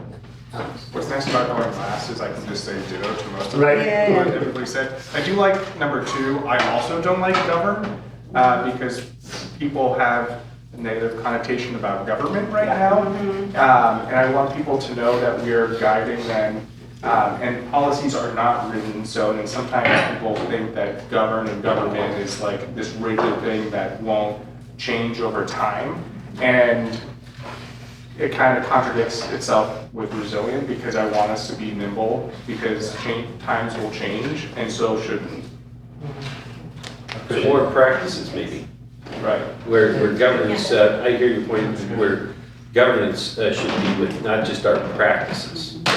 Yeah. Should be that.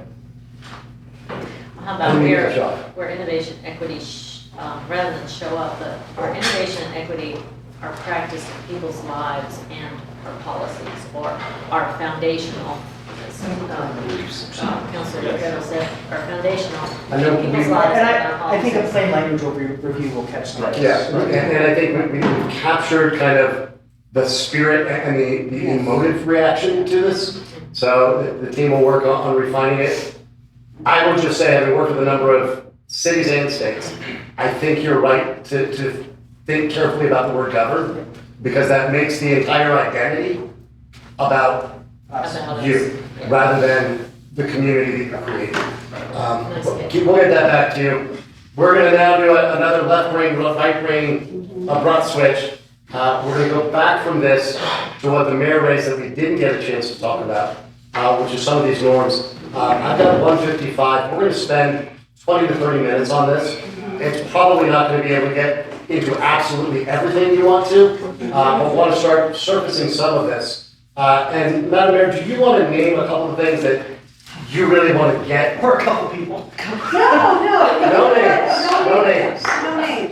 And, you know, and I sometimes I just sometimes get right to the point, and it's not intent to make things, or make people feel uncomfortable. It's just, you know, as I'm aging, I'm running out of time. I'm like, I just gotta get right to the point, and I'm not trying to diminish and let's get to that point. It's the point. Let's get to the point. Is this a safe space that we can be honest with each other Yes, without being? Just remember the cameras. Never. But yes.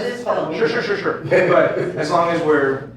I think everybody needs to assume the best of intentions Yes. from what anybody's saying. I want you to feel invited to disagree without being disagreeable. Yeah. Okay. So go for it. An annual area of grievances. Yes, an annual area. Best this time, buddy. I'm happy to go first and break the ice. Let's go, Alex. Yes, our meetings are long. That's why sometimes I need to stand up, because like my legs start to hurt, and like I feel like I'm losing blood circulation in my legs. I'm like, I need to stand for a second, but if that's not okay, then I can figure something else out. But one of the things that I want us to be mindful of, yes, our meetings are long, and yes, our staff is there and they're on the clock, and then the expectation of them to come back the next morning and be productive. But at the same time, I don't want us to rush the last part of the meeting, especially when the public's there, because when we start to rush and say, all right, we got to finish up quick. If somebody waited 3-4 hours, I don't, even though, yes, they have 3 minutes to speak, I don't want them to mentally feel like we're no longer paying attention to them. So even though it's late and it might be midnight, I want us to be mindful that people wait for a long time to potentially speak. We should give them our undivided attention, as tired as we all are.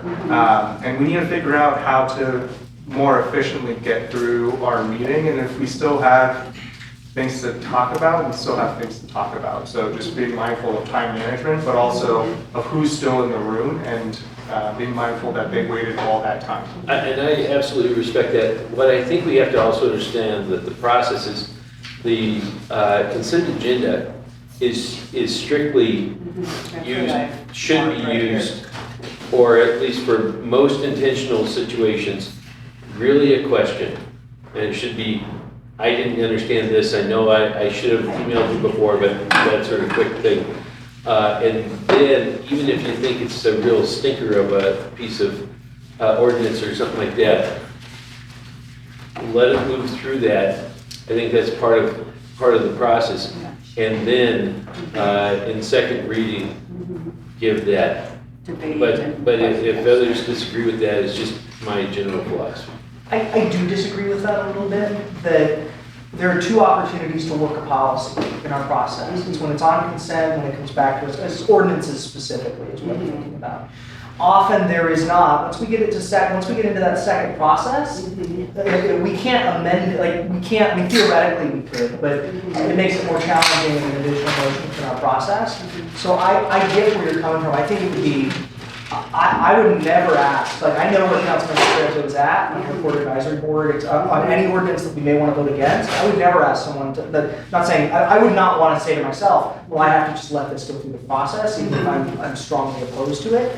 I totally get speeding that process up and saying, okay, here are the questions I have, but I'm going to pull this off consent because I cannot support this policy or this ordinance, and then be able to say I'm going to vote against it on consent, even if that's a shorter process. So I hear where you're coming from, that there's that second piece, but what if I have an amendment substantively that I want to add, right? No, I think it's just used more too often. Maybe a compromise that we can have, especially about that, is maybe we don't pull something just for the public benefit, to say like, hey, I'm just pulling this, so where I'm asking this question so the public hears it. Yes. And then maybe we only pull consent agenda items if we want to hash out the details of it or be against it, because I don't want to have something on the consent agenda and me have Maybe to that's where I'm approve going. something. Maybe that might have, that's kind of where I'm going. Because I don't want to approve something if I am not for it. Like, I am not going to vote yay for something just because we're trying to wrap it all together. You know, what if we move the second public invite to be heard until 10 o'clock, and then we just stop and let second public invite to be heard talk, and then they can go home, and we can decide at 11 whether we want to continue. But I would also say we should discipline ourselves, and if we start holding ourselves to shorter meetings, we will have shorter comments. Because we know that we're part of that. We're watching the time as we're working our way through it. And if the agenda is too big, then maybe some of that needs to be carried over. So let's look at our last meeting, for instance, when we were talking about public safety technology. I actually appreciate that people wanted to provide feedback after, like, people might have wanted it at different points, but we actually had, I think people want to react to what they were seeing and what our decision is too. And I think that if we just kind of nestle it in somewhere in the agenda, it's not. Okay, so after the review of the consent agenda, but usually that's when people are there talking about. Unless it's a general business topic. General business, second reading items. I mean, second reading items have public hearings, so but it's general business items that we're seeing. When we're thinking about the purpose of consent agenda, I understand not wanting to approve consent agenda. There, you can still pull it and then just basically vote against it on first reading. I get that. I guess the question for the mayor here, in part, when do you want us to propose amendments or to substantively dig into something? Because I've been told conflicting things. Yes. Not said by you, but No, I've heard conflict, even my time on council is dependent on the mayor. I tend to think that it's more productive and easier for our staff and for other council members to adapt to or react to potential changes if it's proposed during first reading. Before we've actually. And that's the legislative norm too, is amendments will be made on first and then come back and passed on second. That's the state everywhere else. That's very rare. You can't make amendments. Very rare for amendments on thirds. Yeah, and so I think, and this isn't the case for everything that's on consent agenda, but there are some things that I've seen, and I'm trying to think of, because I know that there are some things that we have gone through general business, we weighed in, then it gets on consent, and then it's like, okay, I pull and I want to make amendments. And I'm like, we just did that. And so, and I'm not saying, and it's not in this council. You're saying like the general business item becomes an ordinance. It comes to us back, it comes back to us on consent. Yeah, it's an ordinance. And then it's. The board and commissions be a good example of that? I'm trying to think, maybe, but that wasn't one that came to mind. I was thinking of another one. But, and it was last council. But, so that can kind of get frustrating in the process because now we're rehashing it. Some of the discussion then was pulled from, we already discussed this, we already debated this, and then now we're coming back in. And so it's like we're rehashing old arguments. And I want to make sure that we do our best to avoid that. So consent, and I know that there has been discrepancies in what I've heard about, when do we debate? When do we add those amendments? For staff, it does make sense that it happens at the consent before the final reading, because I've also heard from previous mayors too, that when we are trying to come up with language on the fly during that second reading and public hearing, it makes it very challenging to then kind of vet to see the legality of something. So, consent agenda for the purpose of making amendments, or you want to pull it because I don't support it and I'm going to vote against it. If we just keep it just like clear, we don't have to go on to, a 4 minute and 59 second, 0.3 second rationale of why we want to do that. I mean, because everybody has 5 minutes. And I've seen that people have gotten close to their 5 minutes, they haven't gotten to 5 minutes. But if every single person weighs in on every single item, we could easily be there for 5 to 6 hours. And is that the best use of our time? So just kind of land the plane, just, y'all land the plane, not faster. I want to jump in on this for a minute because I think, so first of all, my understanding that I learned just through oral history is that council used to meet every week for general business meetings, is that correct? No. Like years ago? No? No, they would do one study, one regular, one study, one regular. Yeah. It was common that it would be Two studies. every Tuesday. Yeah, before the LHA board, before the Lure board, every other Tuesday was a study session, but you did meet every. Gotcha, okay, Yeah. but it wasn't regular. regular Gotcha, session. okay. Study sessions were more frequent, I think. Correct. Okay. I want us to have efficient meetings, and I think where sometimes we've gotten a little bit in tension is because there is also a deliberative and debate purpose for the very meetings that we're having and the public nature of them. At least that's how I see that.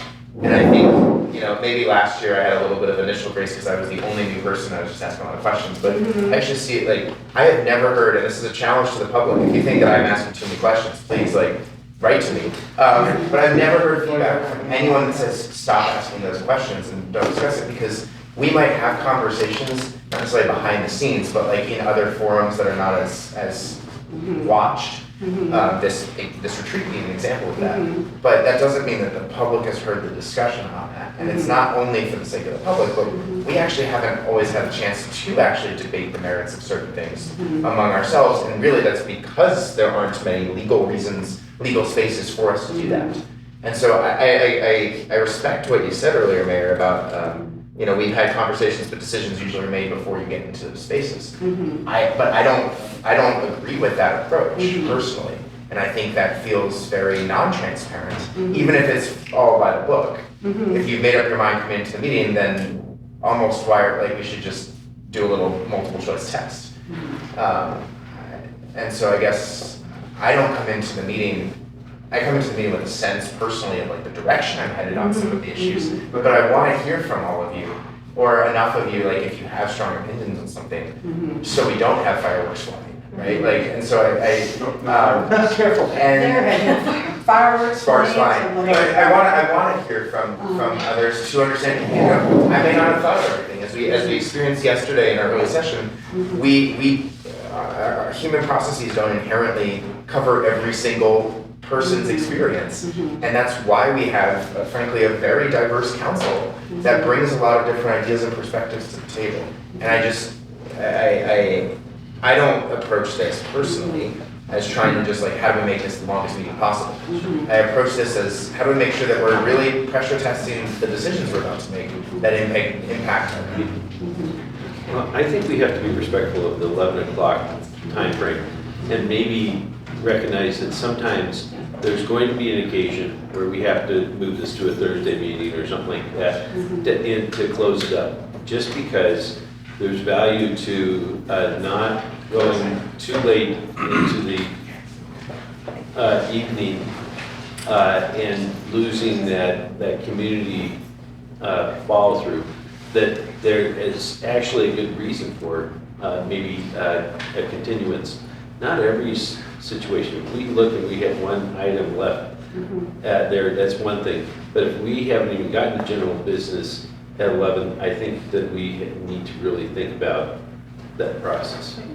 logistically, what happened, like, if we vote to end the meeting at 11 o'clock and we're not done, what happens? The rest is dead.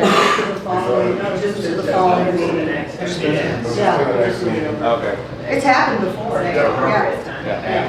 I think my feedback is like, so like I hear where Hopkins coming from. It's like striking a balance between asking questions so that the public knows that we're being thoughtful and intentional in our decision-making process and we're not just passing things to pass things. But it does take a lot of our council time. And especially when we're thinking about like having a space at the end where we can give updates and really talk and like more on that. Yeah, talk intentionally about what's the work we're doing, what progress have we made. I think that's also valuable for the public to know that we're pushing forward on some of these initiatives, and helps others too to maybe say, hey, I didn't know she's doing that, maybe I want to partner with her on that. So I'm thinking like, I wonder if, and Eugene, maybe this is a question for you, but I wonder if like we can somehow take a temperature check on where folks are at on certain agenda items. Like say council, Councilmember Popkin feels strongly about a sustainability proposal that's gonna come through. But, you know, he doesn't necessarily have to pull it if he knows they're all kind of in alignment with it. Like he doesn't have to talk about it a whole lot. So maybe he can pull it and say, just getting a temperature check, like, is there anybody who's super opposed to this today? Or well, but that kind of goes in the consent agenda, right? So I would say, let me rewind, I'm sorry. I'm still getting used to all the processes. But I'm saying, if you feel strongly about it and you really feel inclined to like, make sure other staff knows, like I'm wondering if the, you know, at that time, maybe it's an appropriate thing to pull, but maybe we can have like our staff questions and answers in a place where the public can see it. So that they know we are being intentional about our questions and asking these things, but we don't necessarily have to ask them and then pull the agenda to ask the same questions again for the public to hear. So maybe we can create a space on the website of council questions and comments or answers by staff previous to, and then that allows them to know, like, it allows us to see what other people's perspectives are and the questions that they're asking, right?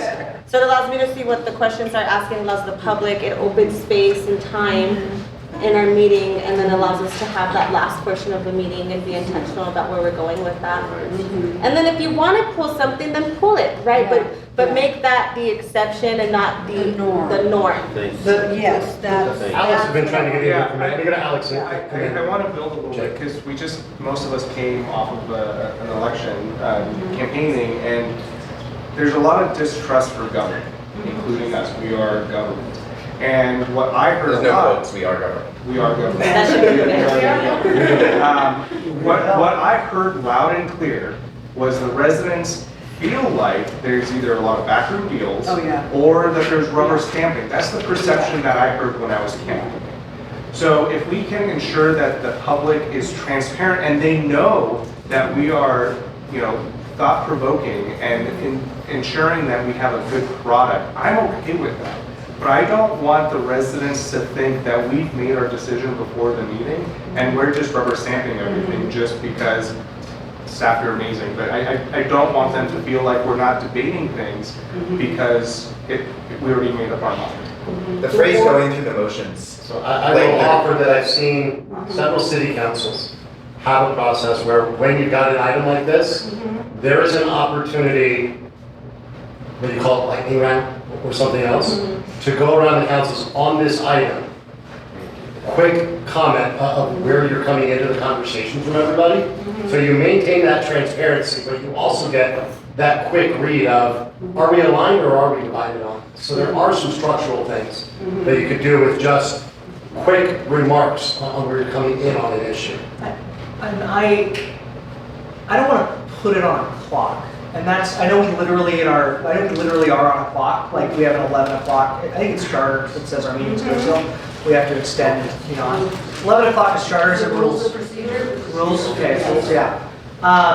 Our meeting start time is correct. So look, and this came up a little bit in the previous council, when it's come up before, the conversation of like, how much workload we have, and how much we're paid, and all, and it's not being enough, and we do too.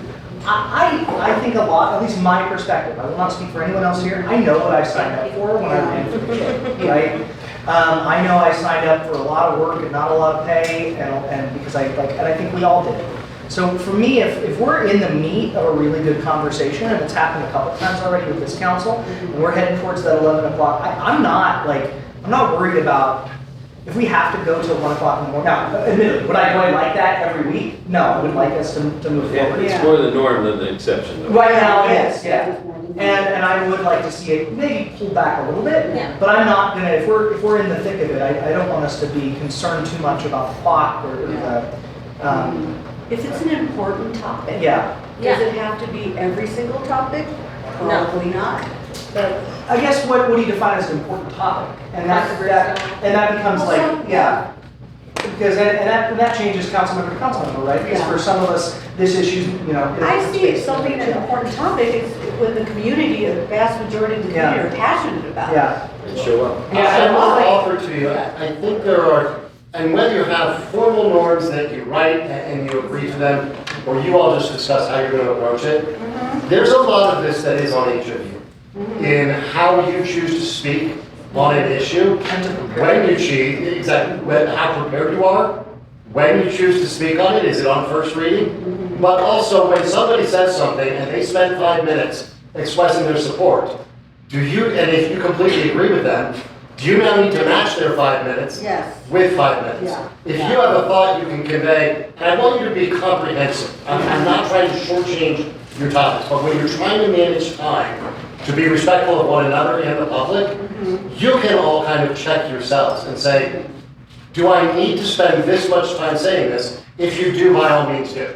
But if you can say a 3-minute story in 2 minutes, that gives you more time. We tell the public too, like, if you're gonna say something different than what the 30 people before you said, then please come up. But if you're in alignment with what they said, then please, let the next person know.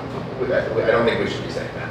No. I'll just put that on the table. No. I don't think we should be encouraging the public to say ditto. Well, so what I'm saying is, like, since we should lead by example, if that's what we're thinking is, like, we shouldn't be can do beating the that. dead horse if we're all in agreement with this policy. Fully agree. If Councilmember Marston says something and I had like a different twist I would put on it, but fully agree, I just said ditto. That's fine. But I don't think we should be, if the public's there to show up, we should not be making any direction as to how they want to. I don't think we should provide any direction as to how they want to use their term. This is kind of a quick thing, and it's a little bit of a sidecar, and I know, but we very rarely get the chance to do this. I got a lot of feedback over the course of the campaign from folks who are, and as a member of council, from folks who own businesses in the city, from folks who live in enclaves in the city, from folks who receive city services, but are not allowed to talk to us until 11:30 at night during regular sessions. And being on council, I have seen honestly that there are plenty of opportunities for input and communicating those to folks. I just wanted to take a quick temperature check about how this council feels generally about that rule of procedure that we have regarding the first call public invited to be heard. It has to be a Longmont resident. Then it has to be a Longmont resident. You have to live within the physical I city. think we said, we already had this conversation, it was like a charter thing, that we would have to take it to the voters. No, it's a rule of procedure. I could have sworn you guys said that you would have to. No. I'm almost positive we said that. We could change it, but I'm asking, I wanted Let me just to. make sure I understand your question. So what you're saying is that you would like to amend the rule of procedure. I'm saying I wanted to check in on the first thing. That says that people have to be from Longmont or a Longmont employee in order to speak at public. City of Longmont. First call. And not wait I think for you all gotta of the keep it answers. You thought that was a charter? Yeah. No. I've got to say that business people do not come to speak to city council because it doesn't work with their business hours and they cannot stay till 11 o'clock at night. Yeah. And we saw that when we were talking about minimum wage. A lot of business people did show up, but they were half gone by 11 o'clock because they have to get their shops open by 5 or 6 the next morning. That public never comes to talk to us. And it's not that they don't exist or they don't have any comments. It's that they don't have the opportunity to talk to council. But that's a study. And I have a voice in that.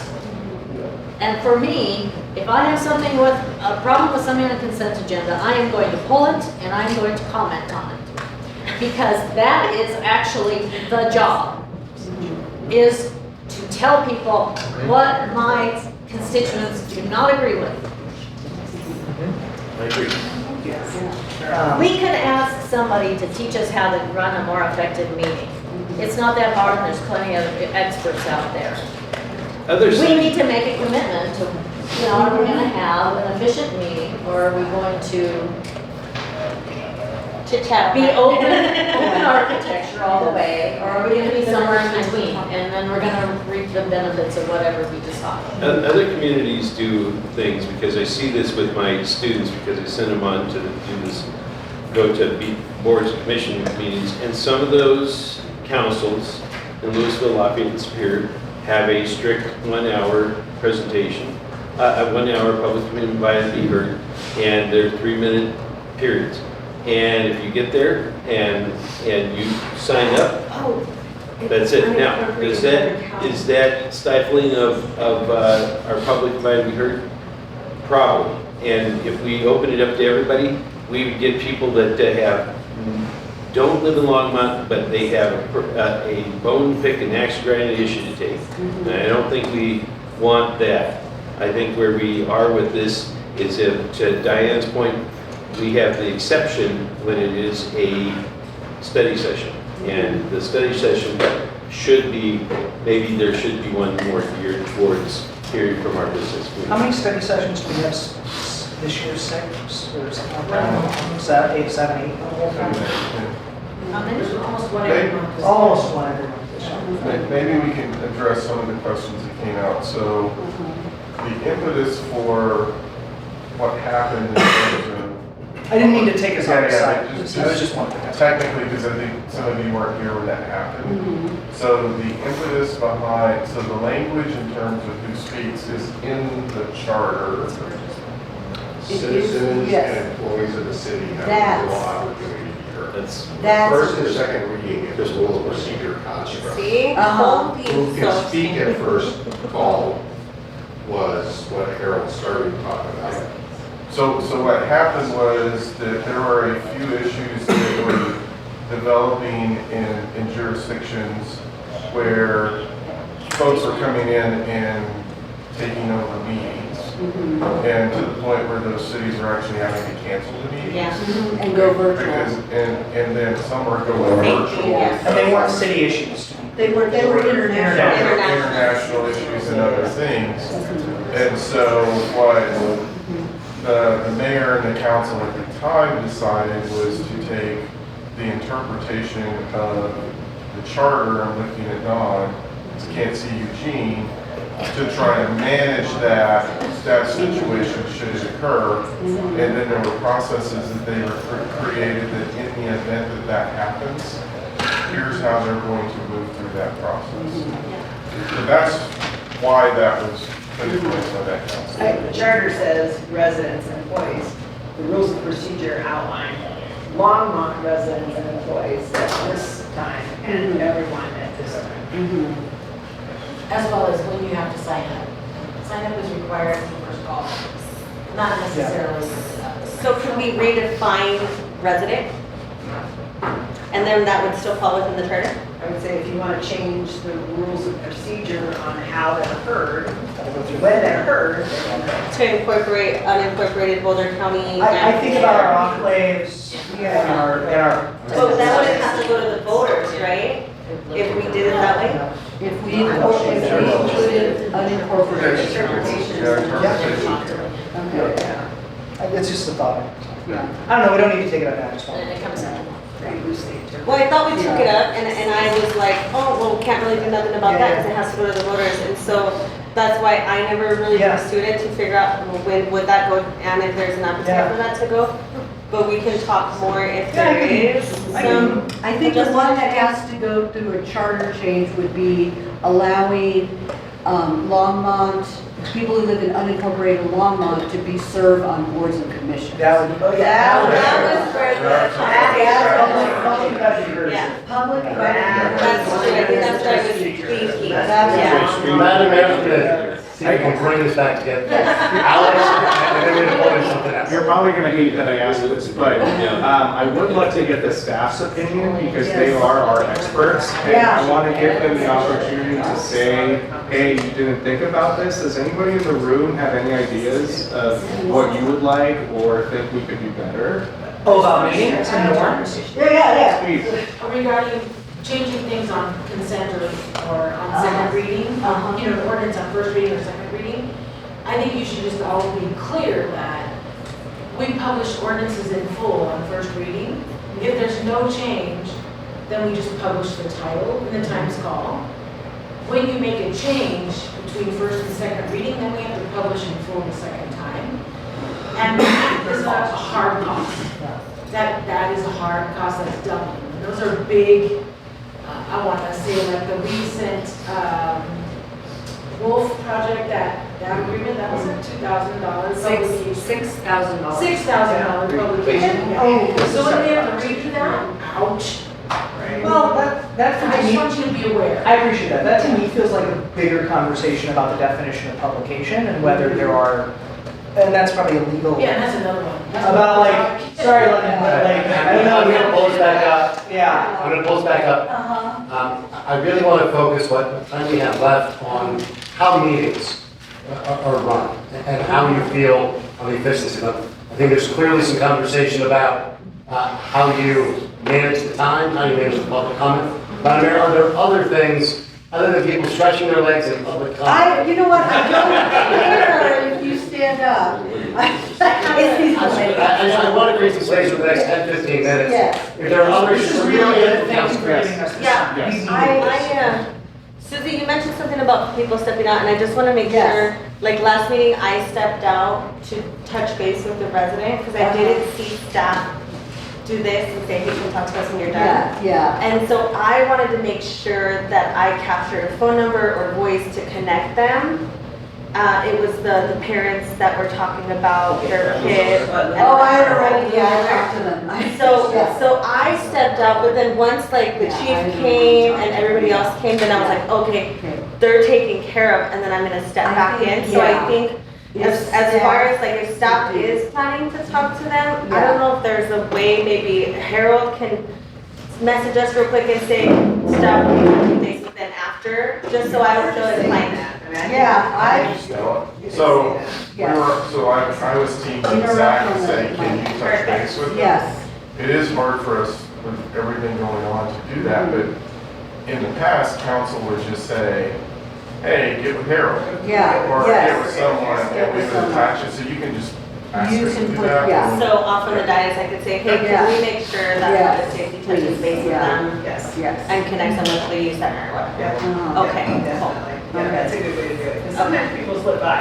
Yeah. And then they know that they need to touch base with somebody. Okay. Before they, Thank it's like you. if there's a question about his bill, you know, Becky talked to him after, you know, I snagged him, Becky talked to him afterwards. So we should as staff be doing that, but people slip by, so just point it out. Hey, would you touch base with staff before you? I'll do that, yeah, and Zach was in the other room, Chief Hardis was in the other room, so I wouldn't have seen him stand up to follow them, so that's why, okay, perfect. Just mention it. But, Jake, I didn't mean to cut off. Is there something else that you want to make sure we did have time? I wanted to see if Susie could. Yes. She's in Thank charge you. of it. Well, the reason why I put this out, because I understand, our life experience or the generational difference.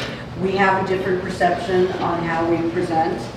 And I wanted to make sure we are in alignment, because I'm coming in again with my own perceptions of how the meetings should be run, but it's not in alignment with where other people are coming from. So I wanted to put that out there for you all. And Can you name those things? when I had talked about. With our prior council, if you don't mind me throwing in, there What's was, that? in our prior council. Yes. There was some significant side eye if you were going to turn on your microphone for. Oh, yeah, sensitivity, yes. For other things. There was a Yes. lot of pressure to not have There it discussion. was, yes. And that just wasn't acceptable, because sometimes That- things needed to be discussed. Yes, and so I agree with that. I think some, side conversations, I have ADD. And so when I hear, I'm like, what?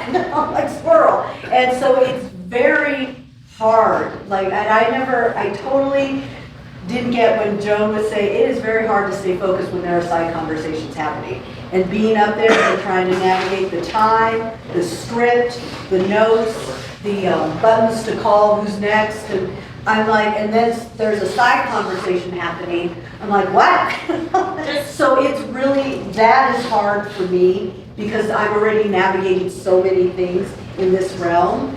So it's like, you know, so the side conversations are distracting, just like that's what I need.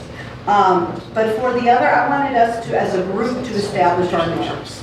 You know, what is acceptable? Okay, so is consent something that we're just gonna pass on through and move along? Or is that gonna be the one where if we are adamantly against, or we wanna add amendments to, that we agree as a team, as a collective, that's gonna be the time? Yes. And then if you've already heard other council members, state something you agree with, do you have to weigh in with that same discussion? I mean, I remember in CEA and or NEA, National Education Association, our representative assembly, if you have, you know, 3 people in the queue, hold on, so if you have 3 people in the queue who are all in agreement, you know, we're end of discussion. If everybody who's left in the queue is all in agreement for it, we're done with discussion. We're done with debate, and we go on. So that's like, that's where I've come from representative assembly, delegate assembly, through the education association. So looking at that, so. Real quick, I was gonna say, we can use our light if we're in agreement.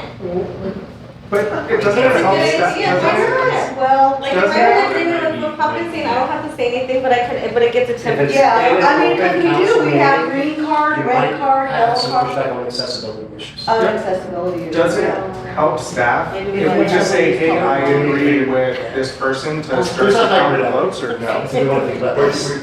Does it help you all to get a very quick temperature check if, you know, if the mayor says something and I agree with her, I'm not gonna go and say ditto for 3 minutes, but does it make sense for me to say, Mike on, hey, I agree with everything that the mayor said, just so you all know where the dice is But if starting we to. vote, they'll get that in the vote, unless they say. It's mostly out 0 reading. Yes, Okay. you're getting You don't have to consensus. speak on it, but saying yes. Yes. We're looking for The thumbs up, okay. And I had a quick question from the room Yeah. on my phone. Is there anything that says that we have to start our meeting at 7 o'clock, or can it be 6 to 10 instead? That's charter, isn't it? No time in the charter, just 2 regular meetings per month. 2 regular meetings per Is there any appetite to change our time? Maybe I it have might to include look more at people my or schedule. different people, different demographics. I was actually thinking I was gonna go the opposite direction, because you're hitting dinner time and like just after work hours or something, a different way. If you brought it earlier. I worry about not study session, pre-session and executive session time, where people are already struggling to get from work to a pre-session or from work to an executive session, because then we'd have to shift that earlier too. Do you know, at NLC Memphis, the gal from Memphis said that they adjusted their time to 4 p.m. to whatever, so that working women still had babysitting and could attend.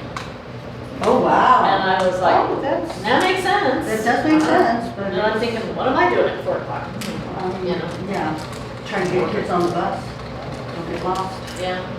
Not that we have to rule by majority, but is there a way that staff can tell us what their preference is and we can tell, like, not right now, but because we are taking our staff? I think no. Staff's like, no, we don't want We anything. don't want to go there. Yeah, that's gonna be a hotter conversation. Yeah, it is. I appreciate So it. on both sides. We appreciate it. And is that really what we want to spend our time arguing about? So as I'm listening to you, and I'm checking with Harold, it sounds like council over the years has had kind of norms and procedures that everybody agreed to. They seem to change with each evolution of the council. I would suggest that a lot of what you're talking about here, you would be well served to put together our norms and agreements of how we function as a council, whether that's we agree that when this is the situation on an issue, we will engage this way. We all agree to come prepared. We agree to be Not having side succinct. conversations. We agree to not have side conversations. We agreed that to minimize truck, whatever it is. And Harold's seen it, because I do this in all the workers and task forces. We have a list of about a dozen norms Yeah. that I introduce, and I ask everybody, do you want to modify these? But I think that's one of those simple ways. It's not about a charter, Yeah. it's not about a rule, it's, Yeah. we as adults in this room are agreeing, Yeah. this is how we're going to conduct ourselves. Yeah. So it may make sense to go through your list Yes. and work with Harold and Sandy and say, how do we make this our short list of, these are the norms that govern how we engage at council and how we engage with one another. I love that. Little cards on my desk. I will just tell you what you all are dealing with. Uh-huh. I have seen every council I've worked with deal with the same issues, and we've seen every council that has come in since I've been here deal with the same issues. But I've never seen us discuss it. We just- No, because it was, kind of the mayor, it's the mayor's meeting, the mayor is the chair of the group, and. Yeah, I don't like Yeah, that, yeah. you know, I so- want it to be a collective. So to be honest, like, Brian, if you're, was Can't do like, any meetings, you just- no more than 10 minutes on a presentation, which gets hard on certain Yeah. conversations. So just know, on our side, we're working with staff to get really succinct on presentations. And so what I'm doing internally is saying, you need to be able to tell me in 10 minutes, no more than 15 minutes, what you're going to present. That makes us we're more of an expert then. If we know what we're saying, we should try to do it pretty quickly. Yeah. And we're also managing agendas quite a bit right now, which will slow things down in some ways just because of time. We are limiting what we're placing on those agendas. Otherwise, there could be somewhere it would be left at 12:30, we would leave at 2. And so we're trying to balance it. I think maybe a heavier use of zero readings. Now, what Susie was talking about, that's not this group. We would come in on the zero reading, we would get direction, and we would come back in the first reading after we receive direction, and then we would receive different direction. And so what happened is you kind of saw that starting to compound on itself, or prior to that, we would see something where it would go through, it would pass, and then it would come back. And so I think that's what you were reflecting on, is where you said you saw it. It was not And I was this still group. like newer in this role, that I'm like, what's happening here? You just, it was very frustrating to see. Can we also do amendment changes so we don't get in the same situation that we were in that previous meeting? Can we make suggestions instead of friendly amendments? Can we make the motion on what the amendments are first before we decide to pass or reject something? Because I feel like that opened a huge can of worms that. That's a weird one. Yeah. I think generally a more formal amendment process might be helpful, because a lot of this is done, we're kind of talking about it on the fly. Like, the norm just legislatively, if you have an amendment that you're going to introduce to a bill, you work with Ledge Council, you get drafted language of an amendment, it gets read across the desk. I don't know if you've noticed, but when I've come in with stuff, I've tried to have it as prepped as I possibly can to make sure that I get the intent out of the language that I'm looking for, rather than kind of shooting from the hip. And I get that sometimes in our context, but if you know you're going to make a change to something, I think maybe formalize, one of the norms maybe that we have is, let's formalize that process a little bit, so that folks are working with staff, running it, mayor is aware I have this thing. Right. And then bringing it forward with language that Don has, because I don't know if that's helpful or not. Yes. So that's helpful to send it to both of you, or?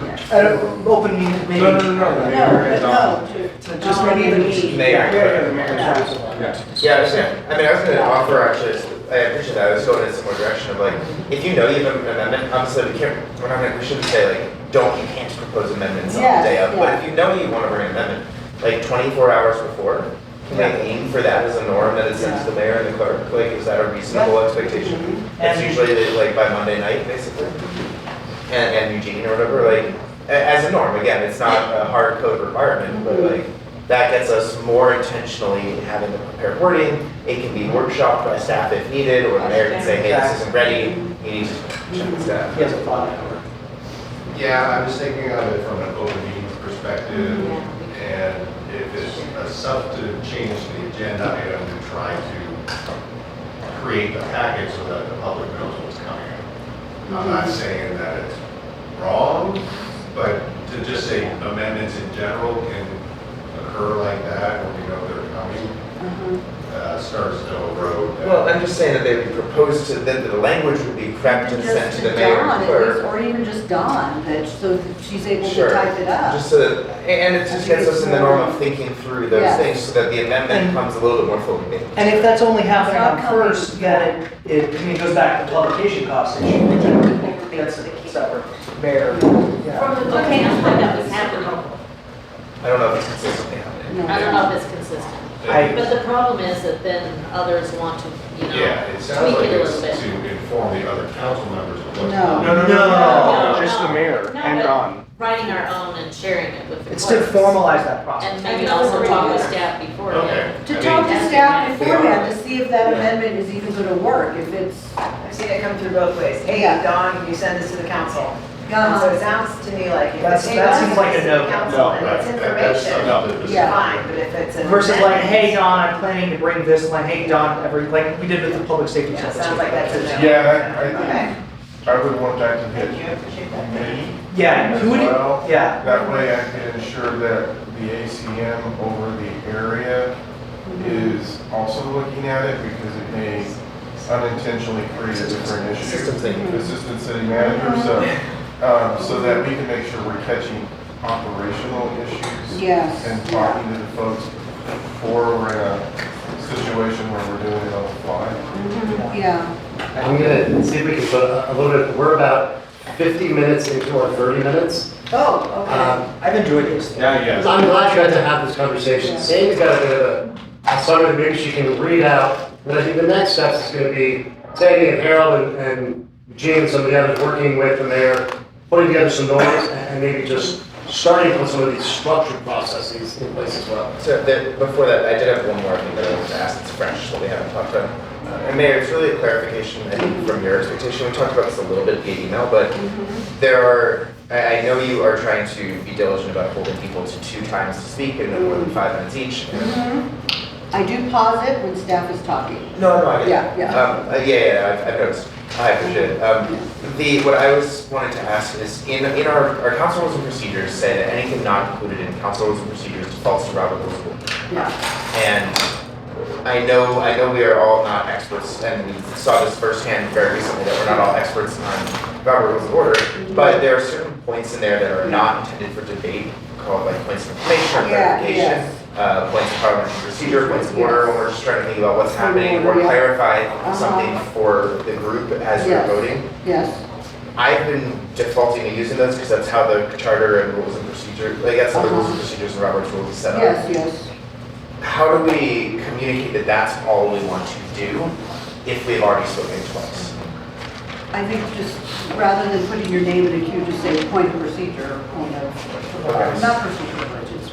Point of clarification. Point or of whatever. clarification, yeah. If that's So I just think important. it's a shouting it out in front of me, yeah. And I will commit to just not Okay. using that for debate and just using Okay, that yes, for yes, process. because I have heard in the past, and I'm not like trying to say that this council, Yeah. but when people, you know, I had a couple of council meeting people over the years who've come to mind, is they use that, and then they're just carrying on their point. I'm like, no, that's not what we're talking about here, so, and then it puts the mayor in that, you know, undesirable Yeah, of place course. to then have to. So if that's just an oral shout out, Yeah. and it's on us to Yeah, make sure to yes. self-police, I'm not. Yes, overstepping. yeah. Noted, great, thank you. Okay. I'm gonna, no, thank you. I'm gonna pause this, let Sandy read this, and then we're gonna do a little bit of a wrap up. Okay, council norms. Speak efficiently, indicate agreement, not necessarily in the queue. No side conversations, direct public and staff to help. Think my leaders. Make amendments and pass them one at a time instead of bundling a bunch of them and friendly amendments. Send questions to staff ahead of time. Stand up if you need to, but recognize we're on video. If you know you have an amendment 24 hours ahead, send it to the clerk and Harold, which I think we're taking the mayor out of that, right? And then Yeah, don't use point of clarification as a point of order for debate. Because that's not. And that's kind of, a base set based on what you all talked about. I would suggest circulate that, discuss it, and fill it out to really let this be the document that guides how you manage yourselves and what you expect of yourself and each other when you're in meetings or getting ready for meetings. Can I ask a point of clarification to our attorney here? Because this is procedural and administrative, can we actually discuss this outside of a meeting? It's not. You're not making any final rules. It's not. This is like direction to the city manager or something like that. Need this particular conversation? Yeah, can we can this continue virtually? Or are you saying can we go like offline? Yeah, like can we circulate Create a draft collaborative document. It's not a policy document or official That's business. It's just procedure, norms of interaction. I could send it out and you all can send me your feedback. Yeah. Individual. Yeah. Why don't we keep We'll it send individual? any feedback based on. Keep it individual. All right, I know some people are itching to get out of here. Yes. Do we have members of the public who would like to be heard? Yes, sir. Yeah. You're right. Yes, sir. Okay. I'll make this quick. Everyone take a breath, please. So I prepared a quick statement. Honorable Mayor, council members, and staff. First, I want to sincerely express my appreciation and gratitude for the work you've done here today. It is encouraging and frankly inspiring to see City of Longmont leaning into systems thinking approach to its processes, not just in operations, but in how you are reflecting on communications, collaboration, and on your own effectiveness as leaders. That willingness to look in the mirror individually and collectively is not easy, and it is essential for good governance.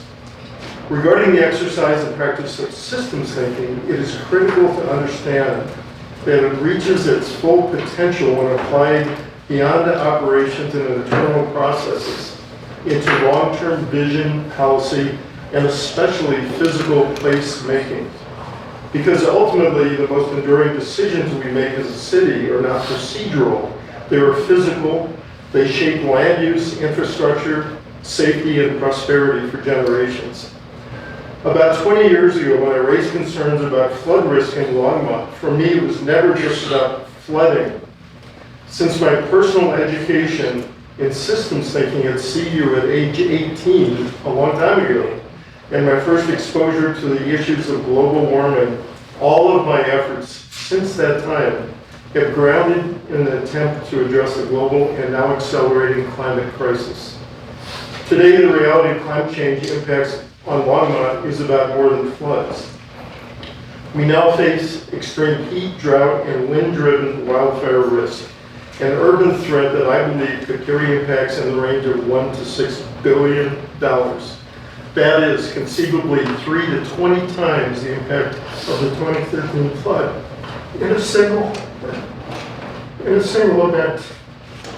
We need to look at this, folks, seriously. Seriously. This is not a someday issue. Hopefully I'm wrong about the risk, and it will never happen. But cities everywhere are learning the hard way that it can happen to them. Even if the worst does not occur, it is already impacting Longmont today. Insurance markets are reacting with rising rates and pullbacks, threatening homeownership, business insurance, the economy, city revenues, and more. This is where systems thinking applied to placemaking can help Longmont lead the way as a national model for addressing the risks of floods, fires, economic resilience, and other climate challenges. Most importantly, this is not just about risk, it is about opportunity. By aligning efforts like the Resilient St. Vrain Project, the UN MCR 2030 designation, the Boulder County Fairgrounds as a resilience hub and potential Sundance base camp, the Hoover Corridor and River District as placemaking and innovation zones. This approach can generate hundreds of millions of dollars and long-term economic vitality while simultaneously addressing this huge public safety threat, building a city founded on climate resilience. If we step back and look at the west side of Longmont as a system, we can begin to connect the dots. The airport, Boulder County Fairgrounds, capitalizing capitalizing on the $100 billion RSVP investment, Sundance Film Festival, flood and fire mitigation, transportation, transit, economic development, creating a world-class riverside resilience-focused convention center, arts and innovation district. We have an opportunity to reimagine and harden this area, not just defensively, but proactively, addressing and embedding smart city technology, placemaking, systems and processes to ensure an urban wildfire never occurs here. This is already happening globally. Here in Longmont, we can lead the way and create businesses, clean tech, jobs, affordable housing, health and wellness, and more equitable and resilient city. My request today is simple. Please continue this excellent and strong work in systems thinking, but expand it into placemaking and addressing the existential risk of a $6 billion urban wildfire. Make place-based systems thinking and addressing the wildfire risk central to every discussion and decision. With such an approach, Longmont can lead as a national model for resilience, equitable, and forward-thinking community development in the face of the climate, equity, and economic challenges we face. I welcome the opportunity to meet with any and all of you to discuss the Yes, thank you. Thank you. Thank you. Any other members of the public? Yeah. Scott. Hey, Scott Stewart, members of council, mayor, members of the city staff, appreciate all your time and your efforts that you do not only here today, but all the time. Hey, I was sitting here today, I was jotting down some things. Here's a big idea. I don't know if it's possible or whatever. Starter homes are often older properties owned by investors or accidental landlords. Getting out of the investment often comes with a heavy tax burden bill, so people hold on. Can we create or incentivize possibly for tax incentives or something to offset capital gains for landlords selling their properties to first-time home buyers? I mean, it's thinking outside the box, but how do we get people into new properties that are being held by landlords like myself? Three of the great things about Longmont: quality of life, technology support, community services. Slogan: creating our future together. I'm concerned about the idea of increasing the height restrictions on buildings. I'm talking about the sugar mill, the idea of the sugar mill. Because my understanding of the bill or the law that was just signed by the state would obligate the city to that higher standard across the city. So please make sure that we're not putting 6 stories over here and making sure that we can restrict it in other places. Great thing about Longmont: community engagement. Things to share with other cities, Longmont's blueprint to success. When communicating with Boulder, simple thing, Longmont's no longer an L town. Yeah. Crystal, my dog's doing good. Thanks for asking. Thank you. Hey, anybody else? All right, Harold's going to talk about some next steps, and then I just have one question for everybody to go around. Next steps, we're going to take so the follow-up on what you all had there, we're going to pull all of that together, bring it together in topic areas based on where it's connected. This is where, as we were listening to you all, we need more time. You all will pick the day and time when we have it. Same group will come back, Eric's group will come back and work through the next phase of this. Your goals are that's my workload. And so, just know that as we're going through this, you have the vision, the goal, we'll collectively work on the strategy, and then the tactics are what I know fold into our operational environment. I'm gonna get this call. Sorry, it's my son. Here's my question, because we were getting a lot of vision and priorities when we were going to go, and then we got really technical and into the weeds, and I'm glad there was some time for it. It's not the entire note I want to leave. 2 days of hard work, and I am truly inspired. I look at what the pre-surveys were, and there was some great thinking in there, but I look from there to what was first on the wall yesterday, to what evolved through the vision and the work today, and I think there's an incredible roadmap ahead for you. What I want to hear from each person, and Matthew, heads up, starting with you. What are you taking away from this 2 days together about the next the road ahead for the council? And how are you personally feeling walking away from this time together? What am I taking away? I think this council is, I feel fairly confident saying that like we're building on the work of the past councils. It's not a wholesale change.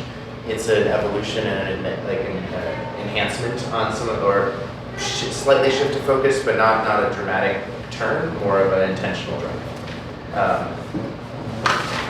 Repeat the second question. The second part is, where's your head? How are you feeling? How are you checking out of this whole experience?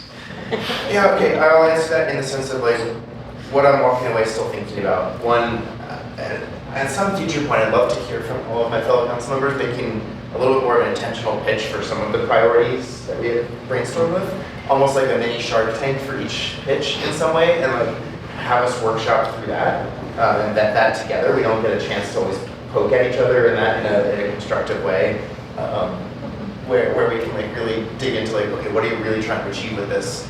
Is this the right direction? How does this align with this? There were a lot of things up there on the priority wall that were almost overlapping or were very relevant, but not entirely. And that's where I'd actually want to know, like, is that meaningfully different, or is it just a different way of saying the same thing?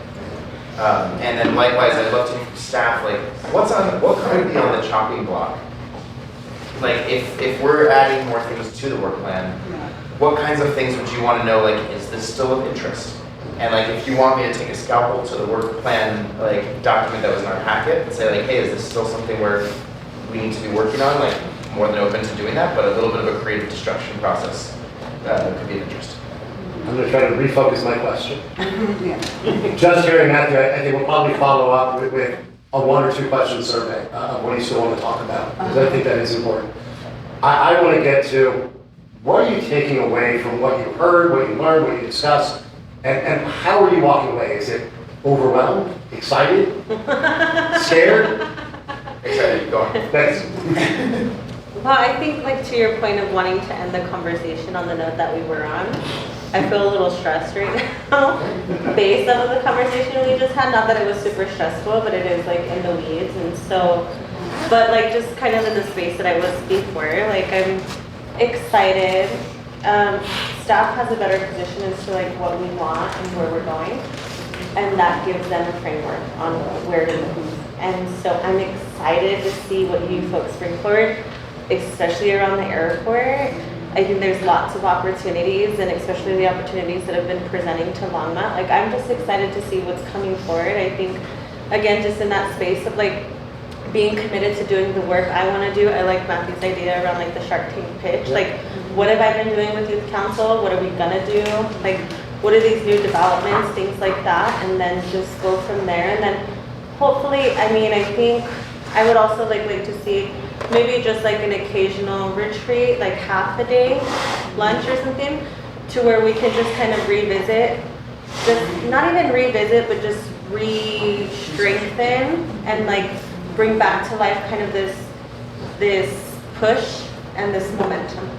Thank you. Like a chiropractic adjustment. Almost like a chiropractic. What are you taking away from this? What am I taking away? And how are you feeling walking out of here?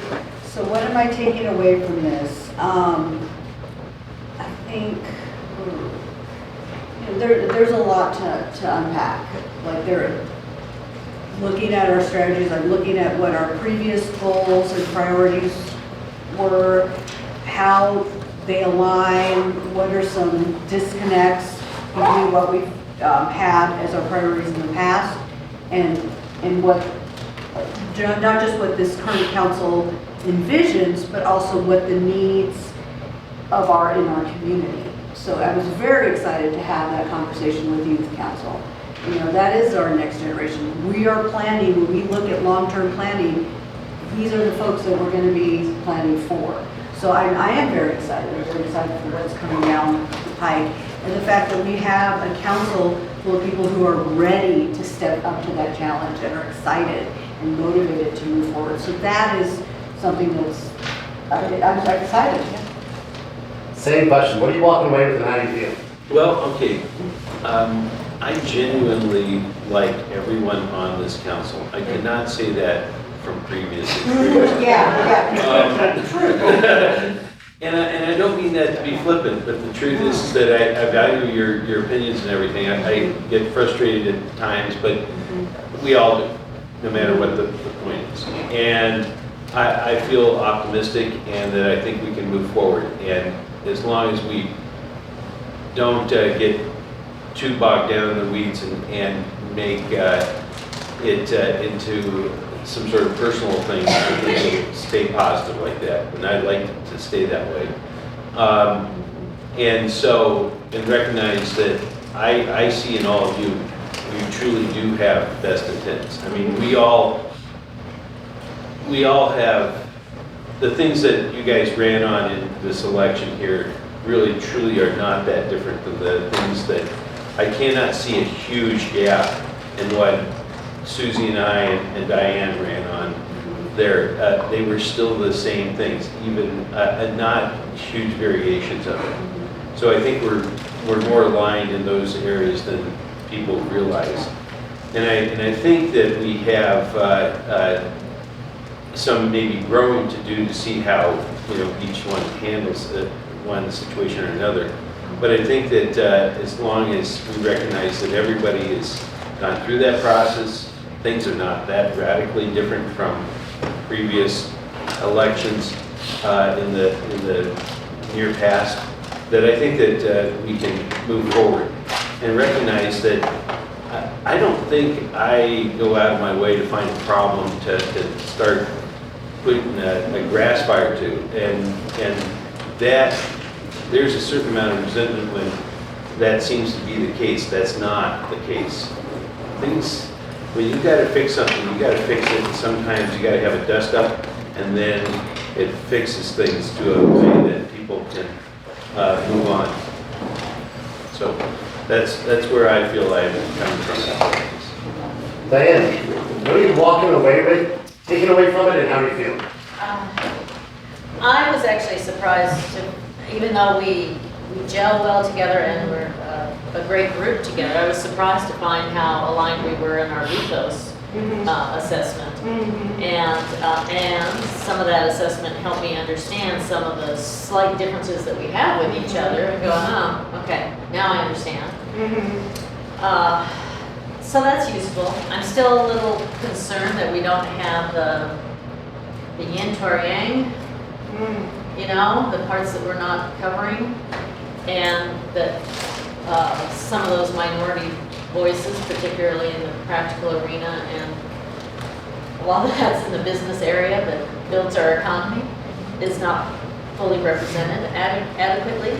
So, and then I'm just a little appreciative of the time and the effort and the discussion and the freedom to have that. But I walk away a little bit frustrated that we have no decisions and no action forward on some topics that keep beleaguering us, like our late nights and our things that we should be able to solve more quickly. So that's where I am.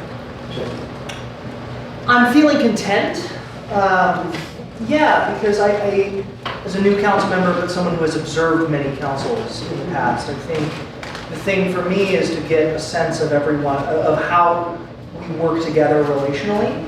And I think being plugged in on the dais, and we immediately have to go to work on these issues and these specific things, where I think maybe over the course of a campaign or a different setting, we would grow closer together relationally. I think there have been moments where some of the things that have popped up, just because of the nature of them, have pushed us a little bit farther apart than I think maybe we otherwise would be. So I'm feeling really content about the opportunity to have heard from everyone, talk with everybody. And I think we all kind of got back together on the same page and said, yeah, we really are on the same page on the big picture thing.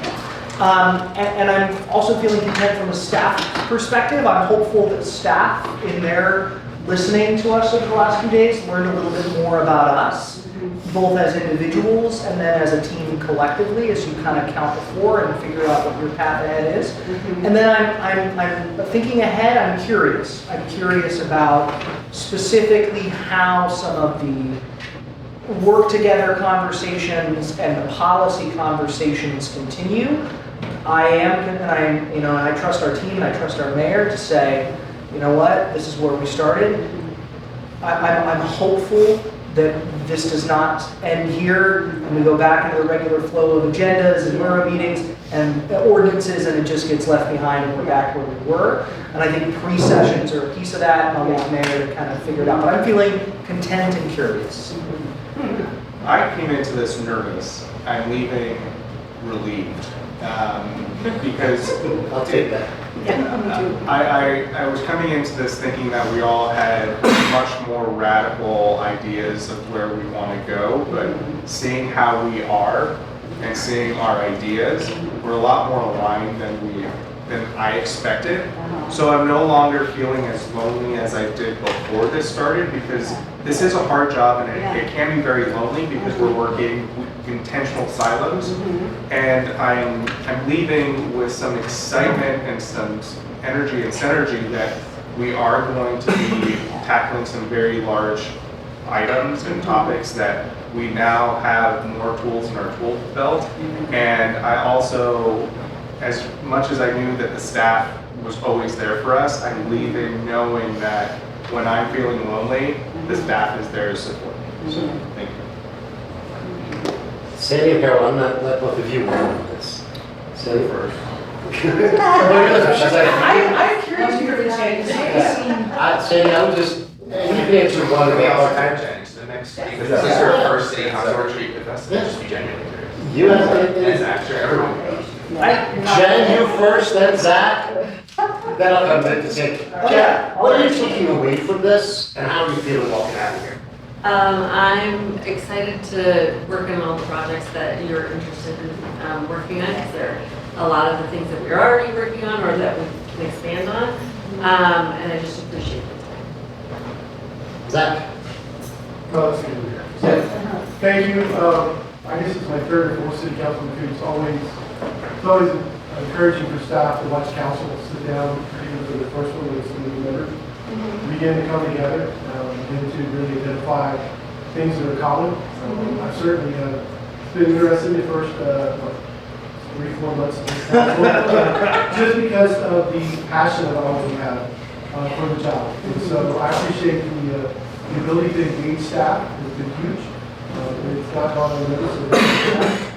So I look forward to, from today and moving forward, we'll continue to build relationships individually, but also corporately to move the city forward. So thank you guys very much. What are you walking away with? And So we were talking about, this is my 23rd council meeting. Oh, wow. you know, this is the best. You know, what's your big takeaway from today? How do you feel? I would agree with a lot of what everybody else said. I am really so pleased to see how aligned you are. And I also feel like, as someone who lives here, I feel like we're in very good hands. I feel like the passion is there. Everybody wants to do great things for this community. That's something as a staff member I feel behind. So I use executive privilege because this is a part of a training succession planning moment, because if I go first, they'll replicate kind of what I'm saying. And so that's why I did that. Like Alex, I think you come into every council retreat with a bit of anxiety because you don't know, are we going to have a 90-degree turn? Are we going to have a 180-degree turn? Because the work involved with that is monumental, and I've been part of that, and it's tough to deal with from a staff perspective. The fact that it's not, but there is specificity to what you all are going at gives clarity to us in terms of where we spend our time and our attention to detail. The thing that I like is that, and I've been fortunate to have this in Longmont, but I'm seeing it at a different level in terms of how you're asking, what are you picking? And whether you realize it or not, that is uncommon in a lot of communities in terms of that interactive relationship between staff and city councils. Cities that do it well do really amazing things. And the fact that you have enough trust in us to bring things back to you, and you also give us the ability to be creative. For me, that's important, is stretch yourself, push yourself. And I'm actually excited about this because the future is really bright for this community. And you're tackling things that no one else is willing to tackle. And you're not afraid to take a risk. And that's how you make progress. I'll just say thank you for letting me be part of this. Yeah. I was last up here with, like I said, when we brought the passenger rail, and I was excited to see what Longmont is and is becoming, and I'm excited. Sounds like I'll be spending some more time with you later this spring, so I appreciate everybody bringing their authentic perspectives to this. I know sometimes some people will hold back. I did not see that from anybody in this room. I appreciate that, and I appreciate all of you. So, thank you all.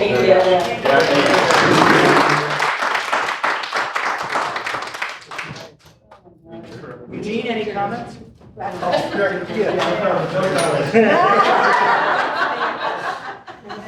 adjourned. Can I? There's a city council hostage for like 2 minutes. Okay. Like, show of Yeah. hands. Okay. It doesn't have to be on camera, it's just like a question. I just want the record.